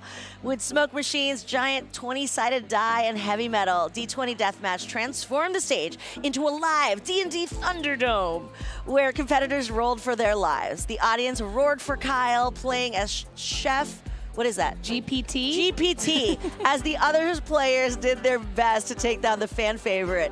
The campaign featured laughs, screams, and lots of make-believe violence for students watching in the crowd. Catch more of Becca at D20 Deathmatch on twitch.tv/D20 Deathmatch or search D20 Deathmatch on the YouTubes. I had the most fun last night. Yeah. Kyle is like a friend of mine, Yeah. so to see him like in this like performative space and just absolutely crushing it, it made me so happy. I was like crying happy tears. Yeah. Because it was just so cool to see. And Erin, just like her spirit and her energy, and that she gave that time to the students to like show that you can kind of be a little carefree and have a good time and just kind of let loose. Me and Garrett, our cam op, were talking this morning about how like if that's how every Dungeons and Dragon game was, we would play every single weekend. But Well, let's make it that way every single right? weekend. Let's Why do not? it. So explain to me, so Kyle was dressed as a chef? Yeah, so ChatGPT is an AI program that writes for you. Okay. So he was Chef GPT. So the question is now, will Kyle dress as that for the cosplay contest? He might win because people were like obsessed with him last night. Yeah, he was definitely the fan favorite. They were like cheering hard. Speaking of cosplay, look at this Red Hood cosplay from one of our online students who submitted in the online cosplay contest. And you could submit too. Just head over to Full Sail 1 to get the details on how to submit your cosplay. And it doesn't have to be something you put on today. It could be an older picture. Sure. We just want to see some of your favorite looks. Spider Deku. Nice. So cool. And this isn't just for students. Faculty and staff are encouraged Yeah. to go in there. Ooh, Peter Quill. As Star-Lord. We love it. I'm such a huge Marvel fan. Love it. Me too. That's one of my favorite movies too, Guardian. Oh, how cute. King Mickey from Kingdom Hearts. That's my favorite game ever. And what a creative cosplay. Yes, yes. Huh. It's Final Fantasy meets the Disney universe. Right. Meets, kind of a turn-based RPG, not really though. It's more of an action RPG. You don't know what that means. I have no idea what I'm going to pretend. Yeah, totally. I love RPG. I do know what RPG means. Role-playing games. Give it up. MMO? Thank you. Thank you. Huh? MMO? What does that mean? Multi-match. So close. She's so close. Multi-melody officer. We're going to keep quizzing Tracy on games. But first, let's learn a little more about front-of-house engineer and content creator Fela Davis, who is a 2002 recording arts grad. Her credits include Christian McBride, Claire Global, and the House of Blues, to name a few. So yeah, let's check out this video and learn a little bit more about the Hall of Fame 11 inductee. I could be in the studio from 11 to 11, you know, but it's my world. I get to run it. Everything that I do centers around audio, even though it's in different aspects. Whether it's live sound was the bulk of my career so far, but now I've gotten into podcasting and doing more studio work. Now my current highlight more so in my life is the one-of-one production studio. 2 rooms, control room and basically a live room. But in the live room, we can do a 4-person podcast. We could take that table away and do a 5-piece band. I was in band class in the 10th grade, and I looked on the floor and I saw this magazine saying best audio schools. I'm thumbing through and I find Full Sail. That was when I knew in the 10th grade, so my last 2 years of school, I was like, I know where I'm going. It was no other choice for me. It changed my life. It was such a creative space to be in, period. It was an amazing time. All the gigs that I really want to mix and the tours that I see come through, those guys were either from New York or LA. So I had to make a move, and I went to New York. I hear from Christian McBride on my LinkedIn and my direct messenger. I knew who Christian McBride was, who was at the time was a 4-time Grammy Award-winning jazz bassist. I realized that all the sound engineers I knew, that most of the ones that I really enjoyed working with all lived in LA. And I was like, how could there not be anyone in New York I can work with? And I did what I have only done once in my entire life. I went to LinkedIn and I punched in, audio FOH New York. And the first person I saw was Fela. And I thought, bam, let me contact her. That was it. He was like, oh, well, my big band is playing at 92nd Street Y. You got the gig. I was like, oh my goodness, LinkedIn? This is gonna crack people up. They'll never believe me. Fela has the most striking laugh. It comes from here, and anybody that laughs that hard, that strongly, that says something about their heart and their spirit and their character. The first time I heard a board recording of one of our shows, she said, hey, I recorded the show, check it out, tell me what you think. And I mean, it sounded like an already mixed and mastered record. I remember thinking, man, we could put this bad boy out now. Let's print this bad boy.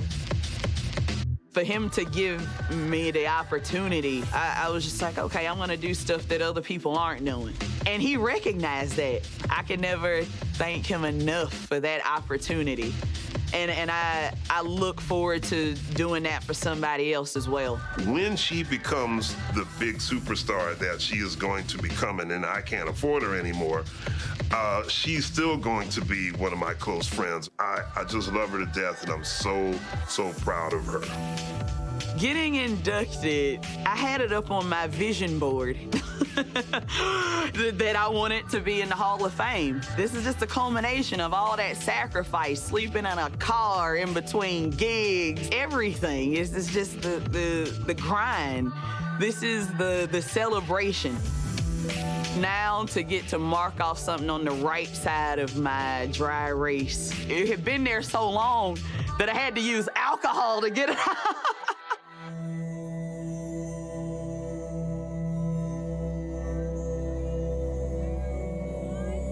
All right, I'm here with my friend Fela. How you doing today? Fantastic.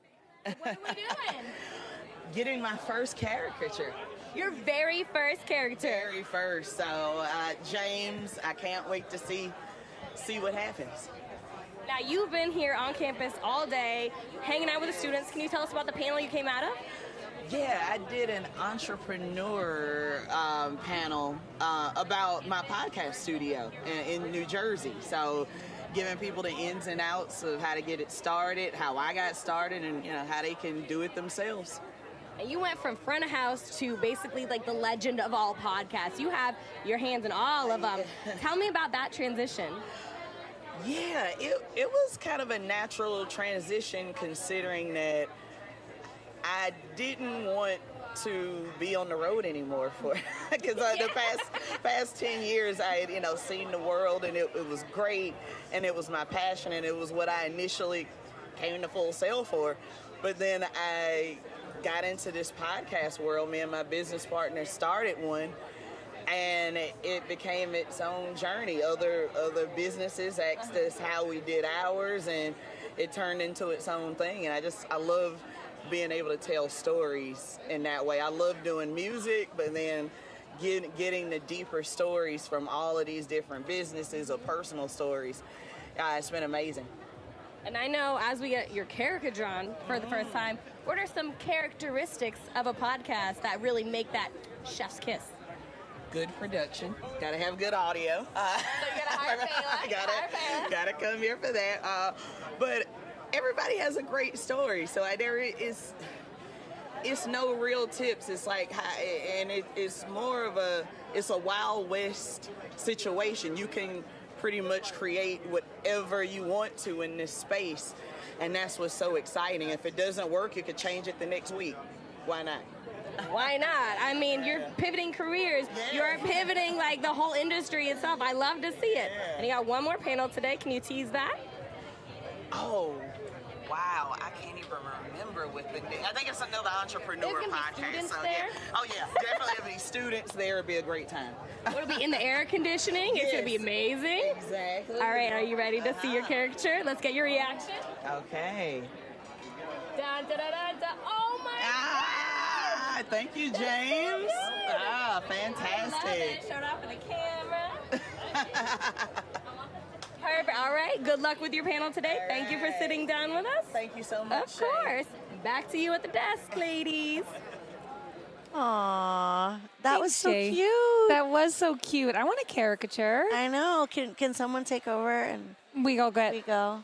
Are there other Hall of Famers who just want to sit here while we go? Yeah, we've got Brian on cam. Anybody want to come sit and just host for a little bit? Where's Phil Palin? Phil Palin can do it. Larry Katz. Yeah, there you go. He likes talking. Yeah. Anyway, should we give stuff away? Should we give stuff away? How can we give stuff? How can you get stuff if you're not here on campus? Well, you know what? It's all about the internets. The internets, Jess. We're having a giveaway. Yes. Yeah. Scan that QR code on your screen right now with your smartphone. And yeah, you can do it in the Backlot too. You don't have to be online. You can enter for the giveaway and enter for a chance to win some incredible Hall of Fame swag. We've got fanny packs, we've got sunglasses, we've got t-shirts, we've got gift cards, we've got cool swag from our partners at MSI. So awesome stuff. Just scan the QR code. Scan it. Just scan the QR code. It took me a really long time to figure out how to do that. I'm gonna be honest. Really? All the kids know use QR codes. all Yeah, that. I didn't know I could just open the camera. You remember and when then it would be like visit link. Right. You remember when Took me a long QR time. codes first came out? I mean, you were probably in second grade. Okay. I was definitely in college. Were you? I don't remember. Were you, little girl? Anyway, so Brian got fired from running camera. 'Cause Yeah. Apparently he wasn't doing too good of a job. He's more of a planner, production. I'm kidding. He was actually doing so good, he was making Garrett look bad. Yeah. so. Sorry, Garrett. Oh, Garrett's Garrett. like, can't handle this. So, Mr. Carrico, you are Hall of Fame. I have a cheat sheet up here. You are Hall of Fame 10. Hall of Fame 10. You keep coming back. I think it was last year or 2020. You came back and came in early to help the show production team set up for the ceremony. Yes. What's going on with you? Why? What is wrong with you, sir?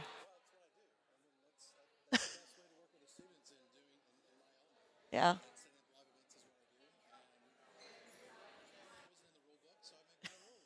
And I know this year, I'm pretty sure you and Brandon Blackwell got the opportunity to kind of meet with some show production students. Ooh. Yeah, you got to meet with show production students. What was that workshop like? Oh, great.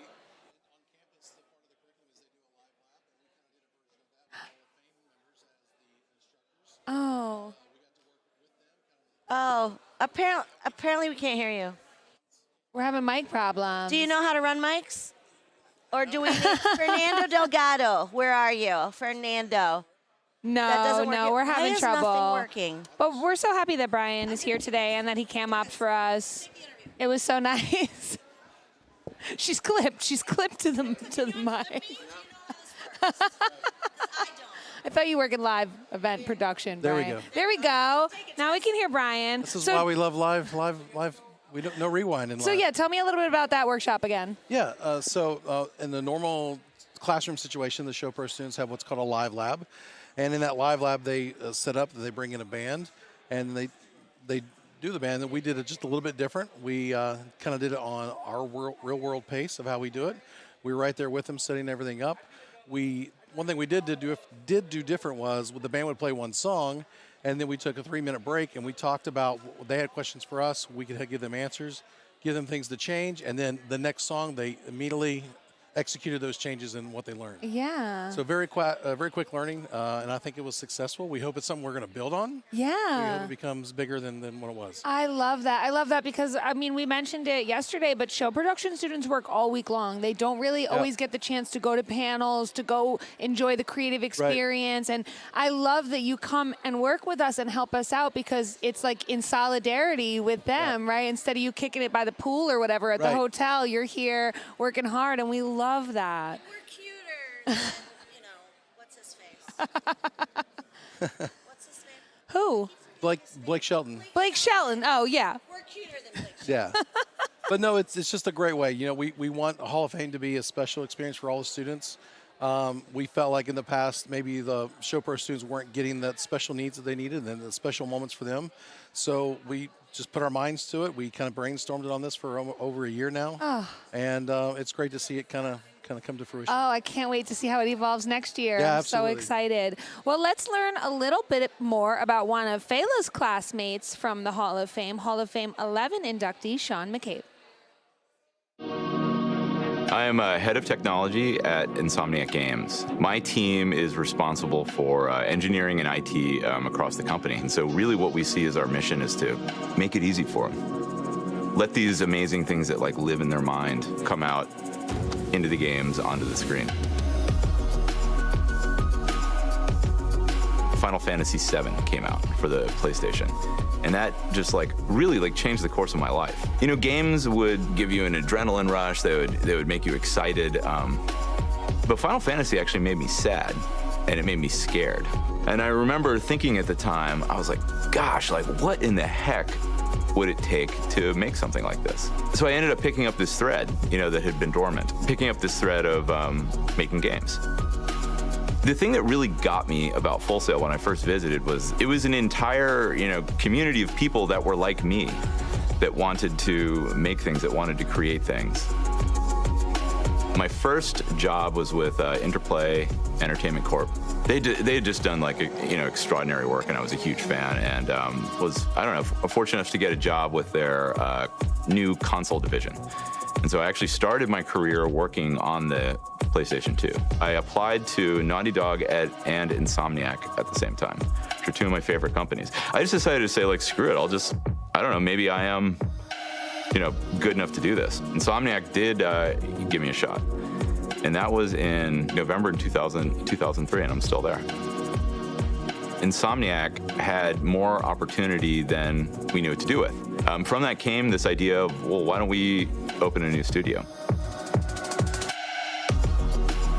Sean and I moved out to Durham, North Carolina in 2008 to start up a brand new Insomniac studio. Because we solved that huge problem together, we got to be very, very close. We lean on each other a lot.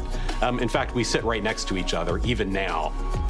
Chad is one of those few people that will look at something that other people think is done, and he's like, no, wait a second. We can probably do this and this and this. And he can actually execute it. It's staggering. Sean has had a pretty amazing progression in his career, from a gameplay programmer really working in the trenches to now a chief technical officer at the company. And each one of those involves working with more and more people, solving increasingly huge challenges. What I love the most about what I do is every day I get to come to work and solve really challenging problems. Games exist at the intersection of technology and creativity. And it's incredibly exciting. It can be nerve-wracking for people, but it's, I don't know, there's no place that I could imagine being as interesting as, doing what I do. Sean told me that he was going to be inducted into the Full Sail Hall of Fame, and it clearly was huge for him, and I was so happy, so proud to hear it. And then I was blown away when he asked me to induct him. I really wasn't expecting it, and I couldn't feel more honored to talk about Sean. His work has influenced me. His work has taught me a better way to do things, and I can't think of a more worthy person to bestow that honor on. To be welcomed into this group of Hall of Famers, I don't know, it's insane. The idea of Full Sail honoring me and bringing me into it is, it's amazing. I'm speechless. I'm never speechless.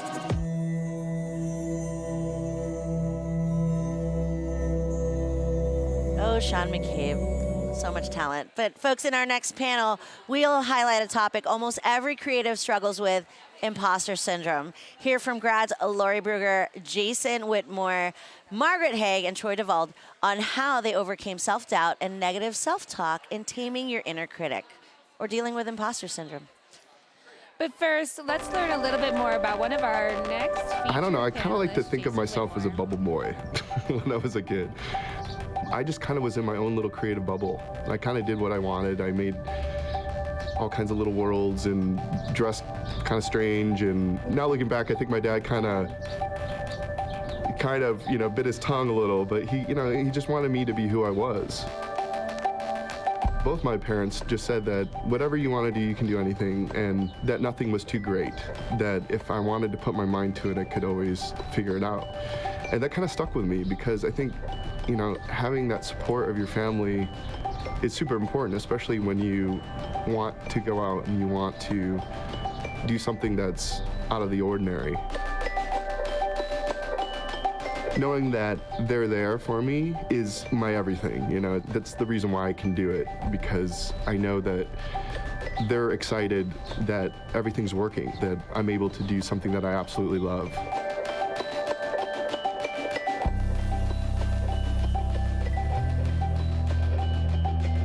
It's so important, I think, that the individual constantly stays inspired. It's really who you are, and who you are is your opinion of the world. And what art show you just went and you saw and you had that feeling, or you know, you're traveling and you're on the coastline and that feeling you get when you see the sun setting and you feel the air on your skin, and like all that is so important to record. And then all of a sudden it'll make sense, like when you're in the middle of a campaign and you're like, oh, I remember that party I went to on a beach in San Francisco and I saw glow sticks. That's pretty cool. I could use that in an Apple spot, you know? I mean, it's like you really draw from those experiences.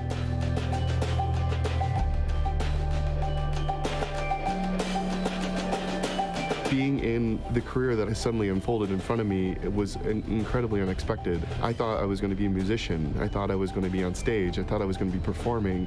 But then the unexpected twists and turns of your existence suddenly comes, and you find yourself in a whole different world than you ever would have thought, and you love it equally as much. And I think that's what kind of the cool part of life is the unexpected.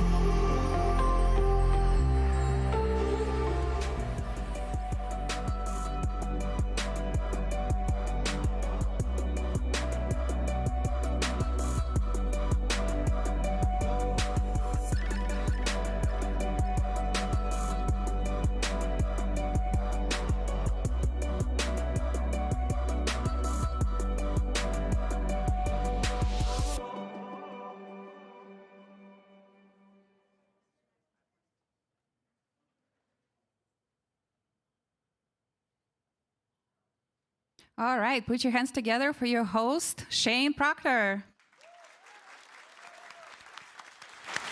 I don't know why I'm clapping for myself, but why not? Why not? I'm the least important person here today. So we have some very special guests today. Starting on my left, we have Miss Lori Brugger. Brugger, my apologies. CG supervisor at Frame Store, right? Next up, we have Mr. Jason Whitmore, executive creative director at Laundry Design. Next to him, we have Margaret Hague, lead. Hague. Hague. Hague. Oh,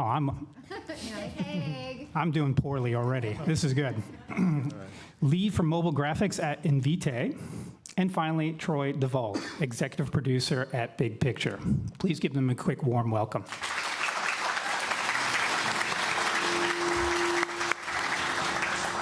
Now, the reason why we're here, I'm sure this is a topic that's near and dear to a lot of you guys, including us professionals, taming our inner critic, right? Something that we always have to try and overcome. So just in case you're not aware, the purpose of this discussion is to kind of talk with our guests, right, about imposter syndrome. And if you're not aware, imposter syndrome is where an individual doubts their own abilities, leading to feelings of inadequacy or perception of fraud, despite having the necessary skill sets to accomplish that task, right? Despite being able to do all that. So let's go ahead and get started. So the way we can do this is we can kind of just work down the line if you like. Otherwise, if you want to just chime in, feel free. So the first question we have is, how has imposter syndrome affected you in your life or career? Has it even prevented you from achieving any personal or professional goals? I'll start. I'm first in line. I mean, this is like every day. This is a constant part of life, professional life. And it's all the time, every day, feelings of inadequacy. And especially when I'm here, there's a big part of me that's like, I just have a job. I'm not like why do you want to hear what I have to say? So yeah, it's a huge part of it. But I think, one story I think is a good one that sort of sums it up. I'm in a very technical role. I'm in a technical field. I'm a technical person, but compared to a lot of people, I'm really not technical at all. And I sort of had a bit of a job share, sort of, with a counterpart, a good friend of mine, a very amazing artist who was super, super, super technical. And we were both co-heads of rigging for a long period of time together. And my feeling of technical inadequacy was so present in our conversations, and I always had to remind myself that I had other skills to augment that partnership and that relationship. And yeah, it was a real thing. It totally, over time, it really broke me down in a way. It made me feel like there's someone else that can do it so much better than me, and you have to constantly remind yourself of your own abilities and find outlet for that. So yeah, the struggle is real for sure. So how many of you feel like you have imposter syndrome?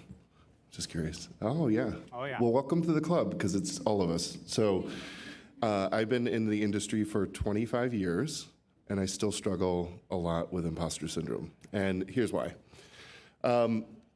You go through your career, and fortunately, it's never held me back from achieving what I want to do. It's tortured me in the process of creating. So I'm an executive creative director. I do a lot of advertising. And now so I owned a company for a long time, so I was just responsible for running that company. And strangely enough, I felt really confident with that. But when it comes down to creating, which is probably you're bearing your soul, and not only are you bearing your soul, or you have to put out something that will win the company money that pays us all, right? So my job as an executive creative director is to not only guide my teams, but to also win how we're getting paid. So there's a lot of pressure. Not only winning, but we are going up against 3 different companies, and we're all not getting paid for those pitches. So if I lose 3 jobs, I put the company in danger. So when I'm going into and jumping into a project now, the first thing that comes to my head is that, am I too old? Have I lost my rhythm? Am I still relevant? And then I torture myself through this whole thing. I suck, I should do this, I should be better. I've been doing this for so long. And then I will just completely torture myself until the end of the job, and then I'll win the pitch, which is so weird. And that process was so not enjoyable, to get there to win. So the one thing to know is that it's normal, and I'm sure we'll come up to I have some tips and tricks that I can walk you through later, but yeah, it's It means that you're creative and you're doing something right, but you have to learn how to tame it. I like that. Yeah, well said. I would say yes and to that. The other part of that is, so I'm on like the different part of that where I work in-house, so it's not necessarily outside pitching in. And from the in-house perspective, it's like you're constantly, well, he's talking about sharing your heart, you know, like you're putting your heart into your work, and when you're putting it out there, and everyone goes, I don't like that, you know, like that's trash, get that out of there, move that around, you know, like it's almost like you're putting yourself on display to get torn down. And that's like, it's hard to uncouple your feelings, your love, and your passion from your work, and, you know, like disassociate when you're in those type of situations. But it takes a lot of time, I would say, and a lot of like learning. What do they say? Like 10,000 hours, or like something like that is where you learn to master something. So it will take a lot of practice, which is a great time to practice right now in front of your classmates. Put yourself in uncomfortable situations, because every single time you're uncomfortable, you're growing, right? So I wanted to tell you the story of how they let me know I was going to be inducted into the Hall of Fame. So I came down for a BTS weekend, just thinking it was a normal weekend. The night before, Leslie was like, I'm going to pick you up. He's like, at the hotel, like, we're all going to go in my car. I was like, okay, great. And the night before, Jay was like, we're going to do this new thing this year where, like, at the beginning of the tour, we introduce all of you. So by the time we get to the end of the tour where they're doing, you know, the interview part where they get to ask you questions, they feel more comfortable. I was like, oh my gosh, that makes so much sense. Like, that's so cool. So we go to Full Sail Live, and all the crowd's in there, and it was like me and I think Albert, Tom Boyd, Leslie, Larry was there. Anyway, so they have us like come on the stage, introduce ourselves and like what we do. And I like punked the crowd. I was like, oh, I'm an aerospace engineer. And everyone's like, what? I was like, just kidding. You know, I'm a designer. And so throughout that, right, so we're just introducing ourselves, and then they show this video of how they surprised Michael Benford at the Falcon Stadium, you know, for his over the Jumbotron, which was like super cool. And I'm up there and I talked to Albert and I went, oh my gosh, that's so cool. And Albert's like, yeah, and they all knew. They all knew. Everybody knew but me. And so naive, you know, I'm like, and to talk about this like whole imposter syndrome thing, right? And Jay was like, hey, Leslie, can you hand Margaret that envelope? And I was like, envelope? Oh my gosh, weird. Like, what's an envelope, you know?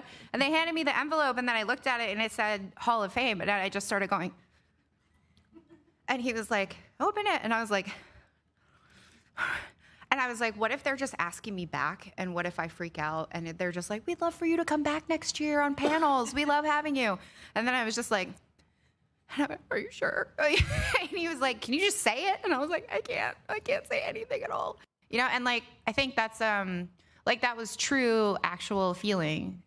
Because every time I'm here, like I'm inspired by all of you, and then also inspired, you know, by everybody, you know, including all these people who are on the stage with me. And I think there are hundreds of other people who deserve this more than I did. So that's all to say, I'm still practicing. Aren't we all? I started in the business in earnest in the year 2000. I turned 30. Everybody was like, "Oh, you're going to be a writer. You're going to be." That's too late to start a career, and it's not. I got to Los Angeles. I got started. I was nervous about my age. I'm like, "Oh, I'm the old guy. I'm the old guy in the office, and I'm 30." So I dyed my hair magenta. Yeah. Because I was trying to look hip and young, you know. Which, you know, in 2000 it was like I was doing the 1992 version of being young. Like, I look like the missing cast member from The Young Ones.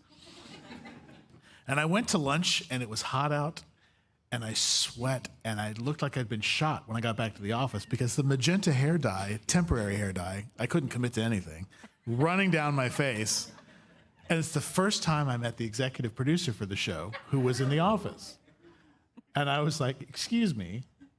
And I ran to the bathroom, and I put like more of that pink soap in my hand than I think anyone's ever had in their hand, and just scrubbed that garbage out of my hair. And I'm like, I am not going to let him think I'm that guy.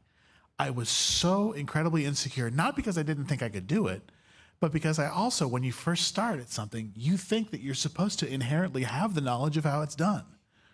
every job you have. And I will tell you, like, I worked with a guy who is now the CEO of Fox. He was my boss on Dancing with the Stars 5 years into working. And I remember I ran into him in the park when he was running alternative for Fox.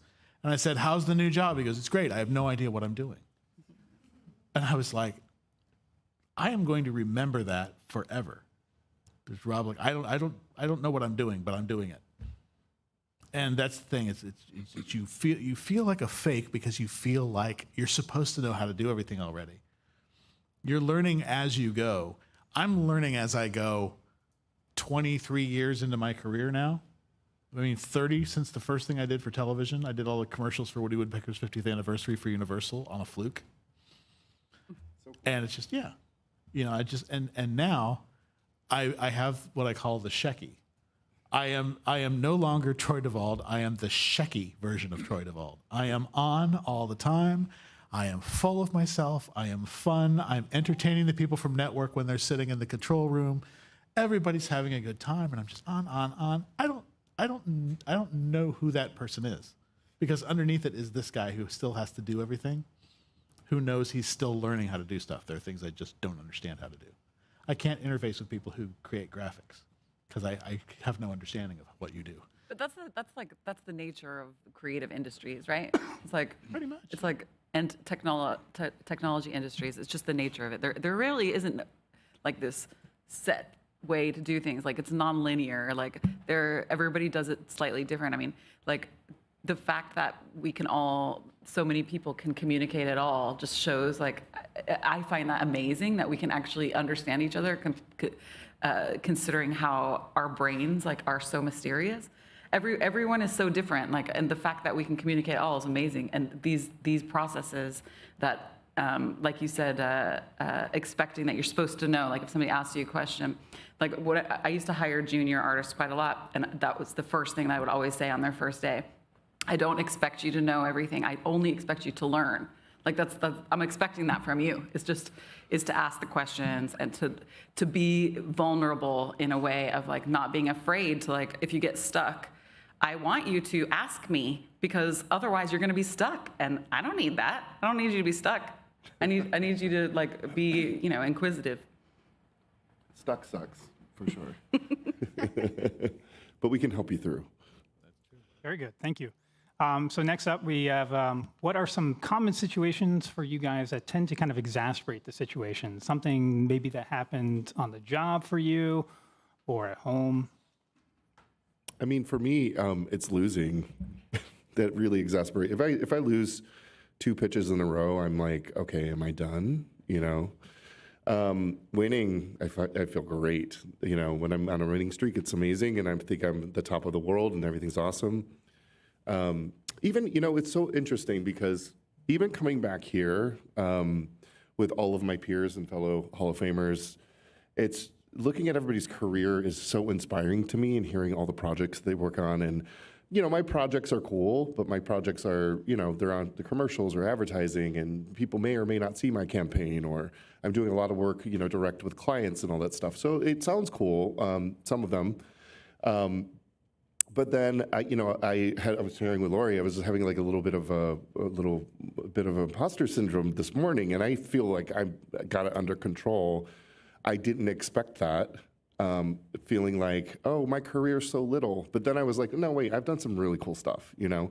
And you have to remind yourself, like, when you start kind of going down that road of like, oh, so-and-so worked on so-and-so, you know, like on X amount of project. It's really not about that. It's really about your craft, and that's why I say you absolutely deserve it. You absolutely deserve, you know, Hall of Fame, and that's what you should always remind yourself. It's like, you know, we've gone in, we've worked very hard, and I was also chatting with Lori, that I have to remember, and when I'm starting to beat myself up, and if you could hear what was going on in my head, if I talked to anybody like that, I would get called out. It's awful.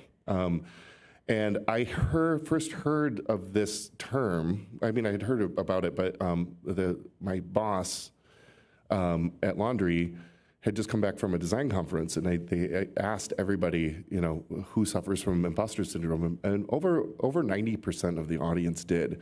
And in that moment, when understanding that other people feel the way I do, I don't know what it did, but it like really took away a lot of my anxiety.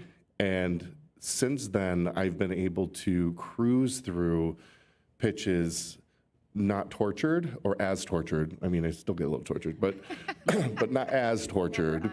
Yeah, just not as tortured. And reminding myself if I'm doing a pitch for a product that I've never done before, or it's, and that's one cool thing about laundry is that we have like the really cool stuff like Adidas and everything else, but then sometimes we're doing a pharmaceutical, thing that we don't show on our website, and that's just, keeping the lights on. So I still treat that pharmaceutical company like an Apple. I need to find the challenge in there for not only myself, but my team to motivate them, because it's not the sexiest thing, but it's important, for people. So I've been, long and short of it, I've been able to kind of maintain or figure out ways of dealing with it to get it over more quick, so that I can enjoy my job and my life much better, Please, if you have something. Well, I think I need another minute. Jason and I share similar journeys. So I'm like, dang it, Go ahead. Well, all I'm going to do is I'm going to pile on the rest of this and just say, Margaret, for example, was extremely involved with a project that the product of which was something I used every single day. So I was completely geeked out the year you got into Hall of Fame. I just thought it was neat. Anyway, on the imposter thing, it's again that thing where even when you're very successful, I do know people who suffer from it in a way that I don't, because again, I have finally, through years of very expensive therapy, which I am not joking about, I have finally gotten to the point where I'm like, I've made 51 TV shows, 370 something hours of television. There is no reason for me to go every time the phone rings and I know that it's from network. Because the person at network is going to be 26 years old in a pair of $400 shoes and a fresh degree from like Wellesley. I have no reason to be afraid of people who have not done what I've done, or who are younger than me or less experienced than I am. And somehow they're in charge of the project that I'm on after 30 years of, biting my nails and learning a hard way about how to put stuff together. I can't be afraid of what other people think of what I do, because I have never not delivered.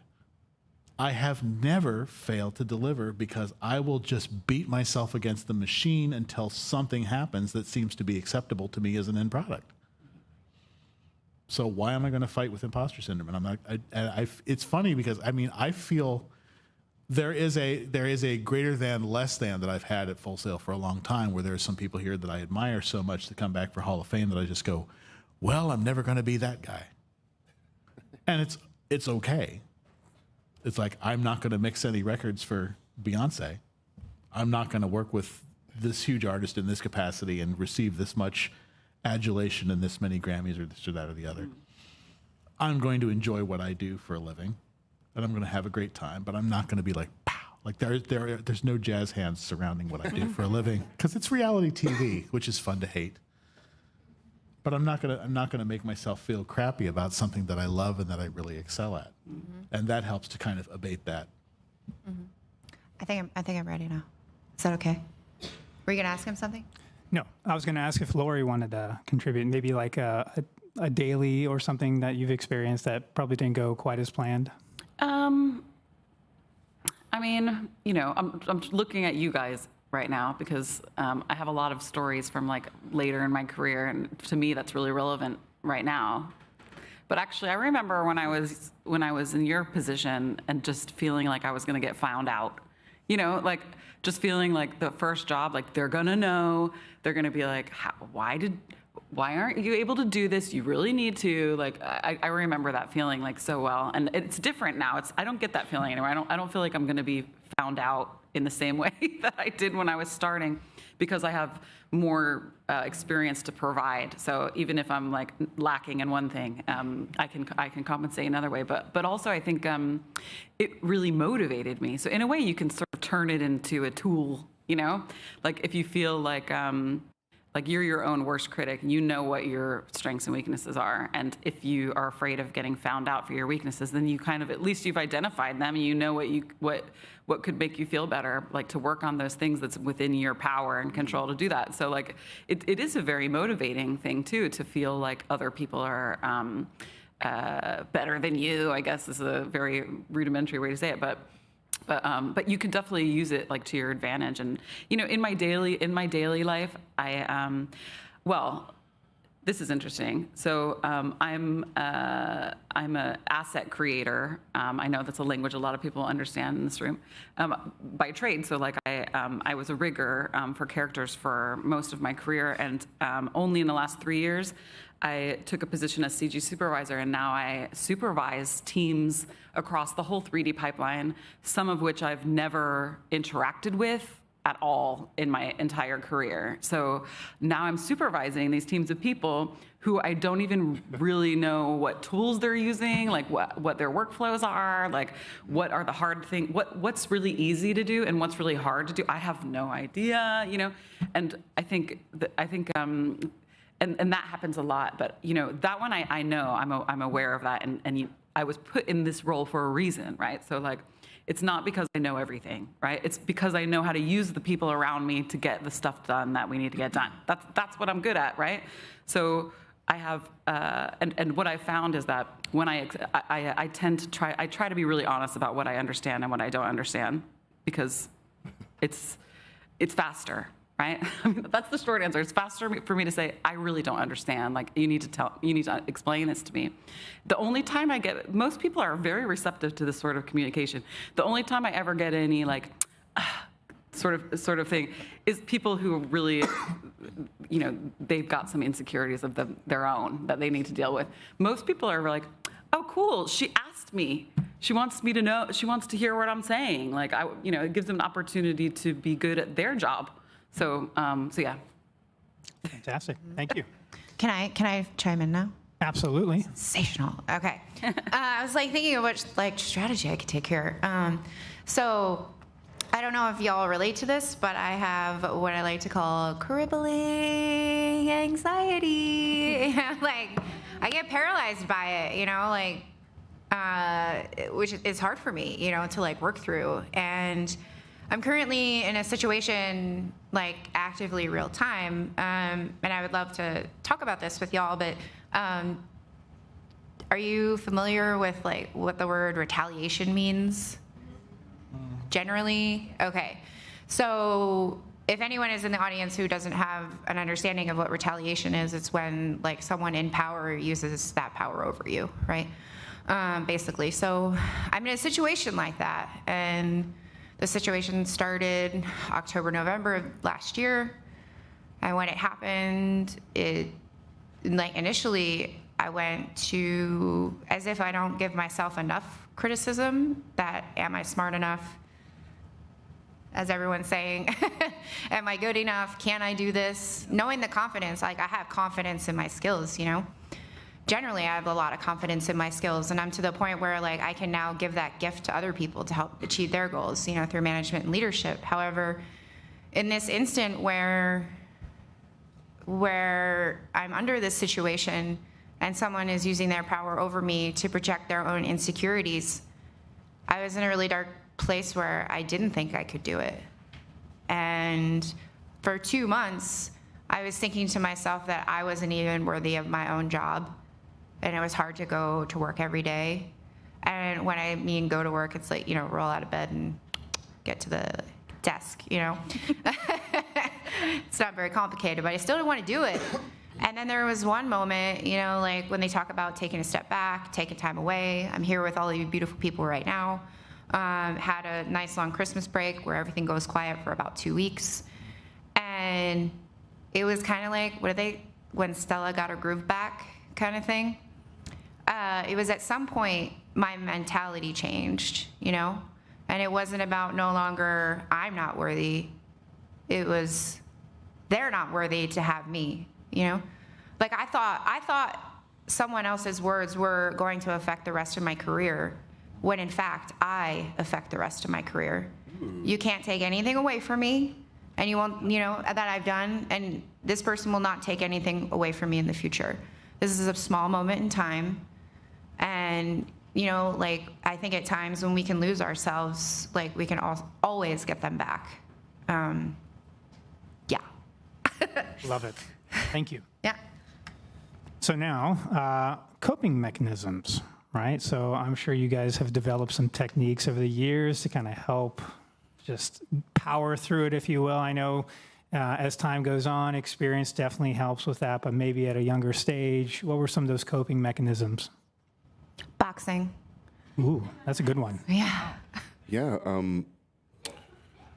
It's, you know, when you're starting to become really mean to yourself, I like to go work out, and I like to switch it up for a minute, take a walk. That's why I'm saying we're like the same. Just need a.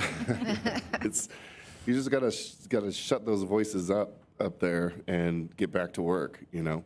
And I think that and then just, you know, if there's a million negative things that you're saying about yourself, just go find that one project that you really rocked out on, watch it again, and then remember that you're still that person, but even better now because you're a few years ahead of where you were at that moment in time. And you are in control. There will always be challenges to every project, but I have to remind myself, wow, 25 years, I've gotten through all of them, and I can't recall failing anything that was catastrophic. I'm still here, I still have my job, I'm still successful, people still know me, I'm still progressing in my career, so I must be doing something right, you know? I think finding a way to get a vacation from your thoughts, which for me, I have 2 albums that literally, if I am stressed out about something to the point where I feel like I don't have control over the remedy of the situation, the Supertramp Breakfast in America album, front to back, the 1974 album Child Star by Allie Willis, only album she ever released, absolutely wipes my brain clean, and I feel fantastic after about an hour and a half. So true. Yeah. Music is a very important part of my work, because if I'm sitting there in silence and just being eaten up like by my own thoughts, put on a track that you love and just get into it. And then all of a sudden you're like, oh wait, I'm actually doing it now. I'm not thinking so much about it, I'm just doing it. And you can also go cry in your car. I have done that. And I don't say that to be flip and funny. It freaking works. So Can attest. Car. What am I Plus one. do? France Jolie, Go on the bus. Elevator, bathroom. France Jolie, the single is called closet, "Come to Me" printer office every thing, time. You know, anything. Printer office. I was like, what is that thing called? What's the room? I don't know. Printer office. The Xerox room? No. The Xerox. There, maybe, right? You know? I feel like that's an old school thing, right? Oh, that's way old. Yeah. Okay, sorry. You guys don't know what Xerox is. Okay. Sorry. When you're changing the green bar paper on your printer. It smelled so good though. Yeah. You know, I do some mental acrobatics instead of real exercise. When I'm trying to get myself out of that rut. And one thing is like, you know, I'm a confident person. Like I've got my insecurities, as everybody does, but I know I'm a really hard worker, right? That's like, there's no question about that in my mind. Like there's never a day, like even when I'm good, you know, I have lazy days, obviously. I'm not like pure, like I'm gonna do this all the time. But I know how to turn that around, right? So like if I'm feeling like I'm not doing enough, which honestly is part of this conversation too, is like, are you doing enough? Are you working hard enough? You know, like I can always make a decision to like work harder. I can do that. I can turn it around if I feel like it's necessary. And that is one thing that over the years, I'm very confident about that, which means that even when I feel like I don't know what I'm doing, like, and I should, and everyone's gonna find out, I am aware that I can work my way out of that.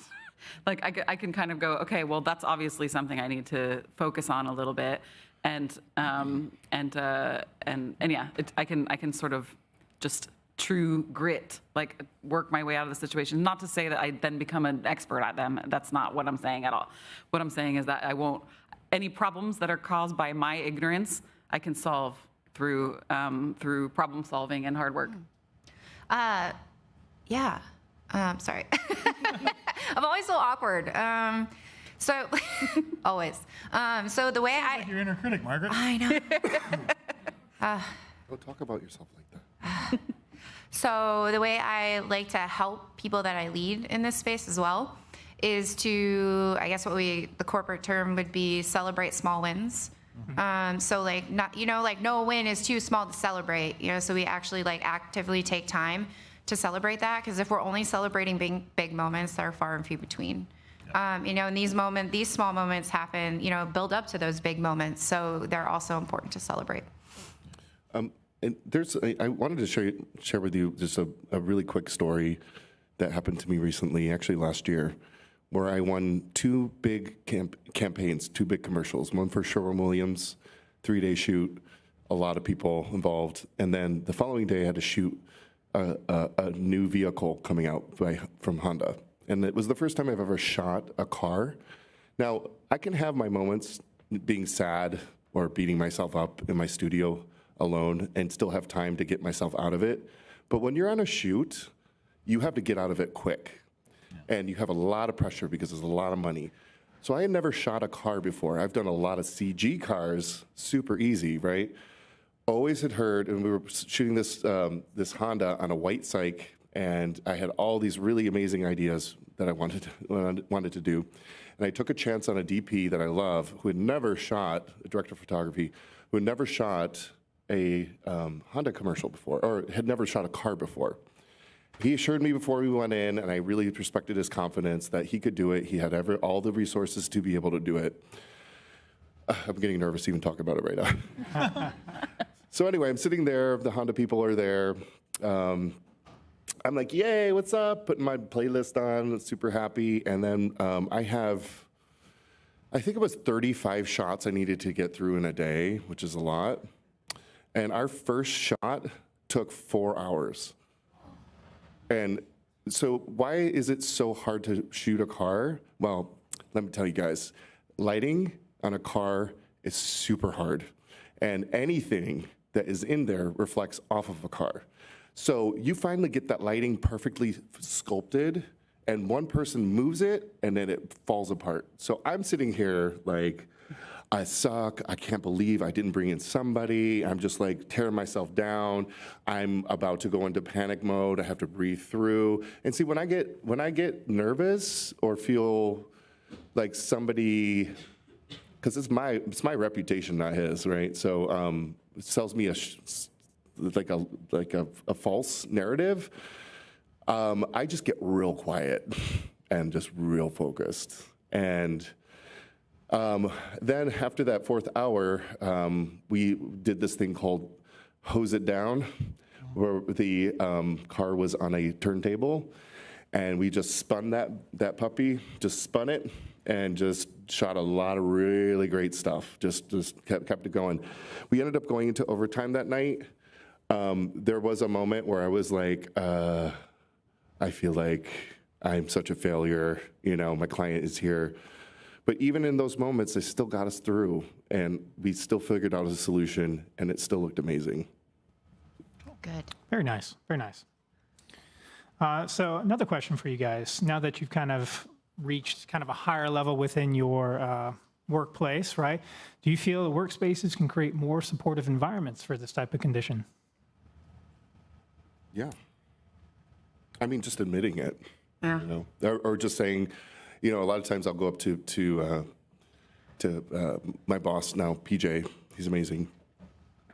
I'm like, PJ, I think I'm overthinking some stuff, And then he's just like, remember, you're amazing. You're going to get through it. You're going to be awesome. And so it's just positive reinforcement. Mm-hmm. Yeah. It's 100% about like the support of the team as a whole. It's a very real thing, and I encourage that on my shows. I stop short of saying like, no, you say something nice about him, you say something nice about her.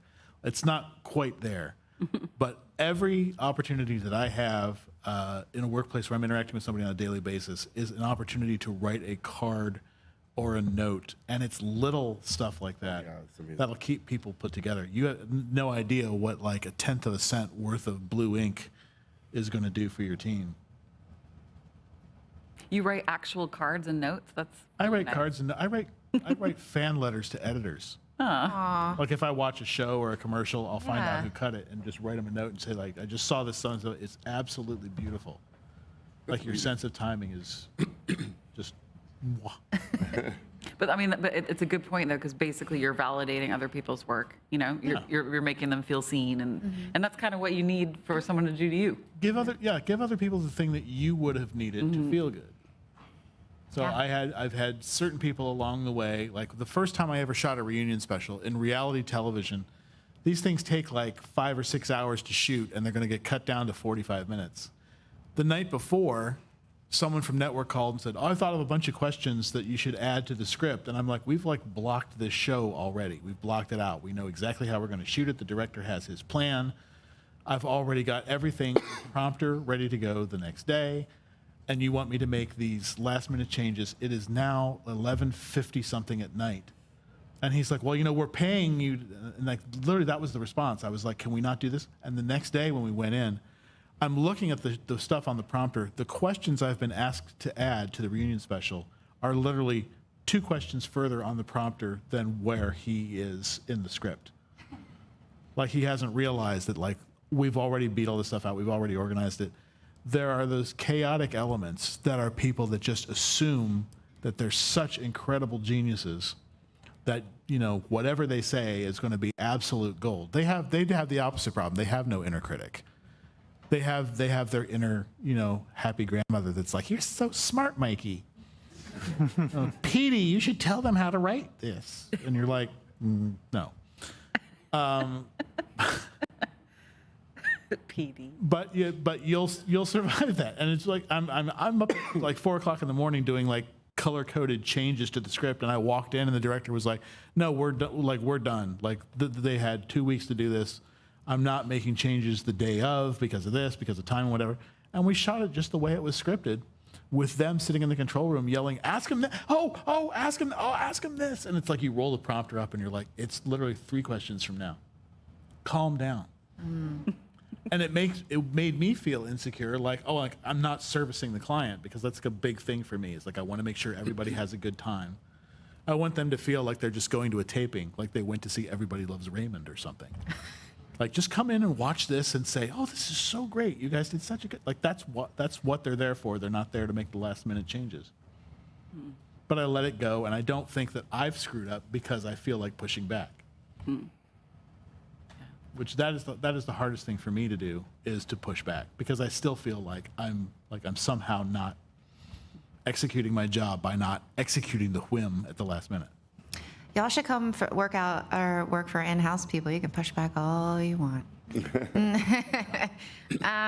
So I wanted to add that, like, I feel like in my experience as a leader, like having someone I'm leading, like trust is a big factor.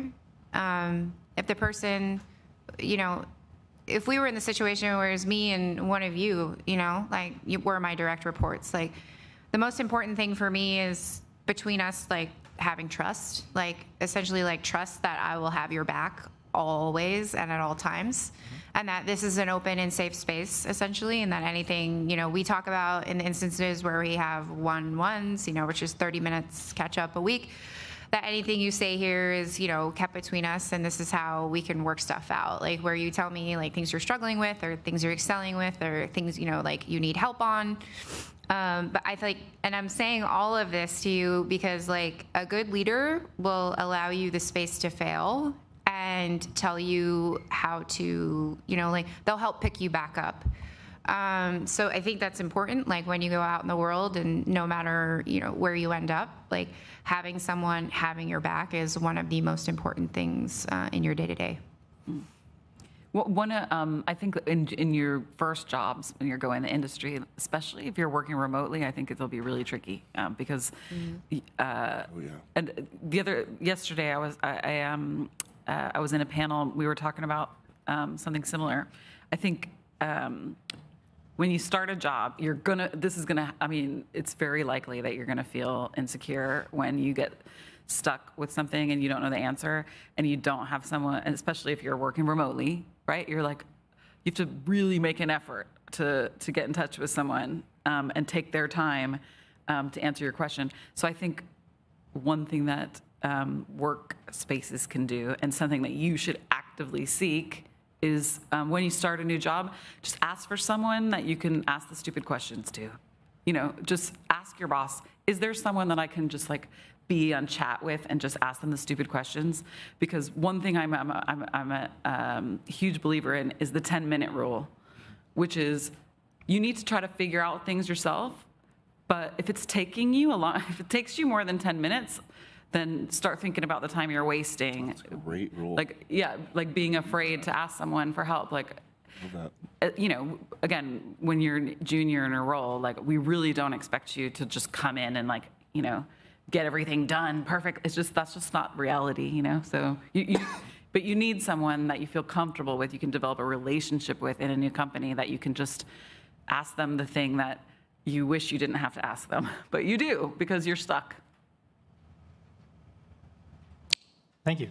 Oh, did you have something to add? Yeah, I was wondering, I'm thinking about that. So if I heard what you're saying correctly, you don't necessarily think you can get that in a boss situation. You're talking about more like a peer or somebody else within the company. I mean, it could be a boss, but I think of it as a peer. Okay. Someone who because it's hard to ask for help, right?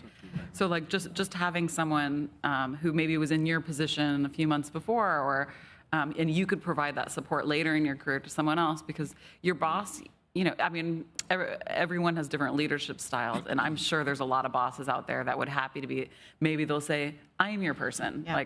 I just ask me all your stupid questions. And then you'll be like, wow, this job's great. I'm gonna try to stay here as long as I can.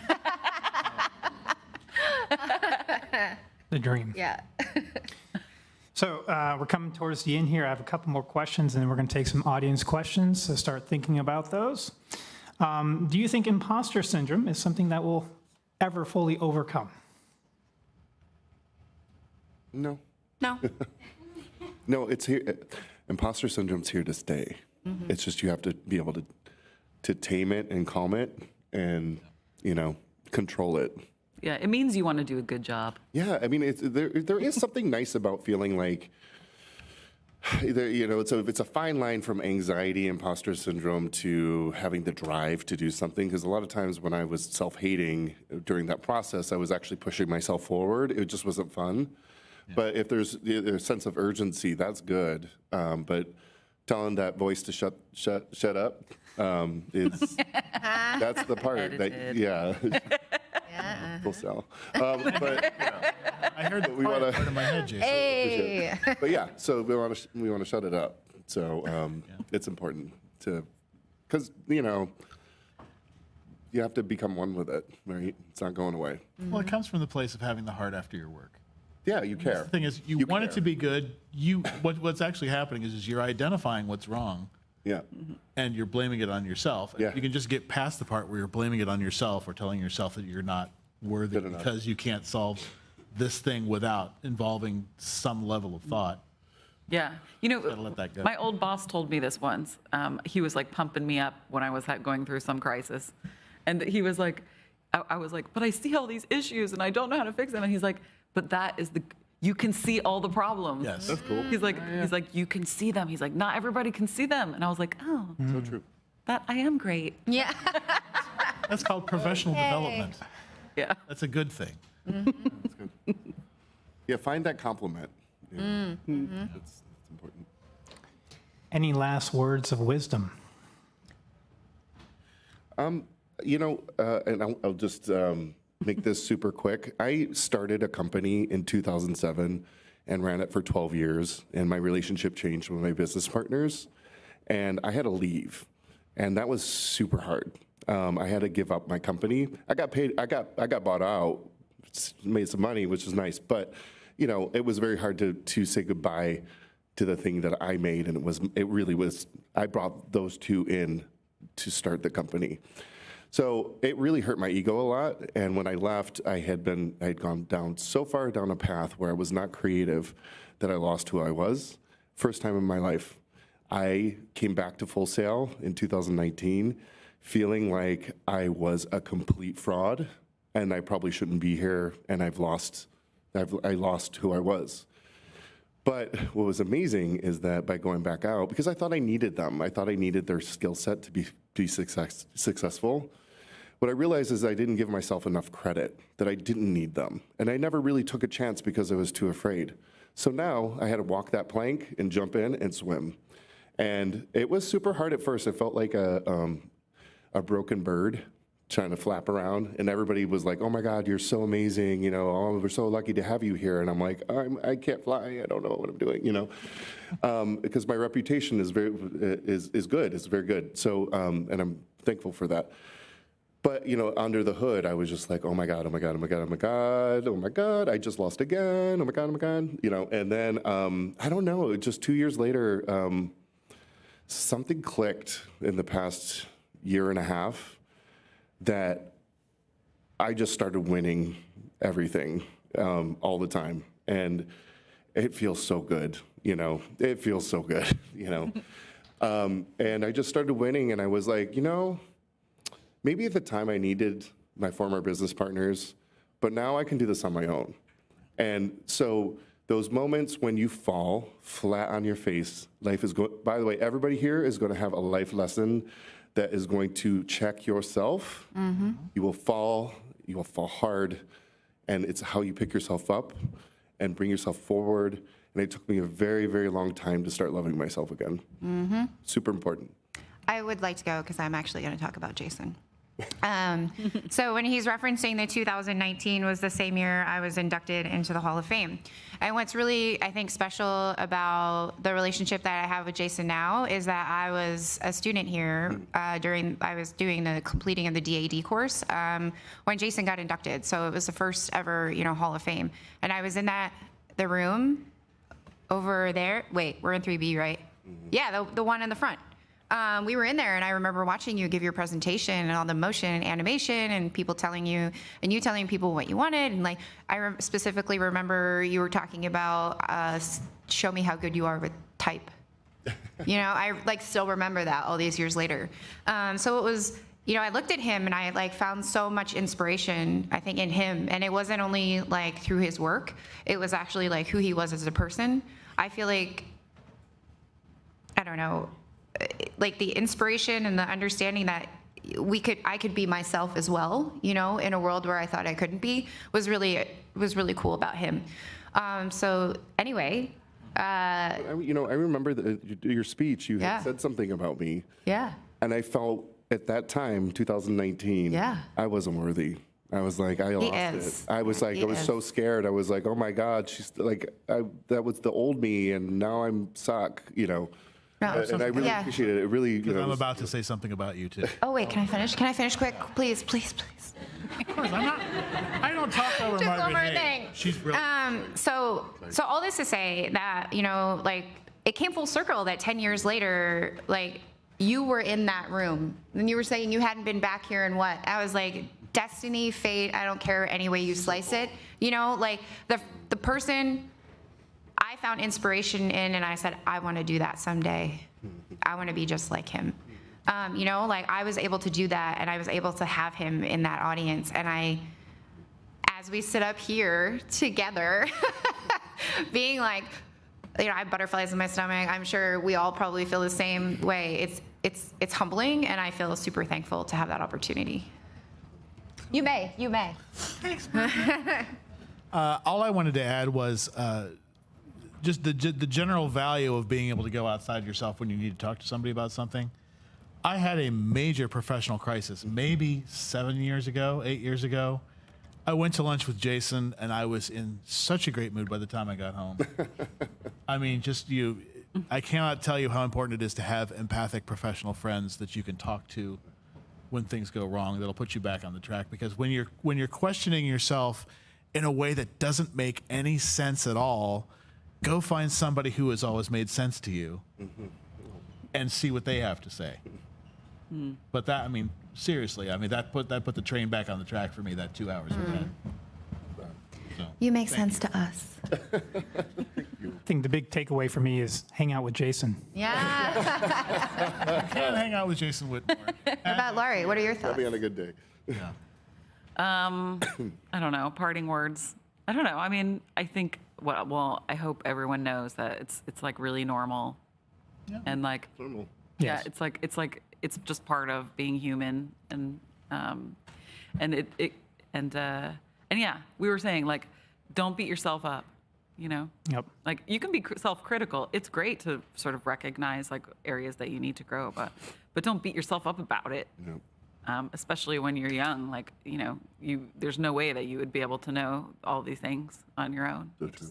Yep. You just have to like be patient with yourself, you know, give yourself a chance. Thank you so much. So go ahead and raise your hand if you have some questions. We're going to be passing around a microphone. Right. Try to keep them short and concise as we are limited on time, okay? Can you tell us your name and degree program, please? Yeah, so my name is Karina. I like being called Kat. I'm in the Film Bachelor's program. So this question, so the entertainment industry can be scary at times, especially when people are, talk to you and tell you how you're not gonna survive if you're not a certain way or if you don't do a certain thing. What would you tell yourself or any of us that get discouraged to do stuff because of that statement? I mean, I have I always felt like a little bit of an outsider because I wasn't as focused and I didn't have like this goal, this big goal.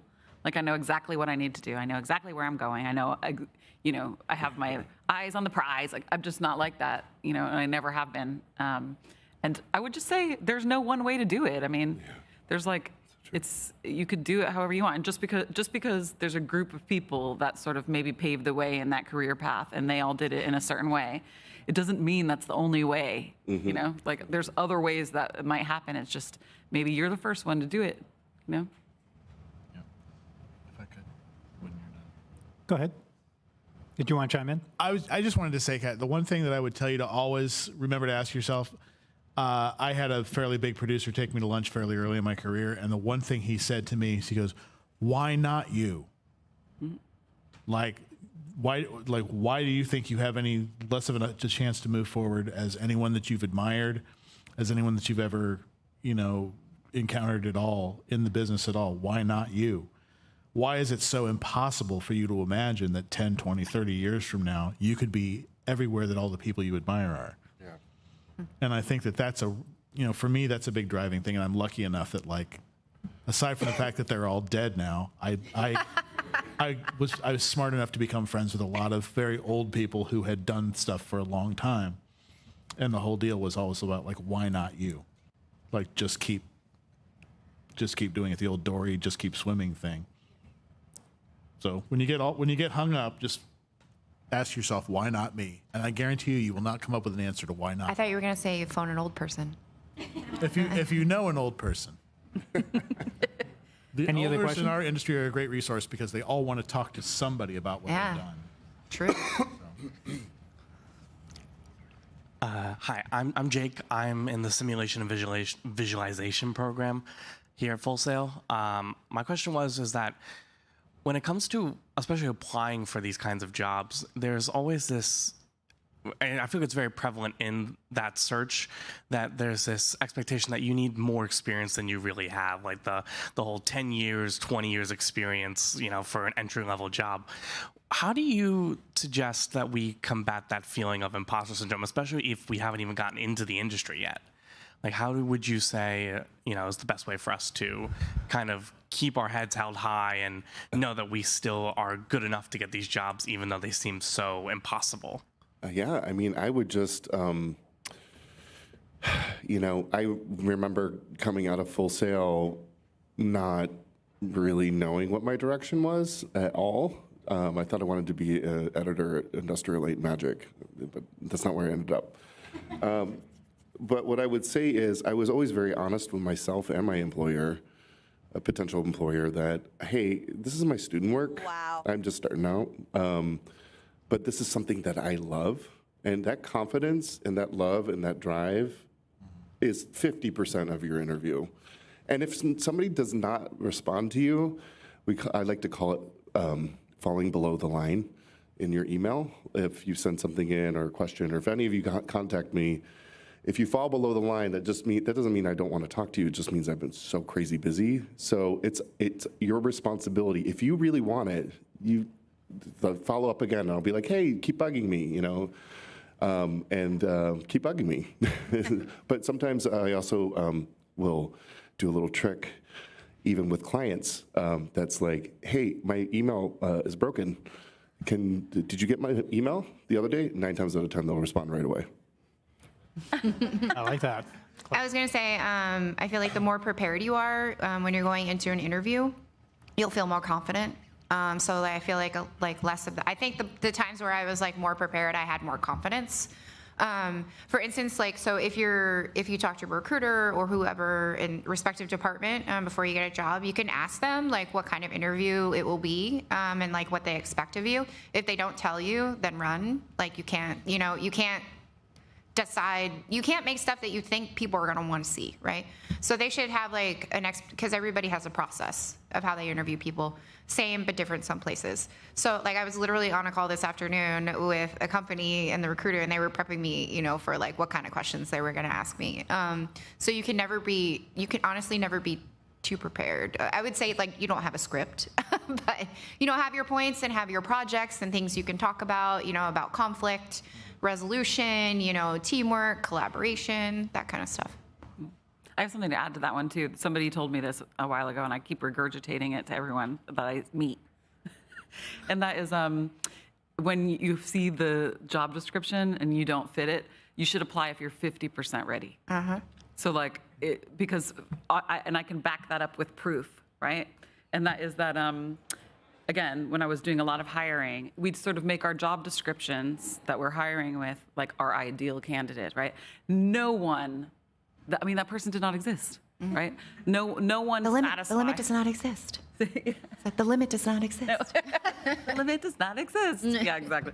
But it's a wish list, right? And no one's going to fit into that 100%. It's not like there's this perfect candidate out there. So. You never know until you give it a go, because you don't know who their applicants are. Like you don't know who the other people are that are applying for that. And I would definitely just put that in your minds. Like just because you don't tick every box doesn't mean that you're not a good applicant. You might be the best one, and if you don't apply, imagine how many other people are doing the same thing. Like you'd be surprised actually at how little applications actually make their way into the major studios, because people are put off by that. Yeah, it's just something to keep in mind. Like just remember, do you satisfy 50% of those? If so, why not give it a shot? And then you can discuss with your potential employer the areas that you fulfill, and then they can make a decision about whether or not you can do the role that they need. I thought that was pretty good. I think we can do one more. Okay. Hello, my name is Blixer Shanks, and I am in 3D art and computer animation. A question that I want to ask you guys is, what is your favorite thing that you have done within your industry?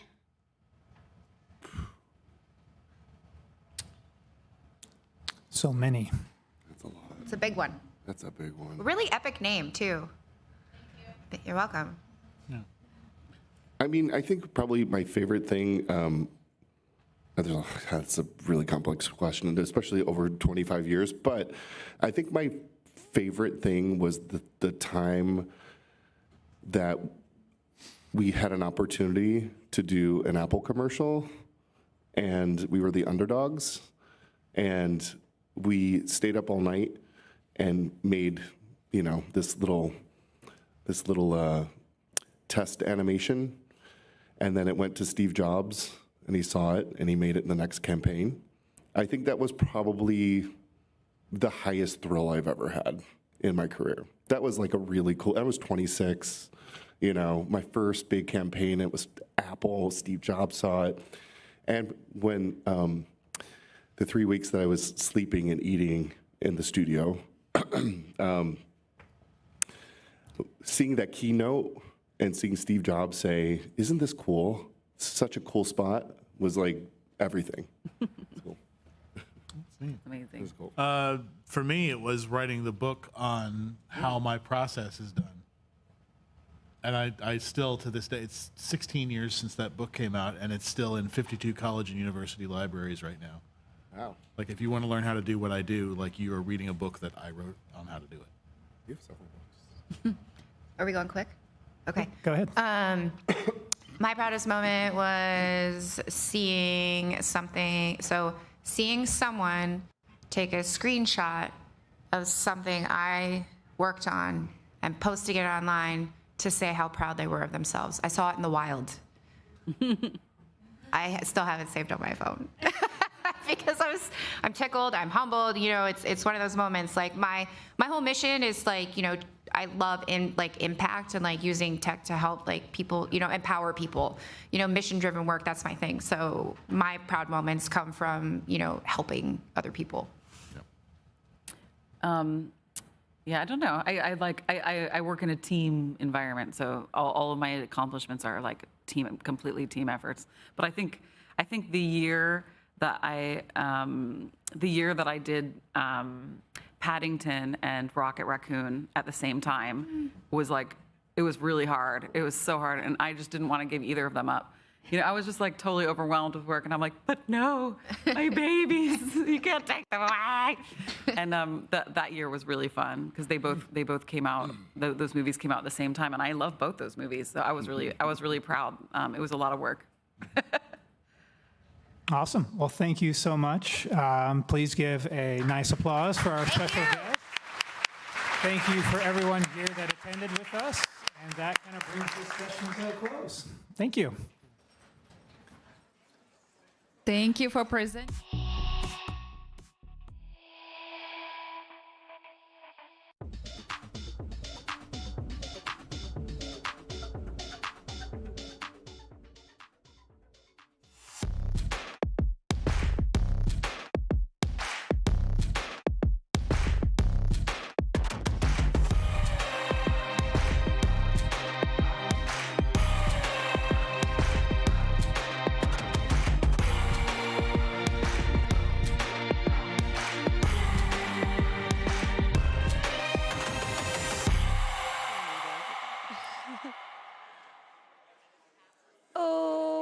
Back in the EB lobby, or the fishbowl, as it's so lovingly referred to here at Full Sail. I was calling myself a guppy earlier. I have switched to tilapia. Not as sexy. I decided to be a barracuda because I'm scary. You know, you're so scary, Jazz. Absolutely. I am actually, that panel, wow, Imposter Syndrome. Yeah, we were sitting here just saying like how relatable it is. And it's so cool. Like somebody like Lori Berger, who has the most incredible resume, like Rocket Raccoon. Like, are you kidding me? Yeah, some of the coolest characters that we've seen in the last 20 years created on screen, and even she feels that way. So it's like, you're not alone. We all go through it. Exactly. We all question our capabilities, especially as creatives, because you go online and you scroll through Twitter and you go, well, everybody's doing it better than me. No, it's just they're just posting about it more. Exactly. It's just different. So don't be discouraged. It's okay to have a low how's your day. day been going, Jess? Pretty good. Yeah. Pretty good. Yeah. Earlier this morning, I made a mistake. Oh, what'd you do? I challenged students on the backlot to race me on the climbing wall. And I was just having a little joke. It was just a little joke. Well, now you have to do it. And then a student came up to me and challenged me, and I refused to back down from a challenge. So we will be competing on the rock wall later in this hour. Wow. So, well, I'm really glad I didn't do that because I know better. Because what you say out in the universe comes true. I need $10 million. I need a season regular job on a crime show. All right. But anyway, we're almost done. Say it ain't so. Oh, it isn't so. We're almost to the end of today's show. So sad. But coming up at 4 p.m., we'll head into our final panel for the day on when and how to make your next career pivot with Tom Todia, Brian Carrico, and Michael Benford. Ooh, that'll be a good one. Of course. I mean, they're all good. But also download the Hall of Fame app to keep up with the rest of this week's panels, presentations, special events, everything else on campus. Do you not know how to use the app? Guess what? We have a video and we'll show you how. Full Sail's Hall of Fame companion app allows students, faculty, staff, and grads to keep up to date on all things happening during Hall of Fame week. Keep track of scheduling for panels and presentations happening across campus, learn more about inductees and panelists, and stay informed on special events all through the app. As a student, attendance is required, so be sure to check in daily at the designated check-in locations. It's all part of our Hall of Fame celebration. I love a Bennett voiceover. Oh, They're my yes. favorites. Yes. Don't forget to connect with us on social at Full Sail on Twitter, Instagram, Snapchat, and TikTok, and share your Hall of Fame experience using the hashtag FullSailHOF. You may just see your post featured right here on Hall of Fame Live. What? Pretty groovy, right? It is groovy. Everyone wants to be on TV. But I'm here. Anyway, yeah, just use that hashtag and share your experience with us, and maybe we'll feature you here on Hall of Fame Live, which is pretty cool. Anyway, it is not just campus students that have the chance to win the amazing giveaways we have happening this week. Our social team is here all week long, well, until tomorrow, with some incredible chances to win. If you're an online viewer, just scan the QR code on the screen to enter for a chance to win some amazing prizes, including gift cards, Hall of Fame swag, MSI headphones, and much, much more. The deadline is tomorrow, Thursday, 3 p.m. Eastern time. That's our time in Florida. Apparently, I can't say Eastern Standard Time. It's just Eastern time in Florida. It's like when the daylight savings happens. Oh, I'm over daylight savings. Well, who isn't? But sometimes it's Eastern Standard and sometimes it's Eastern. Oh. I don't know when. I just look at my iPhone and it tells me what time it is. That's right. But I don't have to reset clocks. Yeah, that's so antiquated. Is that a word? I had to do it on my stove. Oh, yeah, That in was the the microwave. And my car. So I'm lying. I did reset a couple clocks. That's it. I bet the Tesla does it automatically. Ooh, well, I don't have a Tesla, so can't tell you. Neither do I. But anyway, let's catch up with everything else that has happened so far this week. Lots of stuff. On Monday, the Full Sail University Orlando Health Fortress saw the return of the Full Sail Tech Expo presented by Sennheiser and Dell. Featuring vendors in some of the tech industry's most cutting-edge and creative spaces, the expo welcomes students to experience and interact with presentations, new product demonstrations, breakout sessions, and clinics across various disciplines, including virtual production, audio, print and design, gaming, and lighting. Exhibitors in attendance at the expo included Dell, Apple, Panasonic, Adobe, Zoom, Sennheiser, and many, many more. And MSI. And MSI. I just love MSI. We love MSI. Yes. But other stuff happened as well. Show production students, they worked throughout the week to bring the Hall of Fame experience to attendees and our online viewers. Because of their commitment to their craft during Full Sail's biggest week, they don't always get the chance to take advantage of all the amazing panels, presentations, and workshops that we offer. That's why this year, show production students were invited to a special workshop where they got to learn from show production grads and Hall of Famers Brian Carrico, Justin Rathbun, and Brandon Blackwell. What a great experience for those guys. So cool, so cool. Speaking of Brandon Blackwell, yes, let's take a little look at this quick video. Ooh. The pandemic was tough for everyone, but during that time, my wife and I, we had brainstormed how to give back to our industry and how to give back to the future generation of sound engineers. And we decided to create a children's book, and that's where the beat in my head, came from. I didn't know how to tell a child what a gate was, what a compressor was, what a microphone was. So we really focused on my journey and how I became a sound engineer. I didn't see the vision, I have to be honest. My wife was the one who really saw it early on. We are about to start recording the beat in my head. And we have myself and Ariel over here. And we have Mr. Mark Johnson on the other side of these go-go's. He's my mentor. Yes. Mark is my mentor in real life as well. Mm-hmm. So, yeah, exciting. Yeah. Very exciting. being a live engineer, I don't get many chances to be in the studio that often. So this is, for me, an opportunity to come back to, the beginning of my show production program where, the first 12 months we were doing recording classes. So coming back into Studio A, it's amazing. It's a surreal moment for me. The beat in my head, me as a child sitting in class, beating on the desk, tapping, making songs in my head, getting in trouble, honestly. There are kids out there just like me who, don't know that this is a potential career opportunity. There's a possibility that there's a kid out there where they can walk in the same footsteps that I walked in, tapping on the desk to mixing a concert at Madison Square Garden.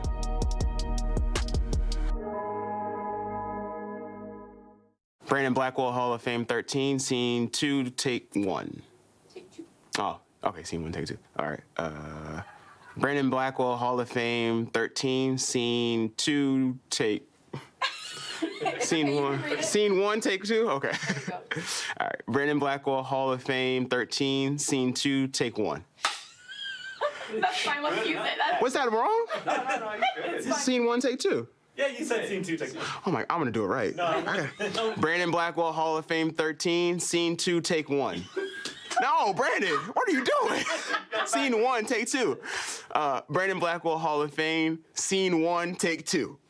Yeah! What is going on? We're staying on the same scene, Brandon. Hall of Fame for me was magical. I remember seeing a plane flying over and just really seeing the work of my industry right in front of me. So, take advantage of everything that you have here on campus this week and just be in it, immerse yourself in it, be a part of it, come up to us, inductees, come up to other Hall of Famers and have a conversation with us. We are here to, share our knowledge and our perspective with you all.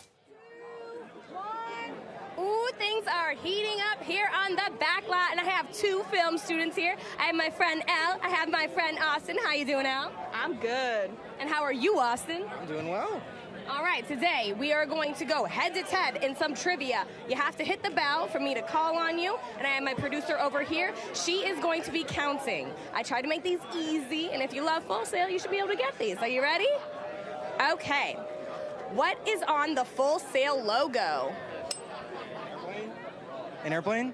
An airplane, we will take it. It's technically a Douglas DC-3 airplane, but that's totally good. 1 point, Austin. All right, what is the name of the Full Sail Esports arena? Armada, or the Fortress. She's like, I got all the information. Hang on, let me give you all the facts. That's right, it is the Fortress, the Full Sail University Orlando Health Fortress. And all right, another one. Who is the Full Sail president? Gary? Last name. The snail. I don't. Gary the Snail. Elle, do you want to take it? It starts with an S. I just know it's Gare Bear. Schwartz? It's Gary Jones, so we're just gonna move up from that one. All right, this is a good one. Hall of Fame inductee Josh Goodwin has worked with this artist who went from singing about her umbrella Ella Ella to launching a massively successful makeup line. Rihanna. Rihanna. That is correct, Elle.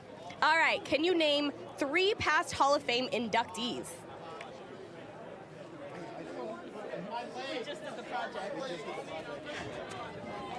Oh my God, how about just one? Josh Goodman. Yeah, Josh Goodwin, we love him. A legendary icon star. All right, what is the name of Full Sail's official esports team? Armada? Yeah, you had it first. Okay, here's maybe a trick question. This is gonna be our last one. How many campuses does Full Sail have? 3? Nope. 5? Nope. 2? It's a trick question. 1. It is 1! Ah! Did Austin win? Austin, let's check out your prize. Oh my goodness. Oh my God. Oh my goodness. What? How are you feeling? I'm so ecstatic right now. Well, good. You're a film kid. You can use this, right? Yeah. Wow. But we're not going to leave you out, Al. Let's get some Al something. A hat! Yes! Oh, keep going. A hat and sunglasses and buttons. You know, I think I got the better prize. All right, that's it for now. Thank you, Al. Thank you, Austin. Congratulations, everybody. Let's send it back to the desk. Woo! Thank you, Shay. Krusty Krab Pizza is the pizza for you and me. But we're having a great time up here at the desk. Make sure that you're using the hashtag FullSailHOF on social and share all your posts with us. Let us know how much fun you're having at Hall of Fame, whether you're here on campus or you're doing Hall of Fame from home. Yeah, you can see that people are using the hashtag, sharing their experience. Here are some folks that were at the Esports event, Hall of Game Paragon on Sunday. Oh, that was such a good time. If I could go back in time and do it all over again, I would have taken more naps first. Oh, the rock wall. Soon, this will be me. But I won't make it that high. I'll probably give up halfway through. You know, but it's okay. It's gonna be great. I will not be that guy. You can rest assured. But everybody seems to be having fun on the rock wall. That's why I challenged someone, because it just looked like such a good time. Gotta love the creative experience. Oh, Karis Baker having some fun, seeing her name all big on the billboard out in the parking lot. That's gotta be so surreal. I don't think I could handle seeing my face that big on 436. Oh, Giant Jenga. I love Giant Jenga. This post is from Jake. On Monday, was having a great time, and that was like the most low-key day. If he was already having an incredible time, I can't imagine how he's feeling today. And cornhole, gotta love cornhole. And giant chess. Man, Jake had a good time. Alrighty, now we're gonna throw it over to my girl Tracy Wu, who's got a fun little game we're gonna play. Take it away, Tracy. What is going on? Hey, you guys, I am here with Marine veteran and film master student Jacob Koopman. We're going to play this awesome game called Win Big or Win Mid. So it's very, very easy, Jacob. We have 3 boxes. There's a tiny box, a medium box, and a large box. You pick one box, and you win whatever is in that box. Nice. Do you get it? It's like that quote from Indiana Jones, choose wisely. Choose wisely is correct. All right, Jacob, what do you think it's going to be? What do you feel? Well, I know the big box, it's tempting. Okay. But you know how that saying goes. Big surprises come in small packages. So. Is that what they say? Yes. So you think you're going to go for the small one? Yes. Well, I mean, that's a good idea, but I think you should go a different direction, Jacob. Well, remember what happened to Indiana Jones. He picked a nice-looking goblet, and he disintegrated. Jacob, I'm just saying you should really pick a different box, Jacob. Jacob, I'm just saying there's certain boxes that are prettier than other boxes, and I really think some boxes are better to be chosen than other boxes. I'm just saying. But you can still pick this one if you'd like. Well, I guess I'll go with the medium. I mean, I wonder why, but I would pick that one. Medium is. All right. Yeah. Are we ready? Yeah, are you sure this is your final answer, Jacob? Yes. All right, Jacob, let's see what you just won. What's in there? What is in? Oh, it's just a piece of paper. Did I? It says big prize. Oh my goodness. You know what the big prize is? It is a yellow index card that you turn in for something else. And that something else is a beautiful MSI backpack. Jacob, why don't you open it? Because a lot of times it comes with other things that, you know what, are not in the tiny box. Look what's in the tiny box. You could have gotten a granola bar. Yeah. I mean, who doesn't want a granola bar for free? But an MSI backpack, this pocket's empty. Oh, Jacob, come on. I don't know what's happening here. Jacob. Jacob. Do you know what this is? One of those sketch tablet things. It sure is, Jacob. Why don't you make some, what are those things called where they make the movie things? Stop motions or like cell animation. Yeah, that thing. Oh, you know where you're like, in this scene, we're going to do this. And then the camera's, Storyboard. Storyboard, thank you. I do have a degree in media communications, but I'm tired. All right, we're gonna watch a video. Jacob, congratulations to you. I don't know what video it is. Jay, Charity Lomax. She's awesome. Let's watch her video.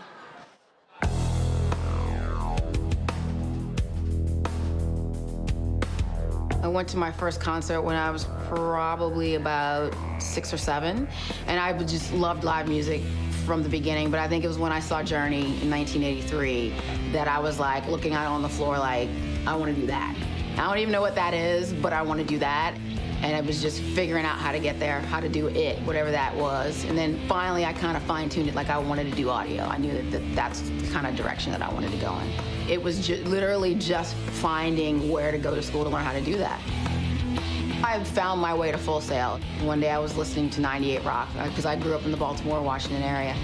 And it was an ad. They were doing the Dreams Across America tour, and it was like, if you want a job in the music industry, you know, whatever the tag was. I just remember hearing all the talk of dreams, and I mean, I just got sucked in. So I called 1-800-CAN-ROCK and, you know, set up to come and see the, you know, the whole open house. And then it was just a matter of like, I don't think I can afford it. And I think what the sort of turning point where I really got off my ass, so to speak, was I went to go see Rush. And sort of my ritual was I'd go see the band, and then they always have a tour book. And it talks about how the record was made and what's behind it, the meaning, da-da-da. And there was a quote where the drummer, Neil, who's the writer, said that if you give up or if you lose this time, the dream is still there. And I'm gonna start crying right now. It just struck such a chord with me. And a dream is only over if you give up or if it comes true. And that, like, I'm out of here. And I was probably at Full Sail, probably months after that. Like, I was like, I have to do this. So I'll figure out the money, and we did. So, thank you, Neil. What I love most about being on tour is definitely the travel, because we've been everywhere. I love this being somewhere different every day. It doesn't get boring. I mean, I've worked with the Eagles. I've worked myself for Christina Aguilera. I've worked for Van Halen. I've tour managed Sublime, Queen Latifah. I've been lucky. I've worked for certain people for stretches of time, which is great. And Aerosmith, I forgot about those guys.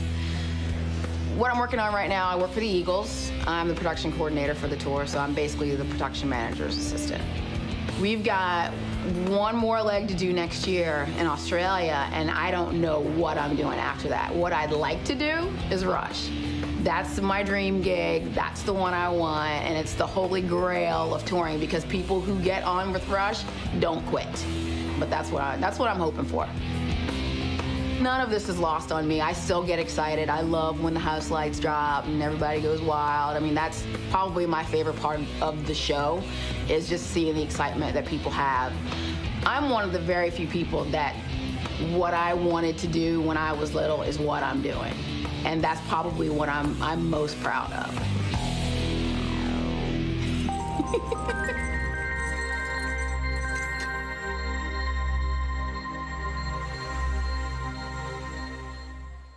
1994 Recording Arts grad, Hall of Fame 6 inductee. I am joined here on the stage by Charity Lomax. Hey guys. Hi, Charity. You have such an incredible resume of work, body of work. And, you know, it's just so good to see you and have you here with us and talking to students on campus. Have you had a lot of people to chat with? It's always great to come back. I love it. You know, I just love the energy of being here. And, you know, and just even, you know, the things that we do after hours, like you sitting there and I geek out with the Hall of Famers. Yeah. Oh my God, I can't believe you worked on that game or that movie. Oh, is it like that? It's like a cross. Everybody's kind of like, oh yeah, you did well. You did this cool. That thing was cooler, kind of vibe. Yeah. And it's just fun to learn different aspects of somebody else's industry. Right. Things that I don't even think about. Yeah. Their processes and stuff like that. So it's a great learning experience for myself as well. How fun. Well, it's so good to see you again. But I have to let you know that I'm kind of an amateur sleuth. I have dreams of being a private investigator. So we've been investigating your social media.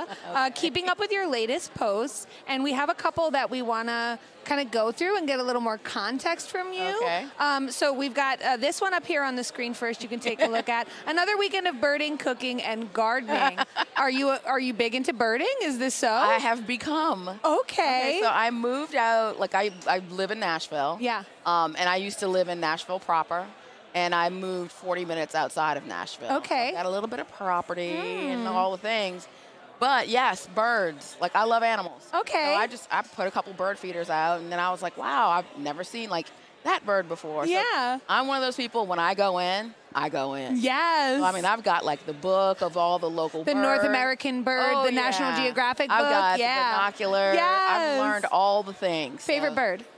Oh, you know what? It's tough. And the bluebird. Everybody loves the bluebird. Yeah, yeah. And I had a moment. I put the birdhouses out, and nobody was living in them last year. And then I was sitting on the deck the other day, and I'm like, oh my God, I've got a bluebird. That's like a big deal. Okay. Yes. Okay, if you want to know more about birding, hit up Charity because she's all about it. Okay, we've got another post here. Instagramming your food. All right, let's see. I can't read the caption too well. Another weekend of Okay, birding. This that is was the part of the same same post. Okay, So what was for dinner after birding? Well, I like to meal prep because I love cooking, but when I get home from work, I don't I don't bother like with it. cleaning. That's why I don't like definitely cooking. But I have a friend that's got chicken, so I always get fresh eggs. Ooh. And so I was like, all right, they last a long time, but I'm like, I need to make something. I'm like, you know what? I'll make a crustless quiche. So that is what that was. Okay, so cottagecore Charity is what we're getting from you moving out of Nashville. Yeah. Basically. And more. Here we go. I guess you're cleaning up the backyard. Oh, Is that the there's a whole thing going on. Okay, give me the now. context. Give me the context. Gardening. So Gardening. yeah, where I live, the ground is like concrete. Like you couldn't take a shovel and dig a hole. So right there is a tiller that I'm tilling stuff up, and when you're doing this yourself. Yes. Yes. And when you plant bare root roses, you have to soak them in water before you put them in the ground. So once they're still sitting there, by the way. Okay. And that was 2 weeks ago. But yes, that's what that is. Oh, fun. Yeah. Have you always been into gardening, or is this again like a kind of moved out, trying to take on new hobbies? Yeah, I think when I was kind of like I grew up with aunts and grandparents that like to garden, and I wasn't interested. And then, I don't know, at some point, like in my mid-20s, I like seeing things grow. Yeah. So, when I stopped touring, one of the first things I did is I went to IKEA. Like, I literally got a rental car, went to IKEA, bought a bunch of plants, and drove back to Nashville. Oh, how fun. So like I'm a Lowe's girl when I'm going plant shopping. No, well, IKEA is a great place. Really? Okay. Unfortunately, there's not one in Nashville. Oh. It is a great place to buy plants and pots. Are you watching IKEA? build charity in IKEA in Nashville. She's go going to Memphis. So far. No, too far. Too far for plans. Oh my goodness. But you're big on social? Do you like to share your stuff? You know what? I do. Like when I traveled a lot, I used to more. Yeah. Now it's dogs. Yes. Dogs. I like that. I'm okay with that. This post says, whose kit? That's Alex Van Halen's kit. Wow. I took that photo in Australia in 2013. Do you ever take set lists from shows? No. No? You know what? I do have one. I have one from the last Eagles tour. Okay. Because they were all laminated, so I've had that. Oh, nice. Most of the shows, like Aerosmith, for example, one of the things that I would have to do is there's a website you can go to and see every set list. Oh, wow. I don't even know how far back. Really? Like you can just type in a tour or a concert? Yeah, or a year or whatever. And so I would have to, like, say we were here in Orlando, I would have to look up the last time we played in Orlando or anywhere near that market. Okay. Find that set list, give it to Joe Perry's guy. Yeah. And then they would work off of that set list to not do the same thing twice. Oh, how cool to keep it interesting. Because, So it changed every if day. you've got hardcore fans, they're going to come see you every time that you stop in their city. So that's a pretty It's probably considerate. Probably a fan that runs that website. Yeah. Wow, that's so cool. And are you working on anything right now that you can talk about, or looking forward toward anything, or you're just kicking it back? I mean, I work in artist relations, so right. One of the best parts of my job is I get to meet a lot of artists on the way up. As well as dealing with larger artists as well. But honestly, I think that's my favorite part is seeing, if somebody comes in there all by themselves one day. Yeah. And then 2 years later, they've got people that are making appointments for them. Oh. And they go from, playing small venues to, selling out stadiums. Right. In some instances. Right. That's what's fun. But yeah, it's just, talking to people basically is what I do all day. Cool. Oh, we've got another one, and this one is pretty relevant to what we're doing right now. Impromptu dinner. So happy to see these ... I can't read the rest of the caption, but I'm assuming Hall of Famers, yeah? Yeah, so we... Another Hall of Famer. Hey. How you doing? Am I crashing your party? A little bit. Welcome. It's That's what I was trying to do. I love a crash, but that is at NAMM last year. Okay. No, not last year. I think it was like 2019. Oh, right. But 2020, like there ended up being a bunch of Hall of Famers that were all at NAMM. And then we got in touch with Jay and Tammy, and a dinner came together. Fun. Yes. Love that. Yes, How you yes, doing, yes. Sean? I am fantastic. What is going on up here? We're I hanging know there's out. a camera. I've got a mic. Yeah, we're actually live on the internet right now. Believe it Really? or not. Yeah, Wow. yeah. That was so awkward of me to come just up here unwelcome. No, we want you to. You did, I keep okay. seeing We're Hall of all Famers walk inclusive by, and I'm here like, at oh, hey, Okay. get that guy. Yes. But you just came up, so. I did. I'm having a fantastic day. I'm Oh, extremely good. jazzed, as I always am, being back on campus. Yeah. Getting to talk to the next generation of folks that are going to be making amazing stuff when I'm an old man, even older than now. Yes, it is. Yeah, it's the best. Have you been on any panels so far? I have. I've been on a couple yesterday that were networking focused, obviously. Huge deal for folks. And this afternoon, I have one that is a surprise to me. I don't actually know. Just in a few minutes, Oh. I'm going to be talking about something surprising. It's And we don't know what it is. Haifa is moderating it. It's with Elbert. Haifa's brilliant, so she'll just carry it for you guys. It's if you going blow to be great, and I hope it's going to be. I'm going to try to add some hot takes. I hope it's going to be like Crossfire, like the old Crossfire show, where we'll argue. Yes. Point, I counterpoint. haven't thought of and Crossfire yes. in a long time. We're all dating Gaza ourselves Strip. right I know, now. right? I just wanted to throw out topics. Like, I don't know what yes. that is. Yes. yeah, pretend I've never heard of Crossfire. The Nord Stream pipeline. Yes. I Charity, don't know how what it's about going to be, you? but it'll be fun. Any panels you've done so far? You know what? I had a great session with an online student, Terry Ann, who Hi, Terry Ann. She won the trip here. for the Oh, week. amazing. So we had a mentoring session with her, and it was incredible because she's not, she's older than some of the student body. As our online students tend to be. Oh yeah. But she was basically speaking, like what she was telling me what she wanted to do. I was like, that was me. Like, she's like, I just want to be a part of bringing live music to people. I was like, that's the exact same thing that I said. So I had a great chat with her, and looking forward to staying in touch with her and seeing, how her career plays out.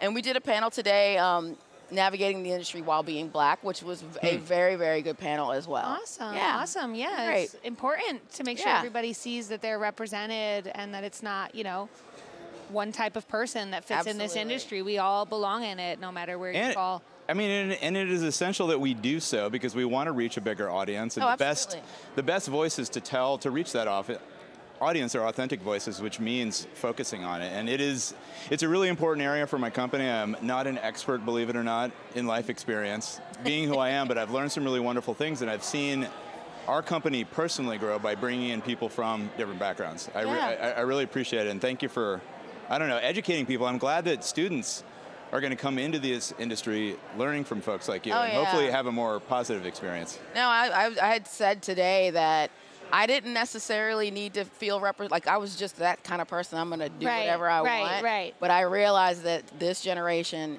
is way different, and it means so much. Yeah, absolutely. And I really got that when I started coming back for Hall of Fame. I was like, oh wow, I didn't realize I was doing a thing, but I'm happy to do it. Is it weird at all for you both when someone comes up to you and knows who you are and knows the work that you've done? Does that happen, or are you kind of taken aback? Are you flattered? What does that feel like? The first year, the year that I got inducted, I was like, I don't even know what's going on. Like, why do you know who I am? Right. But I have, it's a little weird, but it happens more. Students will write papers on me.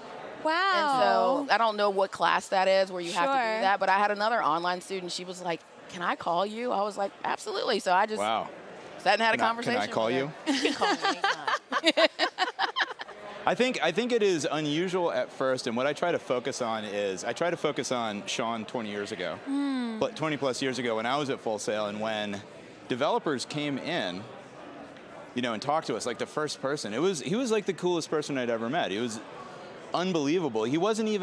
He didn't work on games that I make, and it wasn't a Full Sail grad because the program was really new, but it was the most exciting thing. And so I try to, it's weird. That's not why I got into this business, but I also recognize that it is important, and it makes me feel good to give back and provide that experience. I mean, I got to spend about an hour talking to a student earlier. I went up to Blackmore and checked out some projects, hung out for about an hour, and it's like I come away from that with enough energy that I could do this versus going back into my cave and being grouchy. So it is jarring. Yeah. Like a lot of us are behind the scenes kind of people, and so Right. That's what because I mean, even though you could work on games, AAA games, make a ton of money, work with artists that are so well known throughout the world, you guys are, Yeah, you know, like, but you Yeah, come you get here to and be you're the around celebrity. famous people. Like, But I actively try not to. I don't want them to know me because if you know me, you're going to ask me for something. Oh. That's a reason why I try We'll file to that stay away. in the cut and just like, nah, you don't need to know who Charity is. Yeah, Sign yeah. that check. I think that is kind of a vibe at Full Sail in general. Is we're all kind of like, no, we want to make the cool stuff, but I don't want anybody to talk to me or know my name Yeah. or bother me. I want to close my office door and It do is. the stuff and see my name in the credits at the end and go, yes, I did that. You know. So that's awesome. That's That awesome. is a good feeling. Do you ever like that feeling, like seeing your name on amazing stuff? Oh, I mean, Does it still work for you? Oh, yeah, absolutely. Like, I had somebody, we just did a post on our social media, JH Audio. We featured one of our engineer that uses our product, and they were saying, you know, oh my God, he had such great things to say about working with you and stuff like that. So yeah, I mean, it's still exciting, you know, when people think well of you. Yeah. Shout out to JH Audio, who makes the best in-ear monitors ever. Just by the way, I don't know if anybody knows that, but they're And we're Florida-based. right they're down the incredible. road. Yep. Right down yeah. the road. Yeah. We get to see a lot of stuff back here. For the folks at home, there's a screen up here showing everything that you're doing right now. So we're watching you. It's super intense. I appreciate. I need to go to a panel right now, and I appreciate you letting me crash. Oh no, Getting thanks, to hang out with Sean. you is an honor. Yeah. I'm one of those people to you because you're you. So I appreciate it. Thanks for letting me hang. Yes, of course. Thank you, Good. Sean. All I'm right. sure we'll see you Bye. again. Say hi to Sean Yes. McCabe if you see him. Yes. Awesome. Well, thank you so much, Charity. I'm so happy you could join us here at the desk. But let's learn a little more about one of this year's inductees, Jeff Villanueva.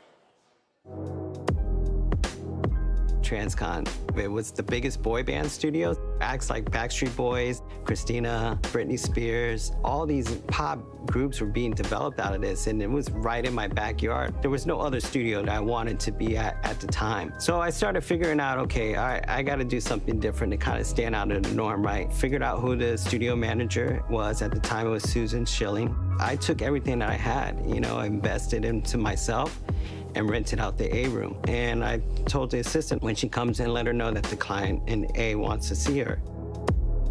And she comes marching in, and I'm sitting at the Pro Tools rig, and she walks in the room, and she's like, Jeff, she's like, where's your client? And I'm like, right here. I said, I brought myself. I was like, I want a job. She was like, you've been on my radar a lot of times, and I see that you're not only trying to get in here, but you're doing work with other clients. This is the right time for us. And she's like, when can you start? For me to get that experience and understand, like, you know, what were the different roles in the studio, it couldn't be a better place or a better time for me to start my career.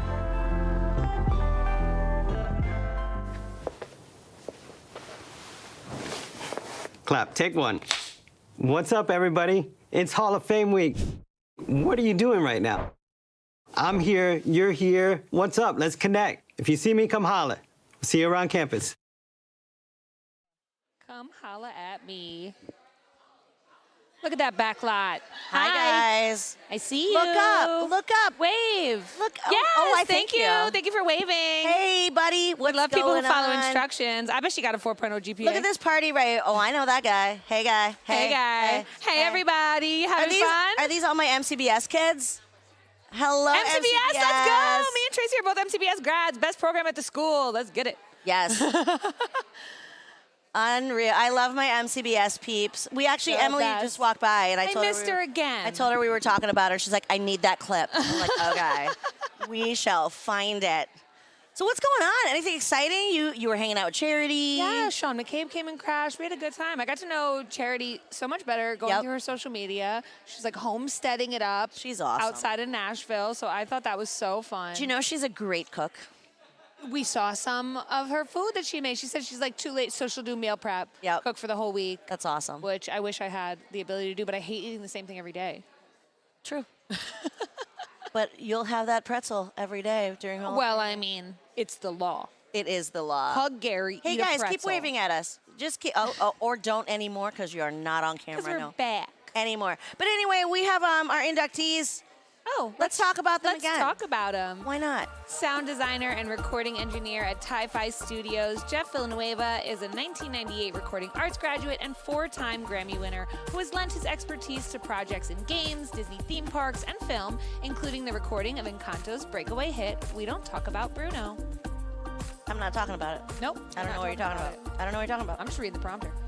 A senior technical artist at Unity Technologies, Karis Baker is a 2013 game art graduate and former Full Sail instructor who has made incredible contributions to the industry in spaces including indie game development, virtual reality, artificial intelligence, and much more.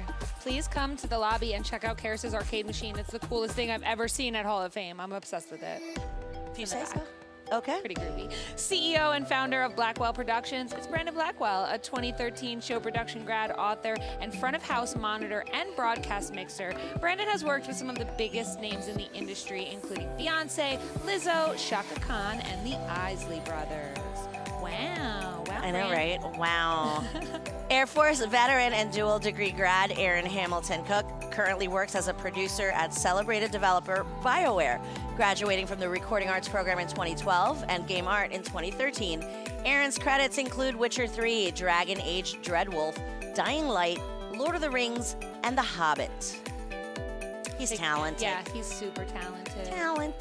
CEO of Nuestra Visión and founder and managing partner of Radiant Studios, Victor Herrera de Silva is a 2007 game development and 2019 entertainment business grad whose work brings the most important and prestigious library of Mexican movies, live sports, news, and more to audiences all over North America. Coming up now, we have a 3-time grad. Devin Renee is a staff writer for Warner Brothers Television in conjunction with the OWN Network and founder of Boss Up Productions.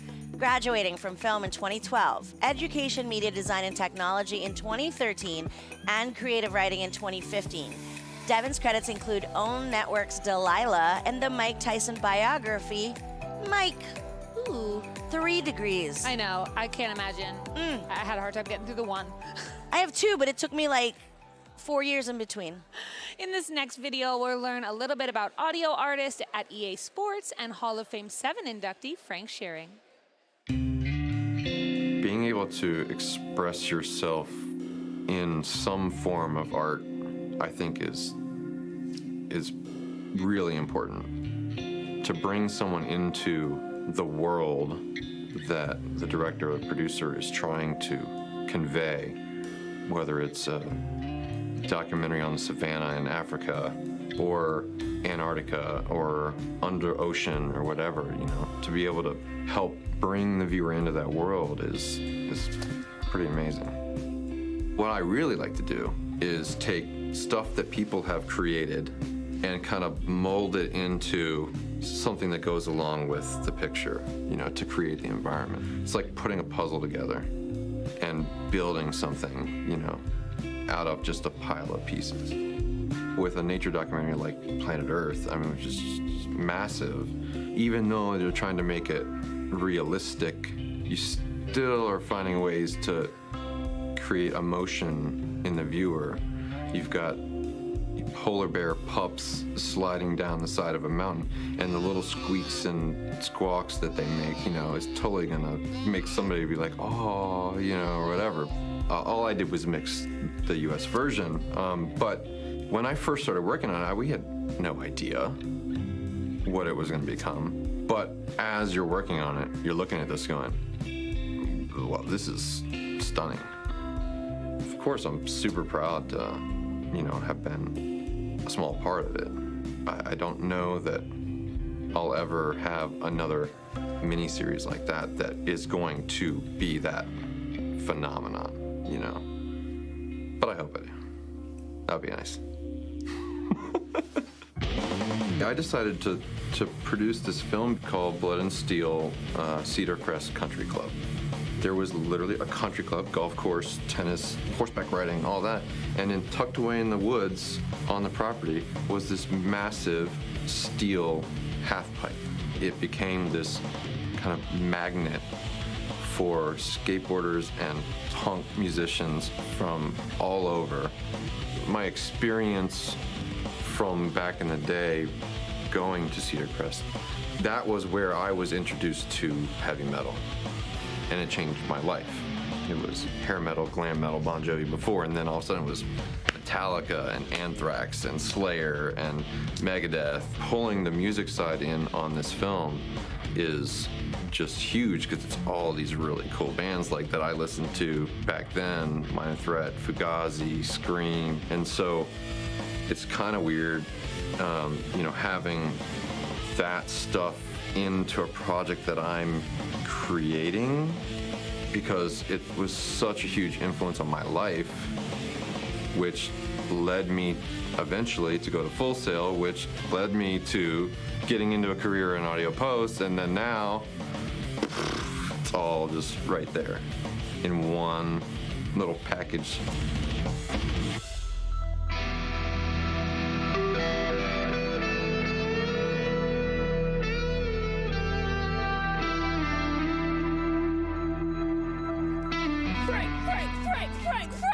Frank, you didn't think I was going to do this, did you? I didn't. You have a microphone. You got a microphone. Yes. Yeah, all right. Hi, my name is Shay, and we are on the Backlot with Frank Schearing. How you doing? What is up? I'm doing great. How are you? I'm doing awesome. I'm glad we're in the shade right now. Yes. So we are actually in front of the student club tents here on the Backlot. We have all of our student clubs out here. They have information, prizes, all kinds of stuff. So if you're here on campus, make sure you stop by. And before we get into that, I think I should ask you some rapid fire questions. Oh, Lord. Okay, here we go. Okay, so I'm going to go as fast as I can, and he's going to have to answer as quickly as he can, and we're going to see how he does. No math. No math. No math. There's no math. Okay. What is the sound of your alarm in the morning? I don't know. It's like a bell thing. Okay. What's your favorite color combo? Black on black. What's your favorite childhood TV show? Oh, my Lord. Childhood TV show. Man. Transformers. Transformers. Okay. Who would win in a fight, Edward Cullen or Michael Myers? Michael Myers, hands down. That's Come on. not right. Say a word in French. Oui. What's your favorite number? 3. If Voldemort gave you a hug, would you accept it? 1,000%. Which Hall of Famer is most likely to trip while walking down the red carpet? Wow.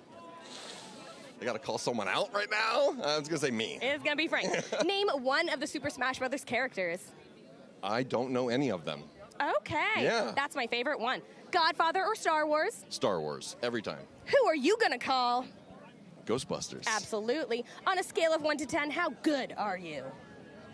In what way? I don't know. That's just what the card says. Mine is 3. All right, make a high-pitched noise. E. I need someone to clip that out. Name a word that starts with Q. Quiet. Would you rather be best friends with Beyonce or Rihanna? Rihanna. Do you Instagram your food? Well, I have in the past, yes. What's something that you could eat for 1 week straight? Pizza. Is it grammatically correct to capitalize seasons? Like fall or spring or whatever? Yeah, I believe so. When was the last time you stayed up till 4 in the morning? Last night. What's the lamest dessert people have ever given you? Lamest dessert. Banana pudding. I like banana pudding. I don't like bananas. They're when gross. you fly on a plane, do you use a neck pillow? When I remember to bring it, I do. Otherwise, I just lean on the wall. Have you ever accidentally woken up with your head on your neighbor's shoulder on an airplane? No. Have you ever snuck a dog onto an airplane when you weren't supposed to bring on a dog on an airplane, but you put it in your purse anyway? No, but sounds fun. Can we get a dog to put in a purse for you to bring on an airplane? Yes. Okay, what kind of dog would you want? Well, it's going to be like a mini Doberman. Okay, what would you name it? Fred. And if you had to paint Fred's fingernails, what nails color would you choose? Black. Gosh, you're really good at this. Okay, how would you rate your karaoke skills compared to Mariah Carey? Oh, like a million minus negative a million. No, I don't sing. So you would win. Okay. Okay, cool. So there's still a chance you would win. I guess. Using an Elmo voice, tell me how you like your coffee. I don't drink coffee. I don't know how Tell to make me an how you Elmo drink voice. your whiskey in an Elmo voice. I don't know how to make an Elmo voice. Yeah, I don't know. I'm sorry. Given the opportunity, would you cook and roast and eat Big Bird? Oh yeah, I'd smoke. Smoke Big Bird, yes. yeah. Honestly, probably got a lot of flavor. All right. Mm-hmm. That's it for now, Frank. See, you did so good. Awesome. Hey, there's Round no of math. applause in the chat for Frank. Thank you so much. Thank you. We'll let you go on your way. And for now, we'll see you guys later. Goodbye. That was hilarious. But anyway, if you're looking for something to do at 11:30 tomorrow, head over to the social tent on the Backlot. They're playing fun games where you will have an opportunity to snag some highly coveted swag. Earlier today, they played a massive rock, paper, scissors game. Looked like a lot of fun. So what's crazy is they actually gave away a skate deck, I believe, and how apropos, because Frank actually made a movie about skateboards, and now I'm hanging out with the best skating filmmaker, skate dude on the planet, Hall of Famer Brett Novak. What is up, Brett? My goodness, what an intro. I mean, isn't that your title? Filmmaker, skateboarding guru? Yeah, that's on my card. Is it? That's what my mom calls me, yeah. Hey, son, how's the skateboarding filmmaking thing happening in the world these days? Well, I see no difference between my mom in that moment, but good, you know. International travel damper down a little bit, but Okay. but things are good. Why, yeah. did something happen in the world that you can travel as much? I don't watch the news, so I don't know, but Oh, okay. somebody tells me so. All right. So, Brett, you're back here for Hall of Fame. You were 10? 9. 9? I keep forgetting. There's so many numbers. I don't do numbers. Yeah. How does it feel coming back now? Like, is it still as fun? Was it better when it was your year? Did you like the attention? I think the way it was described to me has been correct, which is your first year is too much of a blur for you to enjoy, so to speak. Right. But your second year is the year. Because then, like, I enjoy the attention.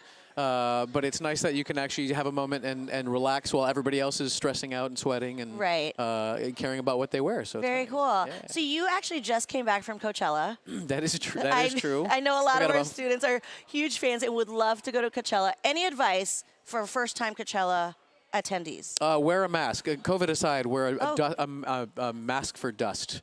I feel like I practiced for COVID for a decade of going to Coachella because you inhale about 40 pounds of dust over the weekend. Well, that sounds great. That is real advice. All right. Are you you gonna teach me how to skate some other time? Not Some other time. Yeah. Roller skating or skateboarding? Skateboarding, That's silly. because I don't know how to roller skate. Can you teach me? I could actually teach you how to roller skate. Nice. Yeah, I haven't been on a skateboard since I was probably 12 years old. I mean, I feel like I'm 12 when I'm on a skateboard, so Well, I you accept. look like you're 12 too. I appreciate that. But yeah, for those who don't know Brett, Brett is amazing. He's a very good friend of mine. And if we want to learn anything about Brett, you know what? We made a video about him, so here you go. It's like those romantic stories of like, here's the album that like, oh, I remember being handed that album at 15. And for me, it was Darren Aronofsky, Requiem for a Dream, Pi, Tarantino, and they blew my mind. At the same time, I had a completely separate group of friends that were getting into skateboarding. And then I watched one particular video, Rodney Mullen versus Day One Song Round 2, Rodney's part. And my stuff looks nothing like that, but that one video at the right time of my life, being super interested in filmmaking all of a sudden, that kind of just totally catapulted my life that direction. So my time was me skating all day and then filming my friends any chance I got. My brother was getting into broadcast and basic editing. He had a teacher in high school that he shared that with, and I happened to just walk into that room one day. He happened to pull up, you ever heard of this school? And it was Full Sail. And then literally, fast forward only a few months later, I was signed up to go to Full Sail. There was a degree program that had web design, had a little bit of video, had motion graphics, After Effects. I didn't have this nailed down idea of what I wanted in life, but I had all these interests in digital art and design, especially at the time, was such a, you get to try everything. The reason I got the job with Cully is because one of my teachers, Mac Lutan, showed Cully a video that I made like on my own. Like I would just go back to Chicago on like Christmas break and I would film my friends, and he showed him one of the videos I made during that time. Cully called me up in the lab and we had a funny hangout one time. You know, I didn't apply for a job. And it's those kind of moments that will change your life. It's interesting, a lot of people don't know they follow my YouTube channel. It's very skateboard centric. And it's interesting the questions I get of like, do you ever think that you would go into commercial work or documentary or this? And I'm like, that's actually usually how I pay my bills. It's such a strange diversity of commercial work. I've done a ton of work with Mercedes. I've done the music videos for Warner Brothers. I do documentary work. I love shooting documentary work. I just have a short attention span apparently. And so it's cool that I get to work on these strange projects because no month is like the next one. The skate stuff is very close to my heart and it's what I would do even if no money was ever involved. when kids email me saying I started skateboarding because of you, or I started filmmaking because of you, that's heavy. Like, my life would not be the same without a skateboard or without a camera, and the idea that something I did can start a possible lifetime journey for somebody, that's crazy, and that's exciting, and that's the beauty of living in, like, the online world, is you have this reach to make a change in somebody's life, that even if it's just that one person, man, to have that connection with that one person, that's so cool. That's just one more person I get to geek out with.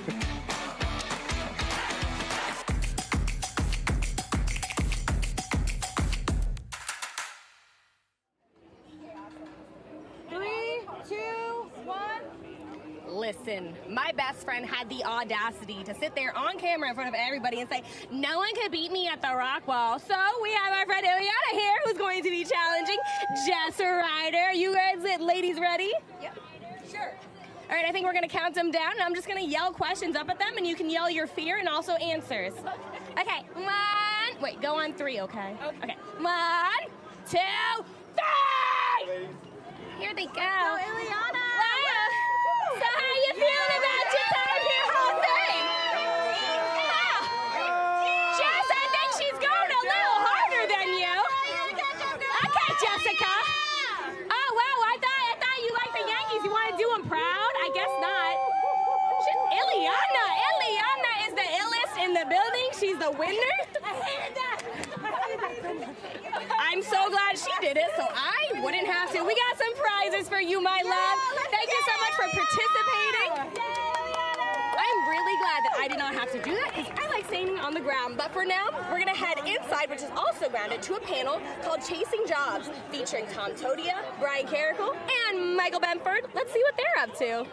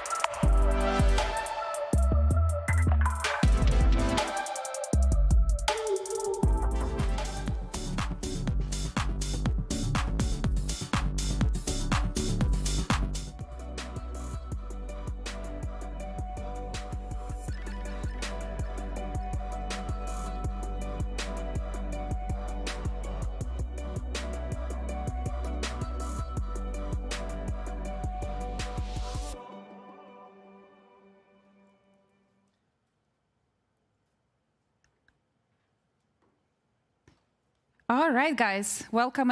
Put your hands together and welcome Heather Torres, your moderator.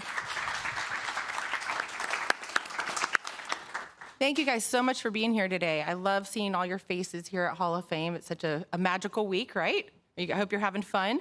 My name is Heather Torres. I'm the Director of Graduate Programs here at Full Sail University, and I'm the moderator for this panel today that's on changing jobs. So I'd like to first introduce you to all of our wonderful Hall of Famers on this panel. First, we have Tom Todia. He is a sound designer, field recordist, audio engineer, and senior audio artist at Electronic Arts. We then have Brian Carrico, who is a production manager for the band Old Dominion, which is a personal fave, so I'm fanning out over here. We have Michael Benford, who is a creative strategist and brand designer, and he's currently the creative director for the Chicago Blackhawks. So really esteemed panel. You guys are going to learn some wonderful things here today about changing jobs. And based on this topic, I mean, we could look at jobs, changing jobs from a lot of different perspectives, right? It could be you getting your first job, your first real job. It could be changing jobs within an organization, maybe getting a promotion, or just changing departments. Or it could be looking for something completely new outside of what you're doing, which can sometimes be a little scary, right? Taking the leap of faith and going in a new direction. So I want to start out by asking you guys, how do you go about searching for a new job, and what resources do you use, or what could you tell them to use in order to start looking for jobs? And who would like to start us off? Any volunteers? Michael would. Michael? Okay. Well, I know Michael, he recently, just a few months ago, right, got a job working with the Blackhawks. So tell us a little bit about some of the resources that you would recommend they use. For that job, I actually wasn't looking. I was recruited, but it was LinkedIn. Just having a presence on LinkedIn, and then networking with as many people as possible within your circle there. And then when the Blackhawks were looking for somebody and they reached out to a recruiter, that's how they started to find my information. Another area, I think, obviously, social media, making sure that you have a presence of your work that people can find, and that you're constantly interacting with the brands and the people that you'd want to be working with, and being able to share your work there. And then, Teamwork Online, if you're specifically looking for sports jobs, that's a site that is very hyper-focused on working within the sports industry. Wonderful. The live touring world is completely different. For example, I have filled out 3 applications in 25 years. 2 of those were after I already had a job and they needed something on record. As far as a resume, I don't really ever submit one. A lot of it is word of mouth. Or whether the show you were just on, people are moving to the next one, or people you've worked with before in the past. Sometimes it's an Instagram reach out. Sometimes it's an email. Sometimes just a phone call. So it's a lot of unconventional ways in the live touring world. Oh, very interesting. Yeah, so I'll echo the LinkedIn one right now. Where I'm at career-wise, I have recruiters reaching out to me, but I'll backtrack from that because that's not the way that things started at all. In the beginning of my career, I was begging people to just allow me to apply, and it was actually very hard to find jobs in my industry. I do sound for video games, and early on that was not easy to get into. Even if a job was posted, it was generally just posted for legal reasons because it has to be posted, and it was filled before they even put it out because the market was hot. Things are very different now. I get contacted regularly for new positions. When I started out, though, one thing I would just give advice-wise is in my field, work never comes to us. It's just like a motto that we do. You go to the work and you get it. You'll get to a point where you have credits and you've established networking relationships with people and they want to reach out to you. But in the beginning, you need to go and seek that work out and find it. And there's a lot of different ways to do that. There's websites and job applications, but don't be afraid to find people doing projects close to your level in the beginning. If I'm a sound designer, so I'd love to work on God of War, but that's at this level. If I'm a beginning sound designer, this is not an option for me. So make sure you're focusing on the areas where people are in a relative similar space to you, because those are the people that you can connect with and get work with early on. And then eventually people will start contacting you with offers. And that's a great place to be. Yeah. And my next question kind of ties into that because it's really important to be aware of who your audience is and where you fit into the piece of the pie, right? And because if you're going for a position that's 6 levels up, then it's not likely that you're going to get that job unless you have the experience. So do you have any advice for them about like any challenges that you might have faced in the past, like especially when you're starting out and trying to make your way into the industry? What are some of the issues that you had with like securing the first job, and what recommendations do you have for them on overcoming those challenges? I think when I got back out in the job market, it was been the first time I was looking in 20-ish years.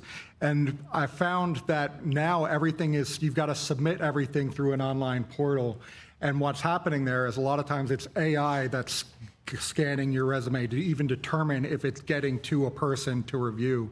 So you've got to be really buttoned up in the exact keywords and the wording on your resume. And there are websites out there, and I can't remember the exact site right now, but there's one where it'll take the job posting and you copy and paste the job posting, and then you copy and paste your resume, and it'll return a score for you that says you're 60% max out of 100, and you need to be at 90% for you to get past the first round of AI.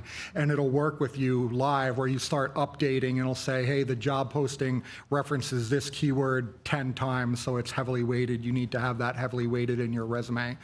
So that's been a great tool that I found, and I can't recall the exact name of it right now, but if you do a search on Google, you'll be able to find that software. That is really great advice. What kind of challenges? Like, so when you were first starting out, or even just in general, if you're looking for a job, period, what are some challenges that you might face in the job search arena, and how would you recommend overcoming those? Well, I mean, my first tour I got fired from, so you can definitely have a career after being fired once. But I say that because I did a couple of things when that happened. I had to overcome. There was a reason why I was fired. I was let go, and the situation on that was it was a level of a job that I was not quite there yet. So I was in over my head. When I was fired, I asked the guy who was firing me, which honestly I was happy to be fired. I knew I was over my head. It was not a pleasurable experience. I felt the failing every single day. But I didn't know how to overcome that. But once I was fired, I asked the guy who fired me. I was like, "Hey, so tomorrow, the new guy will come in, and I'll kind of show him what I know. But could you help me out and show me everything I did wrong and show me the right way to do it?" And which was huge. And we kind of talked about it. He goes, "Well." He asked me kind of the situation I was in. I said, I've never done this thing. And he says, they really put you in a bad place. So he was great. He showed me what I should have done and a different way to do it. 3 weeks later, I was back out on the road, and had a whole wealth of knowledge of how to do my job better. So sometimes, as far as the tool is, don't be afraid to ask for help. How do I get to where you are? Tell me some of the things you did. What am I, because obviously, if you don't necessarily know how to get there, you may not know the way and the direction. So don't be afraid to ask, and ask for that assistance. See people that are higher level than you're working, to have more experience. Maybe their workflow is better. Ask them, how do you get there? I still ask that question. I ask that question of Hall of Fame members. I ask that question often because I'm always trying to improve myself and to continue moving forward. Thank you for your honesty and sharing that story, because I know that can be a challenging thing in anybody's career to take a step back, but sometimes it pushes you forward in an even better direction. You learn from those mistakes. So how about you? Anything you want to add? Yeah, I think because I do a lot of interviewing now, I'm one of our hiring managers with our group, so I interview people often, and some of the things that I see that maybe I could share, they sound simple, and sometimes it seems like it's almost a little insulting to hear something so simple, like use spell check on a resume. And you're like, of course. But you'd be surprised how many potentially talented people come across my desk that actually don't do that. That's a tiny one. I don't want to talk about spell check too much, but the details matter in the beginning. When you're looking for a position, whether it's an official one where they have a web page and you fill it out and it starts that way. A lot of jobs in our industry start by word of mouth and two people talking. It's not always official in that same kind of way. But when I interview someone early on, if it's a junior role of whatever kind, it means you don't have a lot of experience. But what you do have is a great attitude, which you need to have. Believe it or not, I can't stress this enough. I have 30 minutes to interview somebody and make a decision on whether or not I want this to be a full-time member of our team. This is a huge decision to make. It's as stressful for the people hiring as it is for the people on the other side of the table. I mean that. And make sure you read the actual job application. Whatever the topic is, ask about it. What does this job entail? Specifically, what tools do I use? What's the day-to-day life? How does this job operate? Because when you're in the interview, you want to make sure that everything you're doing and saying is directly related to this job. And without going too deep into this, in sound design, which I'm a sound designer, the number of people who apply for sound design positions with my team that have no interest in sound design whatsoever boggles my mind. They'll apply for it, and really what they want to do, a lot of people, they write music and they want to put their music in a game. So they go and apply for a job that has nothing to do with music whatsoever, and all that is basically a waste of everyone's time involved. So go to the thing you're interested in, but be very cautious and actually read the document. It'll usually say, here's your 3 responsibilities, here's the tools that we use. And when you send in the resume or when you have the conversation, make sure it is 100% focused on exactly those details, because that informs me a little bit about the kind of person you are and how you operate. You do your homework, you show up on time, got a little smile on your face, you're energetic, you know, you're a nerd like we are about our topics, because we're all into what we do tremendously. You could be a banker, you don't have to make a living in production. But if you're into production, it's probably because you're a bit of a nerd for your topic and you love it. The person on the other side of the table is the same way, they're just older and a little bit more grizzled. So when someone walks in and they've got a bright attitude and they're in the mood and they're happy and they want to talk about the things I do, you're already infecting me and making me want you on the team. So just focus and be in the moment and be about what we're talking about today. And if you secretly want to be something else, don't let it come across. Until after you're hired. Yeah. One thing I would jump on there too is when you talk about the typo, one thing that I've seen a lot of students coming out of school is check what your email address is, what you're actually using on your website, on your resume. I've gotten some pretty profane email addresses that were on a resume that people didn't think to change when they got out of college and were actually looking for a job. A good point. I apologize for that. Oh, you guys both touched on things that I was going to ask more in-depth questions about, so I'm going to go there next. So great advice on interviewing. Is there anything that you guys would like to add as it relates to prepping for an interview, maybe from the other side, like if not being the, you know, but how do you put yourself in the zone to where you're ready and confident to go into an interview and like ace it? Is there anything that you tell yourself that you do? It's doing the research, I think a lot like Tom said, and I think keep the questions very specific to the role. I think one question that me working in pro sports, if the first question out of your mouth is, do I get to work with the players, do I get to hang out with the players, and it's about the players, then I know that you're more interested in working with players and what the job actually entails. And I've seen it across the board from someone coming in for a finance position and they want to know if they're working with players. So make sure that your questions and your commentary is all related very specifically to what the job is calling for. Very good. Cool. What about being on the other side? Because I've been thinking about, like, say I'm going and is there anything that you would tell me? Maybe I feel insecure or I feel like unsure of myself. Is there any advice that you would have for me that would help prepare me to just be in the right mindset to do well? You do have to show some confidence for sure in yourself. You know, definitely you may want to ask questions about the projects that you may be doing, and you know, maybe you may not feel like you're there. You know, feel the situation, you know, you say, you know, I don't, maybe a proper question would be, you know, I don't feel like 100% in that thing, but you know, I'm definitely working on that, and I'd love for this to be an opportunity I can help grow if this is an environment that I can grow with that position. To me, if I'm the employer, I think for one, that shows transparency. I think that shows that you are upfront and that you are willing to learn and that you're willing to put forth the effort. You may feel that that may be a negative thing, and maybe if the employer thinks it is, maybe that's not the right fit for you.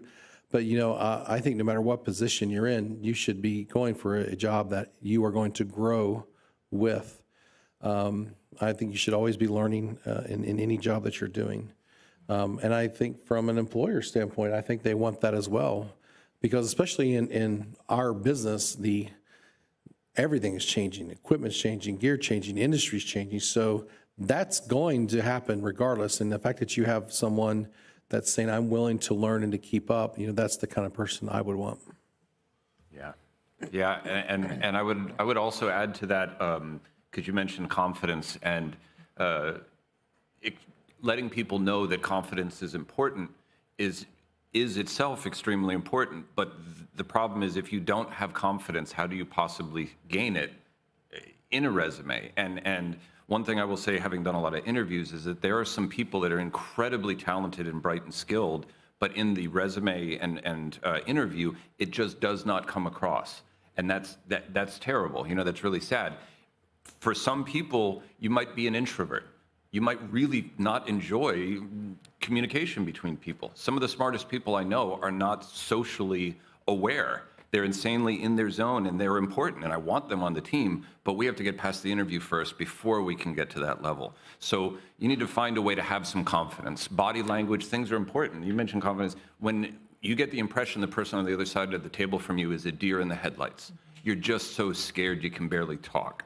That's easy to happen in an interview. So don't feel like out of place. The interviews are very uncomfortable for everybody. But you have to find a way to gain a little bit of confidence, and you don't have to trick yourself. You just have to remember where you are in context. You're applying for a junior sound design position on my team. It's okay to be a little uncomfortable and nervous because you're junior. I mean, it's in the definition of the position. You're brand new to this. We're not expecting you to be anything more than that, but know where you are and be confident in that. There's no reason for you not to be confident. If you're going to apply for a job with any one of these people in one of their big companies, it didn't just happen by accident. You didn't make a right turn and then you're in the door. There was a series of things that got you there. You were an enthusiast, you started studying it, you went to school, you graduated, you put your resume together, you got into the room, you're talking to me. That's like 90 steps to get to that point. Why wouldn't you have enough confidence to feel comfortable talking about that position? It's not like I went up to you on the street and said, would you like to do sound? You've never done it before. No. If you're an artist, it means you've been doing that art for quite a while. The industry needs entry-level people. It's not a gift that we're giving you a job and in the entry level. We literally need our teams to have those positions filled. So that alone should give you enough confidence to sit and look someone in the eyes and know that they need you as much as you need them. I'm not paying you out of my pocket. It's the company's budget. You don't have to feel like this is some sort of gift or anything like that. It's easy to let those voices run through your head in an interview, because I do it all the time. You just skip over it, pull your shoulders back, look someone in the eye, smile a little bit. You'd be surprised how much a smile and a comfortable attitude is infectious and makes everyone in the room feel comfortable and want you around, because we could all attest to the fact that there's some highly skilled people that we would never hire or have on our team. Just the way they operate, the way they make people feel, the way that they react to problems, those things are also really big too. And some people make that judgment call quick just by body language in a few minutes in an interview, because that's all we have until we work together. And in this situation that I was, you may be asked the question, if they ask, are you, can you use this software? Are you familiar with this equipment? And the answer I was referring to is you may not be confident in that that, but when you say, I'm willing to grow and learn, you're showing confidence that you can learn that, and you're showing confidence that you can learn and become proficient in that, which is a plus. So if you're asked the question and you feel like you're not quite where you need to be or where you want to be, the answer is be confident that you can learn it. Show them the confidence that you have, that you can overcome that. I think doing your research too, like you're going to know who you're interviewing with. Find their LinkedIn profile, find out if they have a portfolio website, see whatever information you can find out about the person that you're interviewing with, store up that knowledge and use that as icebreakers, or be able to speak to, hey, I realize that you led this project throughout your career. Is there an opportunity in this role to work with you in that type of capacity, doing the research there? And then the other thing that I've found with right now, a lot of first interviews are Zoom or virtual.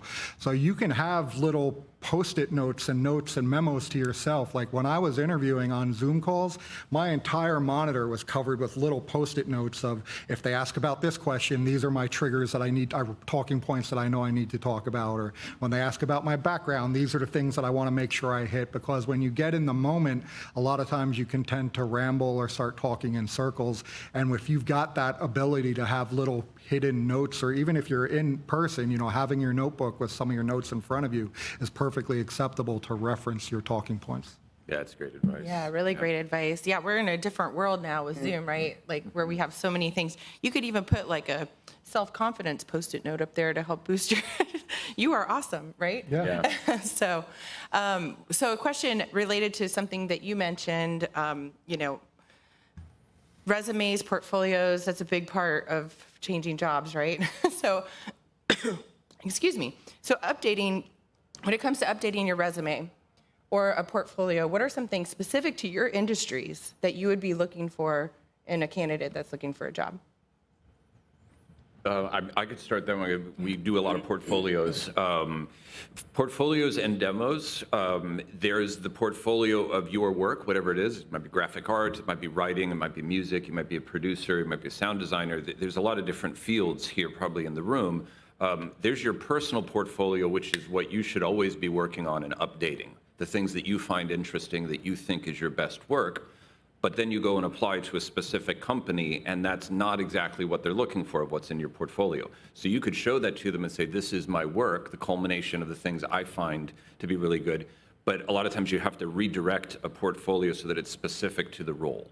I go through this all the time. I work mostly on sports titles these days. So, Madden NFL and college and games where we deal in the sports world. And I'll have people turn in a demo, like I did this, I'd like you to check it out. And it's, like spells from World of Warcraft. I'm like, hey, that's cool. Thanks for wasting my time. This has nothing to do with the job that we're talking about. I mean, it's cool. If you're a student or a Full Sail grad, of course, we're family. I would always look over a portfolio and give my advice. But in the job world, when you apply for a job and you turn in something that's so deeply disconnected from the topic at hand, the person that's interviewing you is probably going through 30 different interviews. Okay, and keep in mind, that's an insanely busy person that gets frustrated by interviews because they've got other deadlines. Not your problem as an interviewee. I'm just saying this is what you're often walking into. So at the end of 12 interviews, I sit down and look at something and I'm like, and did you even read the job application? I like to show up to your house when you want me to clean the driveway and say, I'm really good at painting. Like, what is that? Be direct and be focused. These are small windows to prove that you do your homework, just like you mentioned. This is a minimal amount of time to show that you came prepared and ready to go. And at the end of those, I always like people who have questions. If I think this interview is going well enough that I'm getting interested in it, I want to have questions asked of me at the end of it. And the questions that you ask me towards the end of it tells me a lot about the way that you think and work. So if you come in and say, oh, I love the games you guys work on, I would love to be part of that. Well, cool, if we get to the end of the interview, I'm going to want you to ask me some questions. And if they're totally disconnected from our work, there's nothing about our content or anything like that, that's going to make me very suspicious that you don't actually do your homework, you don't show up prepared and ready to go. You should have more questions than could fit in the interview and have them on Post-it notes. Have them ready for it. Even some critical ones. This might sound scary. You would never want to criticize a professional's work. But if I actually ask you in an interview and you say, oh, I'm a huge fan of Madden NFL, I play it all the time. And I say, cool, totally honest, this is not emotional, so just answer this. What would you like to work on first? What needs the most work in our game sound-wise that you think should be or could be improved? And if you have an answer to that and you can speak in a mature way without it being awkward, that's a huge plus for me. Yep. I ask that a lot. I'll ask, what's your perception of our brand right now and what would you do differently if you were in this role? And I also think, building on your point of making sure your portfolio, your reel shows the type of work that you're wanting to do. To Tom's point, I can't tell you how many times I've gotten a portfolio and it's it's all auto catalog layouts and they want to be a sports designer. You've got to help connect the dots for the people. Yes, you might be skilled, but if I can't show that your skill set and you know how to solve problems that are similar to the problems that you're going to encounter in this job, it's going to be tough for me to see you in that position. A lot of people will then say, well, I don't have any sports work. I've never done it. Create a passion project. Start doing personal work that, one, also shows that you are passionate about it and you're willing to do the work outside of your normal job, but it's also another step towards showing and proving that you can do the type of work that you're applying to. That is really great advice. Anything you want to add? You good? I don't work in portfolios or demos, so I'm going to pass. Okay, yeah, no problem. And hey, it's not applicable to every field, right? Yeah. You know, but I think you guys gave some really great advice. And also, Michael, when you mentioned like the keyword piece of that is so important when it comes to designing your resume. So really great advice on that. So say you get to the point, you get through the interview and they offer you a job. Bless you. Bless you. What do you do when it comes to negotiating salary? Has that ever been a situation where you've had to, I mean, what do you recommend from an entry-level standpoint versus later in your career as well? Get as much as you can. No, for me, because in the touring world, it's different because I may be asked to do several different jobs. I may be asked to be hired as a video director. I may be asked to be hired as a production manager. I may be asked to be as a lighting crew chief. In each of those jobs have a different pay structure. And so usually what I do, I tend to offer, and the way our salary works usually, it's rare, that doesn't happen often that you get a salary position. If I'm a lighting tech or a video director, if I'm not going to be hired directly from the band, I may be hired on what's called a weekly basis. So I may be hired for, let's say, a 4-month tour, and then I will get paid every week for that 4 months. So you have to kind of know how you need to structure your numbers. And I would definitely, if you know you're going for a job, I should hope that you're going to discuss money and compensation at some time. So run those numbers before you go. You know, don't be asked when they ask you that on the spot, don't be kind of deer in the headlights. You know, do some homework, kind of see where you are. See where you were on your last job, and see if you feel like you've increased your things that you could offer to someone. You know, do that homework up front. When I go to negotiate, I like to offer a range. I usually will work in a range from X to X, because that gives them a kind of an idea of where they are. It's not a hard number. It's not like I need this. And I will sometimes like, because I'm also testing the company at that point. You know, if they have a little more to offer, then I hope they're not taking my bottom number. I hope if they see, well, we see your bottom number, but, you know, we're willing to pay a little extra because we like you, want to secure you. So I like to see where they're going to fall on that as well. But a range makes it real, it doesn't make it so definite. It kind of gives you room for negotiation. And also, if they do agree to a said number and it's on the lower end, then they know that, hey, there's also some expecting of maybe some more in the future, maybe a pay increase, and they kind of also know kind of where that is and they're thinking about. And that's the approach I take. I would definitely agree with the range. One thing that in doing a lot of research when I was back out in the market, there's a lot of talk around whoever is the first to say a number is going to lose in that negotiation. So it's often trying to doing the research, doing your homework, and if they're putting you on the spot for a number, it's giving a range. It's based on my research on someone that has my level of experience in this market. I would believe that the range would be between X and Y.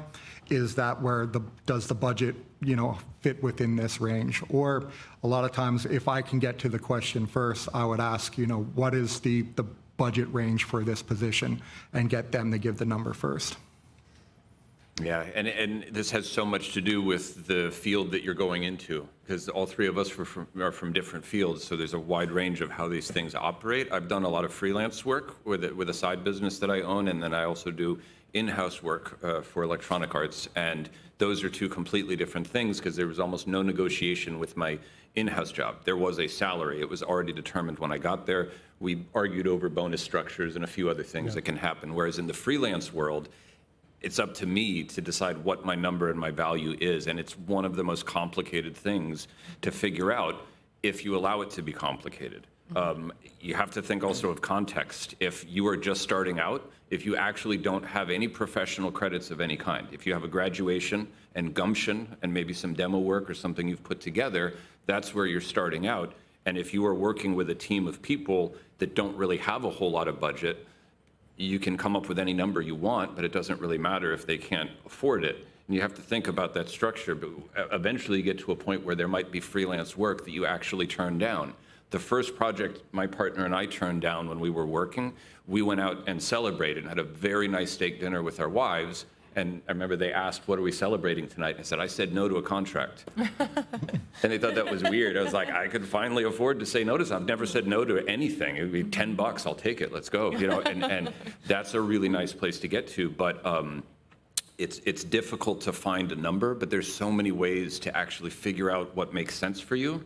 In freelance world, I did something most people, when I talk to them about it from my field, are like, how on earth did you do that? I don't like billing hours because I think about how much time it takes me to do a single sound of some kind. Oh, that's an hour and a half of work.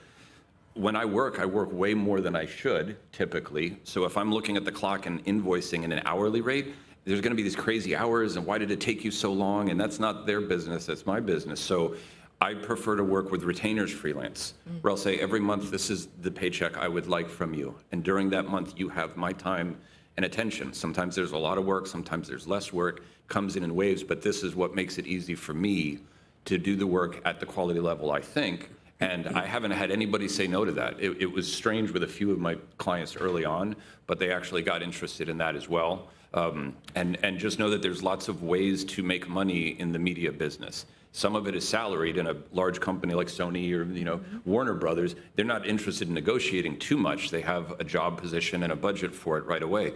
In the indie world, the freelance world of all of our fields, that's totally different. Everything is up to negotiation. And if you believe in the project and they don't have enough money for you, and that's the only client that you have, if you have one client and that's it, and you're negotiating with them, you're going to have to maybe give a little bit on that. If you've got 3 clients and you can't do work for all 3 of them, well, then you're in a good position.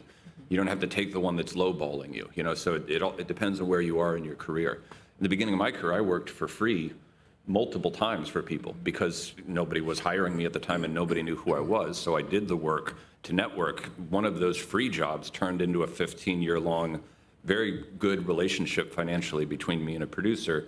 When he started off, he had nothing and nothing to offer me, and I had nothing to offer but my skills, and we worked together, and then he did well, and he's brought me along with him the entire way. So sometimes people say work for free, and it's like, well, are you working for free or are you networking into something that could be very, very lucrative? I won't do that now. I'm busy, but in the beginning, I did it quite a lot. I have a story on that. I was touring with an artist, and we were the opening act to the headlining band. And I knew a couple of those guys that were on that tour, and they were. And in that situation, the opening act band really has not much to do until it's time for you on stage at 2:00 in the afternoon. But I'm up, I'm checking out things. So I jumped in and started helping the video guys just build a video wall. I did that for no money.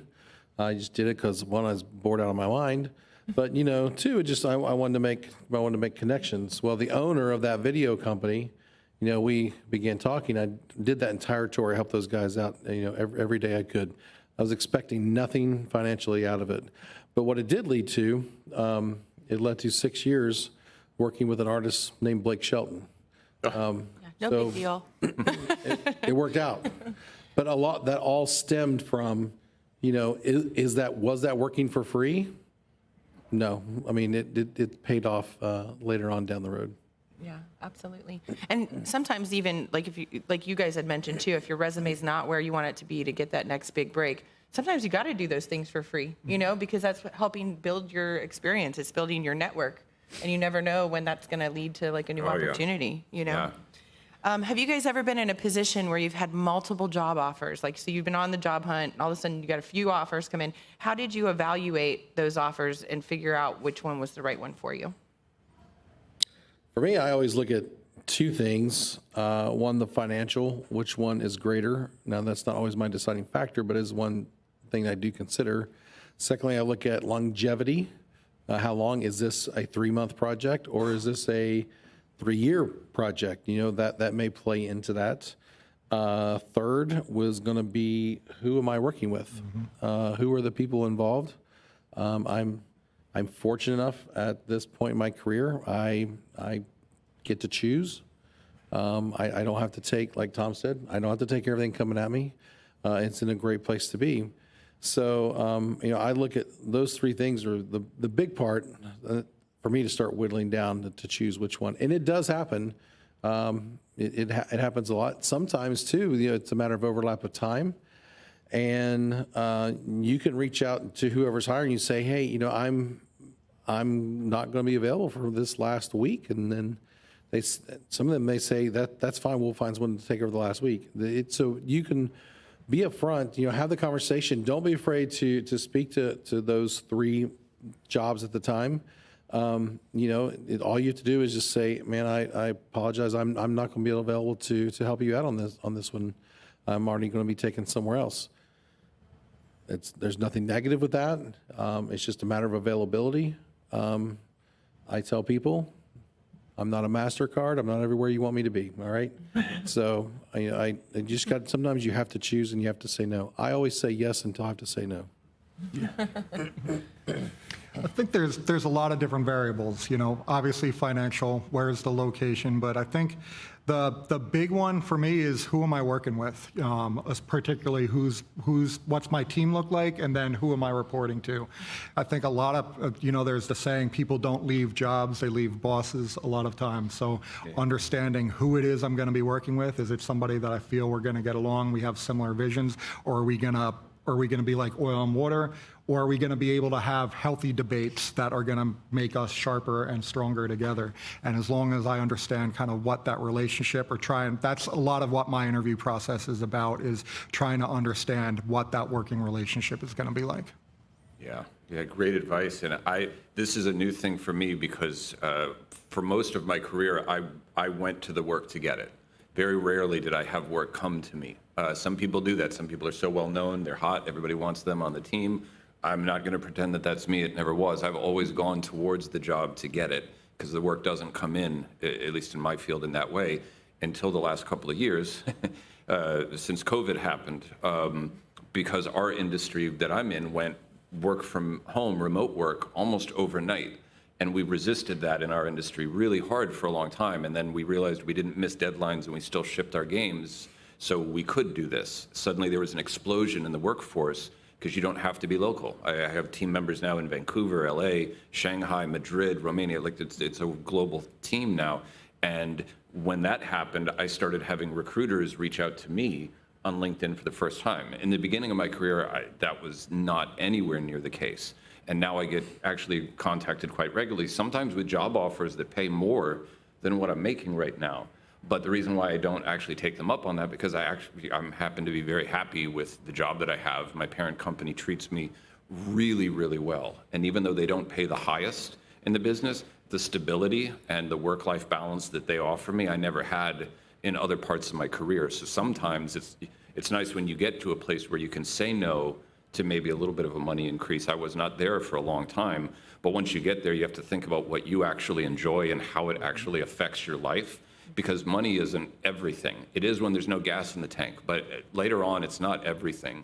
I stepped backwards from a job recently, which is the first time ever, for happiness' sake, and that was monumental, and it was the best decision I ever made in my life. I wouldn't have made that early on, but there does get to a point where you have to think about a lot more than just the money.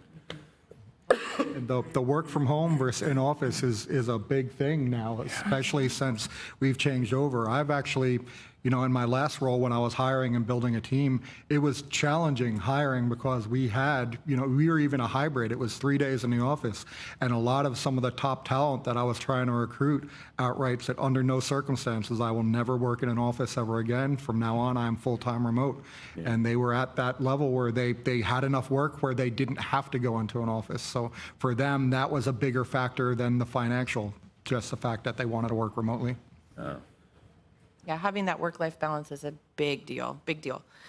So I'm going to go to you guys for questions after this last question, okay, for me. So just giving you a heads up, be ready.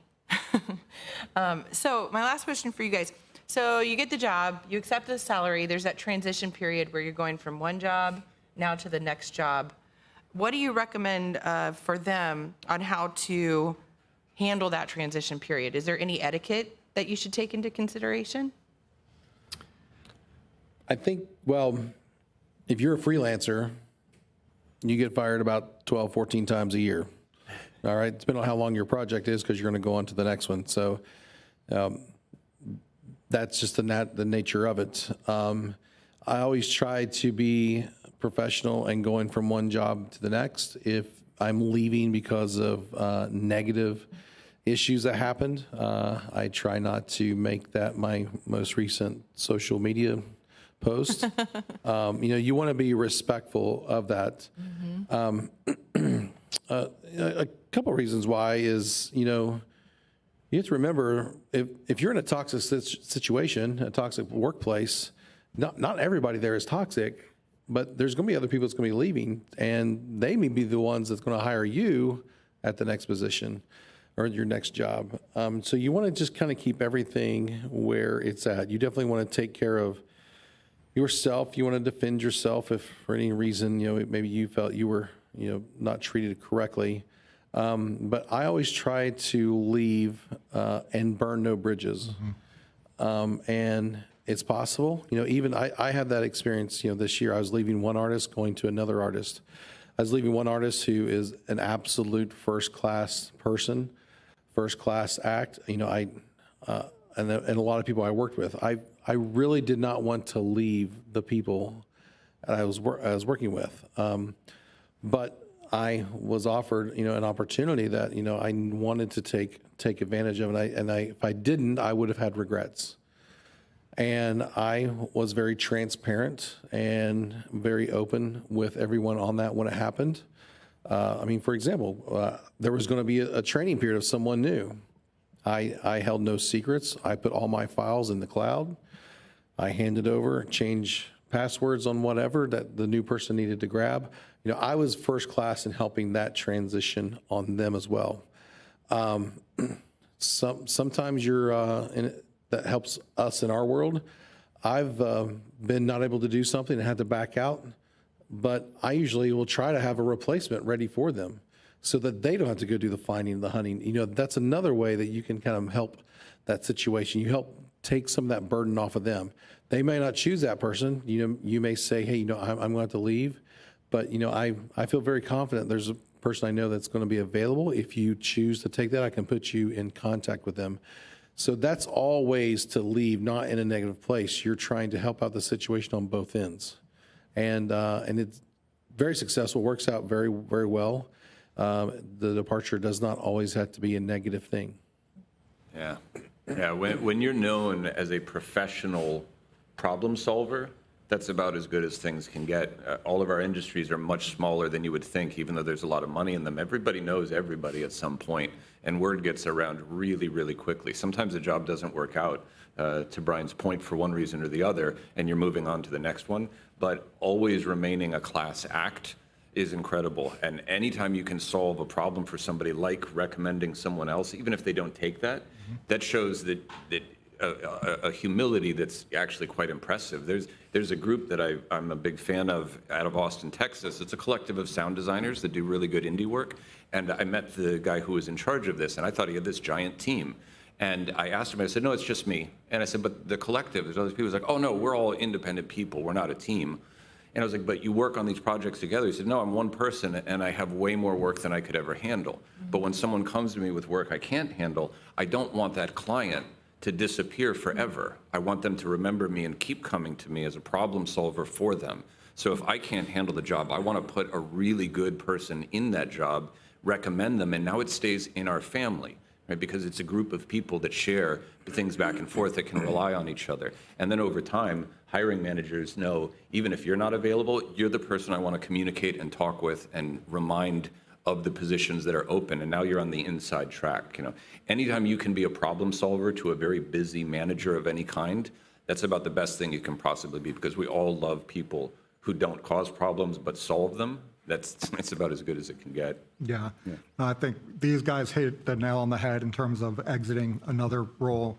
I think one thing as you're coming into a new role is being humble as you come into that role, and learning as you come in and understanding the way things work within the organization, or the whys behind everything, as opposed to going in like a tornado and I'm going to blow this process up and we're going to blow that up and this is the way that I want to do it moving forward. Make sure you understand what's working within the organization and pour gasoline on that. And then the things that aren't working, start finding ways to subtly make changes so that it's not you're coming in and just kind of creating chaos as you come into the new organization. That's like so important, just to tag onto that, because I've personally been involved in that before, and you can really get mud in your face without realizing it, where you have a great idea to fix a serious problem that some other person should have figured out was a big problem, and then you start describing it to the person that invented that thing that you're insulting that's been there for years. Oh, no. Just the wrong way to approach it. It's one thing to have an idea. Yeah. Or like, I was thinking something, let me ask you what you think about this idea that I have, as opposed to this is wrong. Who's responsible for this? Yeah. That might seem like a bold, confident thing to say. It never is, especially when you're in a room full of people that are way more expert at it than you are. I couldn't agree more with that one. Really, really great advice. So you guys ready to ask some of your own questions? Do we have any volunteers for questions? We have a few. Let's call on you first. Thanks. So on the topic of negotiating salary, I was wondering about when is the bottom number acceptable? And then also, what can you do to prevent them from picking the bottom number? Like because you can just give them a range, but certainly there might be ways to help convince them you have a lot more potential, even if there isn't directly a skill set there, or other ways where you can word it. Well, you are choosing the range. So be prepared to accept anywhere in that range. And that's the key part. So because you can't say, I want 15. Like, oh, great, I want 15 to 18, 1,000, hundreds, whatever it may be, doesn't matter. We're choosing numbers. I want a range between 15 and 18. And they go, okay, great. Well, let's do the 15. And you get, well, I was thinking more like 17, honestly. You can't go back on that. Be prepared with the numbers you present, that you are okay anywhere within that range. Mm-hmm. Yeah. So would you say that you'd be shooting high, or at least what you find is acceptable? And then if they don't meet that at all, what if they go below that? Well, then you say, then you always have the opportunity to not accept. And if it's going to be below what you want, then you say, well, I really need that bottom number, to make things work. And if it's close, I mean, it's a negotiation. If it's close enough, you can say, yeah, all right, I can do for that, but in the future, I'm really expecting this, but let's see how things go. That's another way to approach that. But like I said, present the range, but be prepared to take anything in that range. Thank you. That answer was fantastic. I think also coming back to knowing what the market rate for that range is, so you don't come in with a number that's completely out of the ballpark, and then you've eliminated yourself from the conversation just based on putting out a range like that. The other thing, someone taught me or told me years ago that it's not what you're worth, it's what you're willing to accept. So as you're in that negotiation process, knowing what your bottom number truly is, and you don't ever have to bring that number up, but that's your cut bait number, and you know that anything under this, I just can't make it work. Yeah. And the context, everything always matters in context, right? So if you go to a car dealership and you can afford Fiesta, You're like, I'm not leaving without a Porsche. Well, it doesn't matter what you think you're doing. You can't afford that. That's not for you. Negotiations tend to happen as you get further into your career because you have an established range and you know what's going on. A lot of very junior roles, people are not interested in negotiating a starting, beginning, first step role. Maybe in some industries, not in ours. It's not like, well, that's nice that you would like that. This is what this pays. There's no negotiation on this right now. When you get to a senior level, when people know you bring an intrinsic value with you that's beyond just the job, your experience dictates everything. And if you have that experience, I'll negotiate with you on that one because I would love to have a plug and play ninja on the team. But ninjas cost more, than non-ninjas. And knowing what's important to you outside of the money as well, because there are other things that are negotiable. It's the amount of time off. Are you going to be able to freelance while you're still working the job? Are you working remote, or do you have to commute every single day? A lot of these things are things that even if the salary itself isn't as negotiable, because a lot of times it is a fairly fixed range with very little wiggle room within there as they're posting the position. So what are some of the other things that are of value to you that they can bring to the table? That's great advice. You had another question right over here, right? Okay. So I had a question of, for the portfolios, what format do you feel is the best way to present it, especially in an interview? Like, I've done video, graphics, esports work, and a lot of connections and networking. I want to know what's the best way to present to a potential interviewer to show my work off. That's a great question. First thing I would say is that you want everything to be as simple for the person on the other end as possible, right? So these days, the best thing you can do is to send me a link. Not a file that I have to download and open and decode and get a different, already I'm annoyed if that's the case. We want this to be very easy. You only have people's attention for a very tiny amount of time because they've got 8 million other things to do. So if you send a link and I click on that link and it opens to a single page, not 6 tabs, not a variety of things going on. For me personally, I open it, there's a picture, there's your name, who you are, here's a little demo of what you do, and I can see all of it and analyze it within 2 minutes and get a quick idea, then I'm very happy. Then I know that if I put you in a meeting with other producers, you're not going to bog everybody down with nonsense that nobody cares about. So we get right to the point, and beyond that, just make sure that it's quality over quantity. I don't need to see hours of somebody's work. What I want to see personally is what you think is the very best representation of your current skill level. And if it's 15 seconds long and it's amazing, I'm much happier than you showing me 9 videos that are all kind of, okay, you kind of know what you're doing.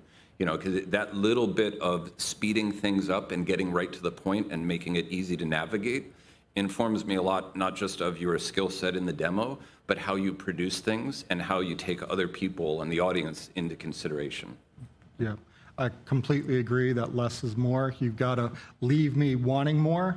So a lot of times I'll go through a portfolio and I'm really excited, but then the more and more work I see, if you're showing B-level work and other stuff, I'm less excited about you. And then I would have moved, if you only showed me 4 things, I'd have moved you into the next pile. But since I saw 12 and more than half of them weren't that solid, I'd completely eliminate you. I think the other thing that's really important from a design standpoint is understanding your thinking and how you got to those solutions. There's a million Photoshop artists and incredible artists. I need to know if you can solve the business problem that's at hand. As a designer, I think we're visual problem solvers. So walk me through your thinking. What was the problem that you were trying to solve, and how did your solution actually solve that problem for the business? And it can be through any data or stats that you have, or even just social validation, from having your audience kind of pulling social posts about people bragging about the work or how successful it was, or showing case studies. I look for more of a case study in the portfolio as opposed to just, hey, look at my work, I'm good. I want to understand your thinking and your process and how you got there so that I know that there's a repeatable process and how you're going to attack my problem. Really great advice. And I think we have time for one more question. I saw your hand up too, right? Okay. So I was just curious, I never heard of retainers at all before you talked about it. And I think that's a really interesting concept. Could you expand upon when retainers could be used If they're just freelance things, I don't know, could you like even negotiate that with a salary job? You can't negotiate that with a salary job that I know of. I shouldn't say can't because it's a big world out there. I've never heard of such a thing. But in the freelance world, everything is negotiable. Everything. You might work with a group that has zero interest in negotiation, and you'll figure that out pretty quick when you start it. But in general, people are fairly open to negotiation. From my experience, when it comes to retainers are, for me, are used in one of two ways. If the project that we're talking about is in the future, and I need to block out 3 months of my bandwidth and my team's time in order to get that accomplished, if I'm setting that time aside for you and that job doesn't actually happen, well, I might have skipped 3 other jobs that we could have set up in that time, and you've taken it away. So you think of it more of as a deposit than a retainer as one option. And then the other side for me is when somebody wants me to do a job that requires gear rental and other tech that nobody has around at the time. Now I have to go out and I have to rent that and I have to get insurance. So I'm going to want a retainer so that I can get that stuff prepared and ready to go, because I'm not going to pay it out of my pocket. It's part of the budget that you need done. So that's generally where retainers or deposits in my world come up front. Or if you've worked with a person before or a group before that's a little bit sketchy on the way they pay. I haven't gone through that, but a lot of friends have. Sometimes they'll be like, we've gone through this before. We're going to do 50% now and 50% when it is actually done, or something like that, because you might get ghosted by this group. I would recommend not working with anyone like that, but it's not, it depends on how much work you have at the time. Yeah, and it's not uncommon. Like I'm going to chime in this too. And it's not uncommon for consultants to do the same thing. So a friend of mine is a business consultant, and she basically blocks out like 4 hours a week for a certain amount of money. They pay her monthly, but it's 4 hours per week. And there's some weeks that she logs all her hours. There's some weeks where she'll work way more than 4, but she doesn't charge them over that retainer. And then there's other weeks where she might work less than 4. But it all kind of evens out. And so she'll show her client, like, I'm actually working a little more for you than what I committed to. But so they always feel like they're getting a value for what that retainer is. And so I think that's also a helpful approach too, of just kind of logging your hours and making sure that you're accurate with communicating that if you're doing that kind of thing. In the touring world, retainers are completely different. They're used as, let's say you're going to do a 4-month tour. That artist is not going to go and sing 4 months straight in a row. They're going to want some time off. So a typical schedule may be 3 weeks on, 1 week off, 4 weeks on, 1 week off, something along those long lines. So what the retainer is going to do is they say, on that 1 week off, you're going to go home, and we're going to pay you half of your salary to do nothing. And we're fine with that, but because we want to retain you and make sure you're going to stay with us when we return. So it's really almost used as a hold. And in this current market, it's almost used as a bargaining chip, because a lot of people are doing that. So we have to offer that to stay current, to keep our crew where we are. Now, you can still go out, and if you find another short-term show or whatever, then you can definitely do that, which I've done that before many times.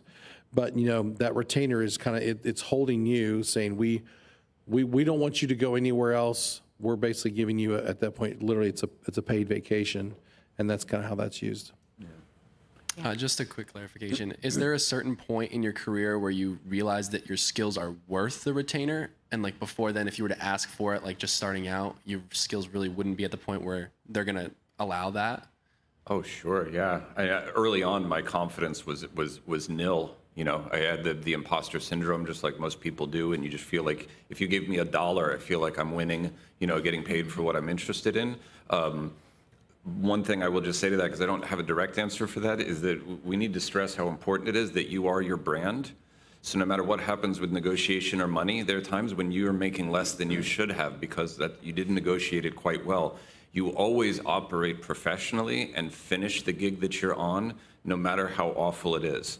Right? The negotiation might have been terrible, but you operate at full capacity, 100%, because that is your brand. I might have a disagreement with someone that I worked with on a freelance project in the past. Other people are not going to know the details of our financial stuff. They're just going to know, I don't like working with him. He ghosted me. He didn't finish. He got upset and his quality dropped.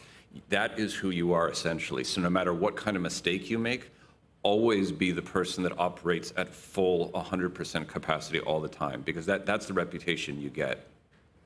Awesome. Great question.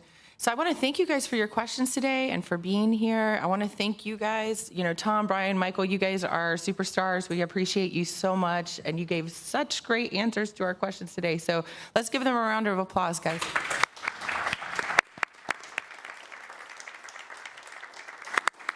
All right, and I hope that you guys enjoy the rest of Hall of Fame. Have a great day.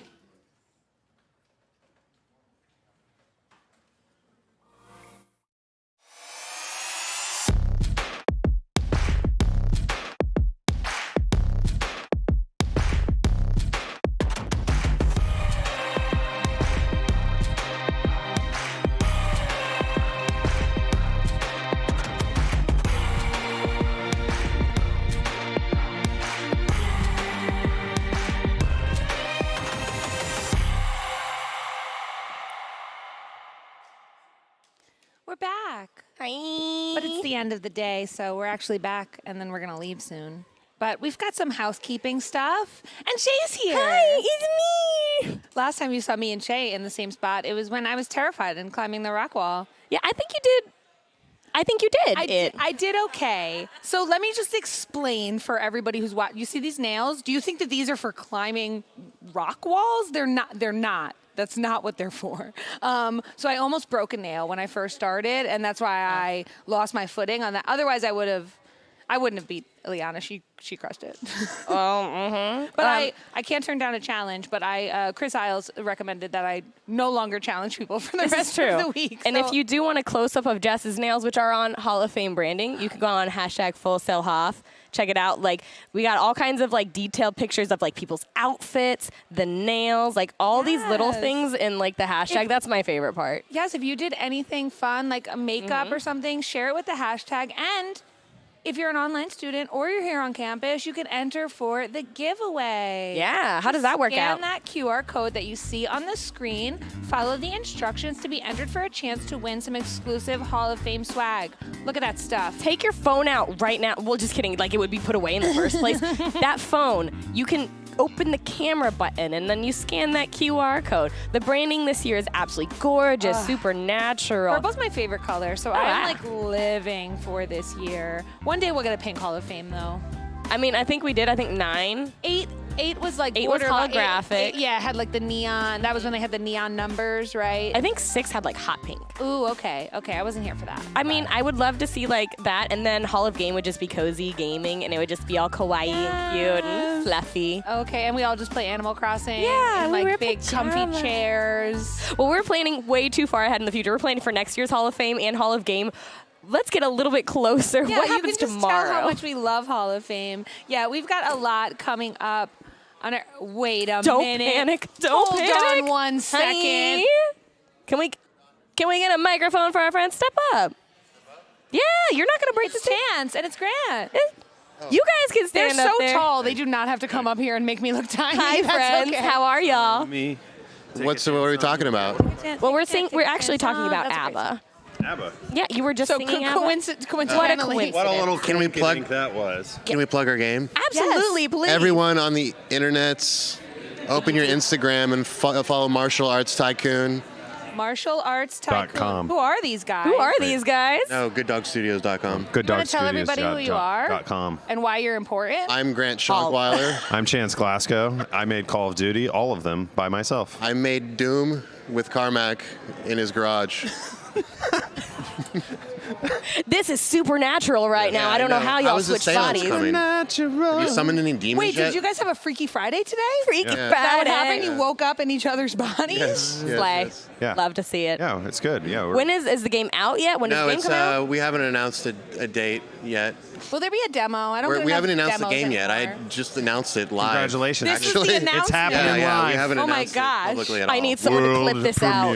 Well, in June, we're going to have a trailer drop. We're going to announce it at the Brazilian independent game show. It's the Oh my biggest indie game festival in South America. Awesome. And but it's available all across the world. If you always thought there should be like The Sims meets Roller Coaster Tycoon and has a jiu-jitsu baby in Brazil, then you would like this game with samba music. Samba metal. We've got Matt Hafey doing all our music. And Oh, sound. yeah. We love So Trivium. I go to train a few times a week. Matt rips off my legs. He attacks my legs all the time. And then puts them back on. Yes, puts them back on. You're like a Lego man. Art. So yeah, we basically made this game for you, Shay. Yeah, it's like I was gonna say, this Sims, literally samba, metal. It's basically for you. So you're literally our target demo. I was gonna say you're like describing exactly what I They would made a want. Target consumer profile, and it was just a picture of Shay. I want that. I'm so excited about this. Is there anything else you want to plug? What do you want to plug? Fractured Veil. Sure, yeah. Will Fitzgerald and I are also working on a game called Fractured Veil. Yeah. You can find it all over the internet. It is going into early access this fall. Survival game, right? Yeah, it's a survival game that takes place in Maui, so that's really fun. And then what Chance and I were just doing is we were talking about the climate work that we do with the Adrian Arsht Rockefeller Foundation Center for Resilience at the Atlantic Council. I butchered it. I said it How long wrong. did you guys practice that? Well, I said it wrong, so not enough. We're both senior fellows there, and we're working on adding climate resilience messaging to games, and so we're trying to save the planet and save lives through games. People mostly. Yeah, mostly people. The planet's screwed. I mean, games save lives for sure. Absolutely. So I like that you're adding that element to it. Yeah. So we're doing the work. Yeah. We're working on a bunch of stuff. Stuff. What are you I'm looking amped to see all forward of to tomorrow? Anything you can't wait to see? Breakfast. Yes. Yeah, I'm a too. big fan of breakfast. I love breakfast. What's your favorite breakfast food? Well, I'm a smoothie guy normally. Okay, But I okay. like a good croissant every now and then. croissant. Yeah, I get a little French sometimes. Yeah, so yeah, I yeah, like yeah, that. And if I'm feeling What about a feeling beignet? spicy, a pain au chocolat. If I need a little of that Said caffeine kick. Chocolat. Chocolat, yeah. So Chase? yeah. Chocolate? He's like breakfast. That's your favorite breakfast food? Do you eat breakfast? Avocado and eggs. Oh, okay. Yeah, that's pretty Okay. good. I like to do hard-boiled eggs with avocado and bacon and then a little sriracha. Ooh, I love I'm it's also like the the target Carrico, audience for this And it's one. keto, and it's like it makes you feel good. And Okay. like, I don't even like boiled eggs that much, but I like eating them because I feel good after. Not a fan. So I feel like we're gonna have a breakfast segment with you guys next year, right? Yeah, I love that. Yeah, come by. We'll Be all breakfast eat our with favorite buds. breakfast with foods buds. I like Breakfast that. with buds. I love that. Yeah. We'll make like a cool graphic for it, an intro video, and everything. Yeah, I It'll be love really that idea. intense. Yeah. That sounds like a Yeah, lot of there's fun. text on us. Yeah. Oh. Like, they finally put up your name. Oh, so but it's people backwards. I know it's correct. Wait, it is backwards. I mean, It's Freaky Friday. Remember? Friday. They switched Yeah. bodies.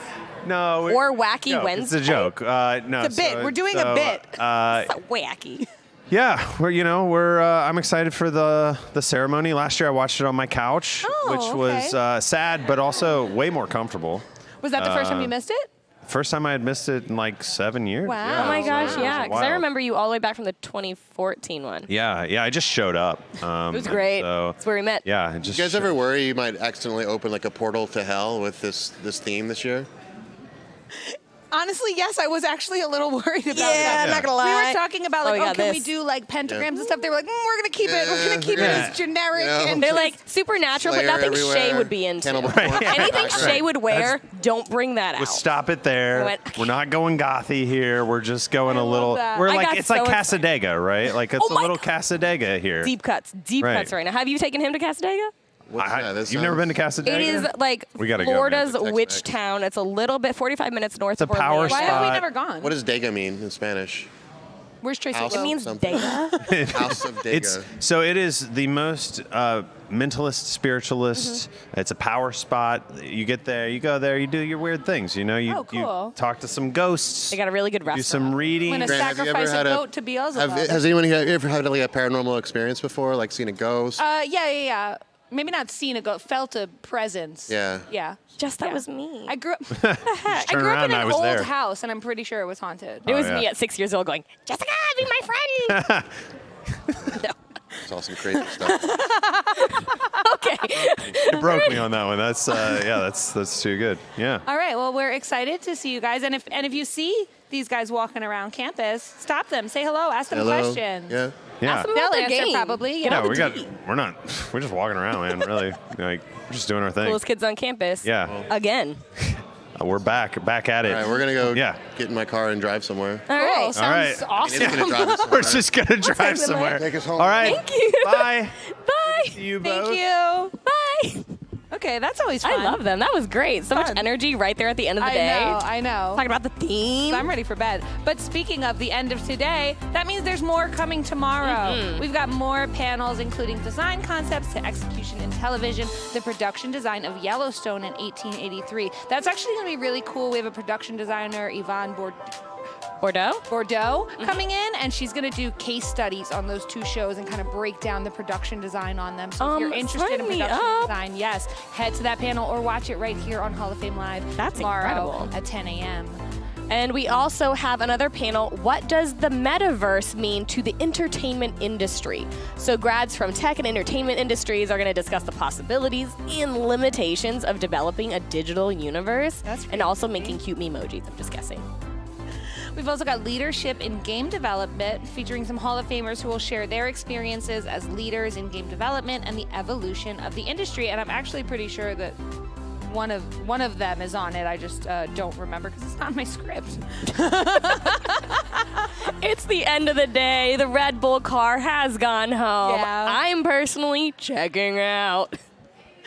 But we've had so much fun. Best and we time ever. can't wait to see you tomorrow. Tune in, 9:30 a.m. right here on the Full Sail University YouTube page. We'll bring way more content. Plus, tomorrow night is the ceremony. We've also got the cosplay contest. It's going to be a great way to end a fantastic week, and we can't wait to see you there. So I'm Jess Ryder. And I'm Shayzilla. Please dress up tomorrow for the ceremony and send your pictures using #FullSailHub because I want to see how cute you are. Slay, slay, slay, slay. Okay. See you tomorrow. Bye.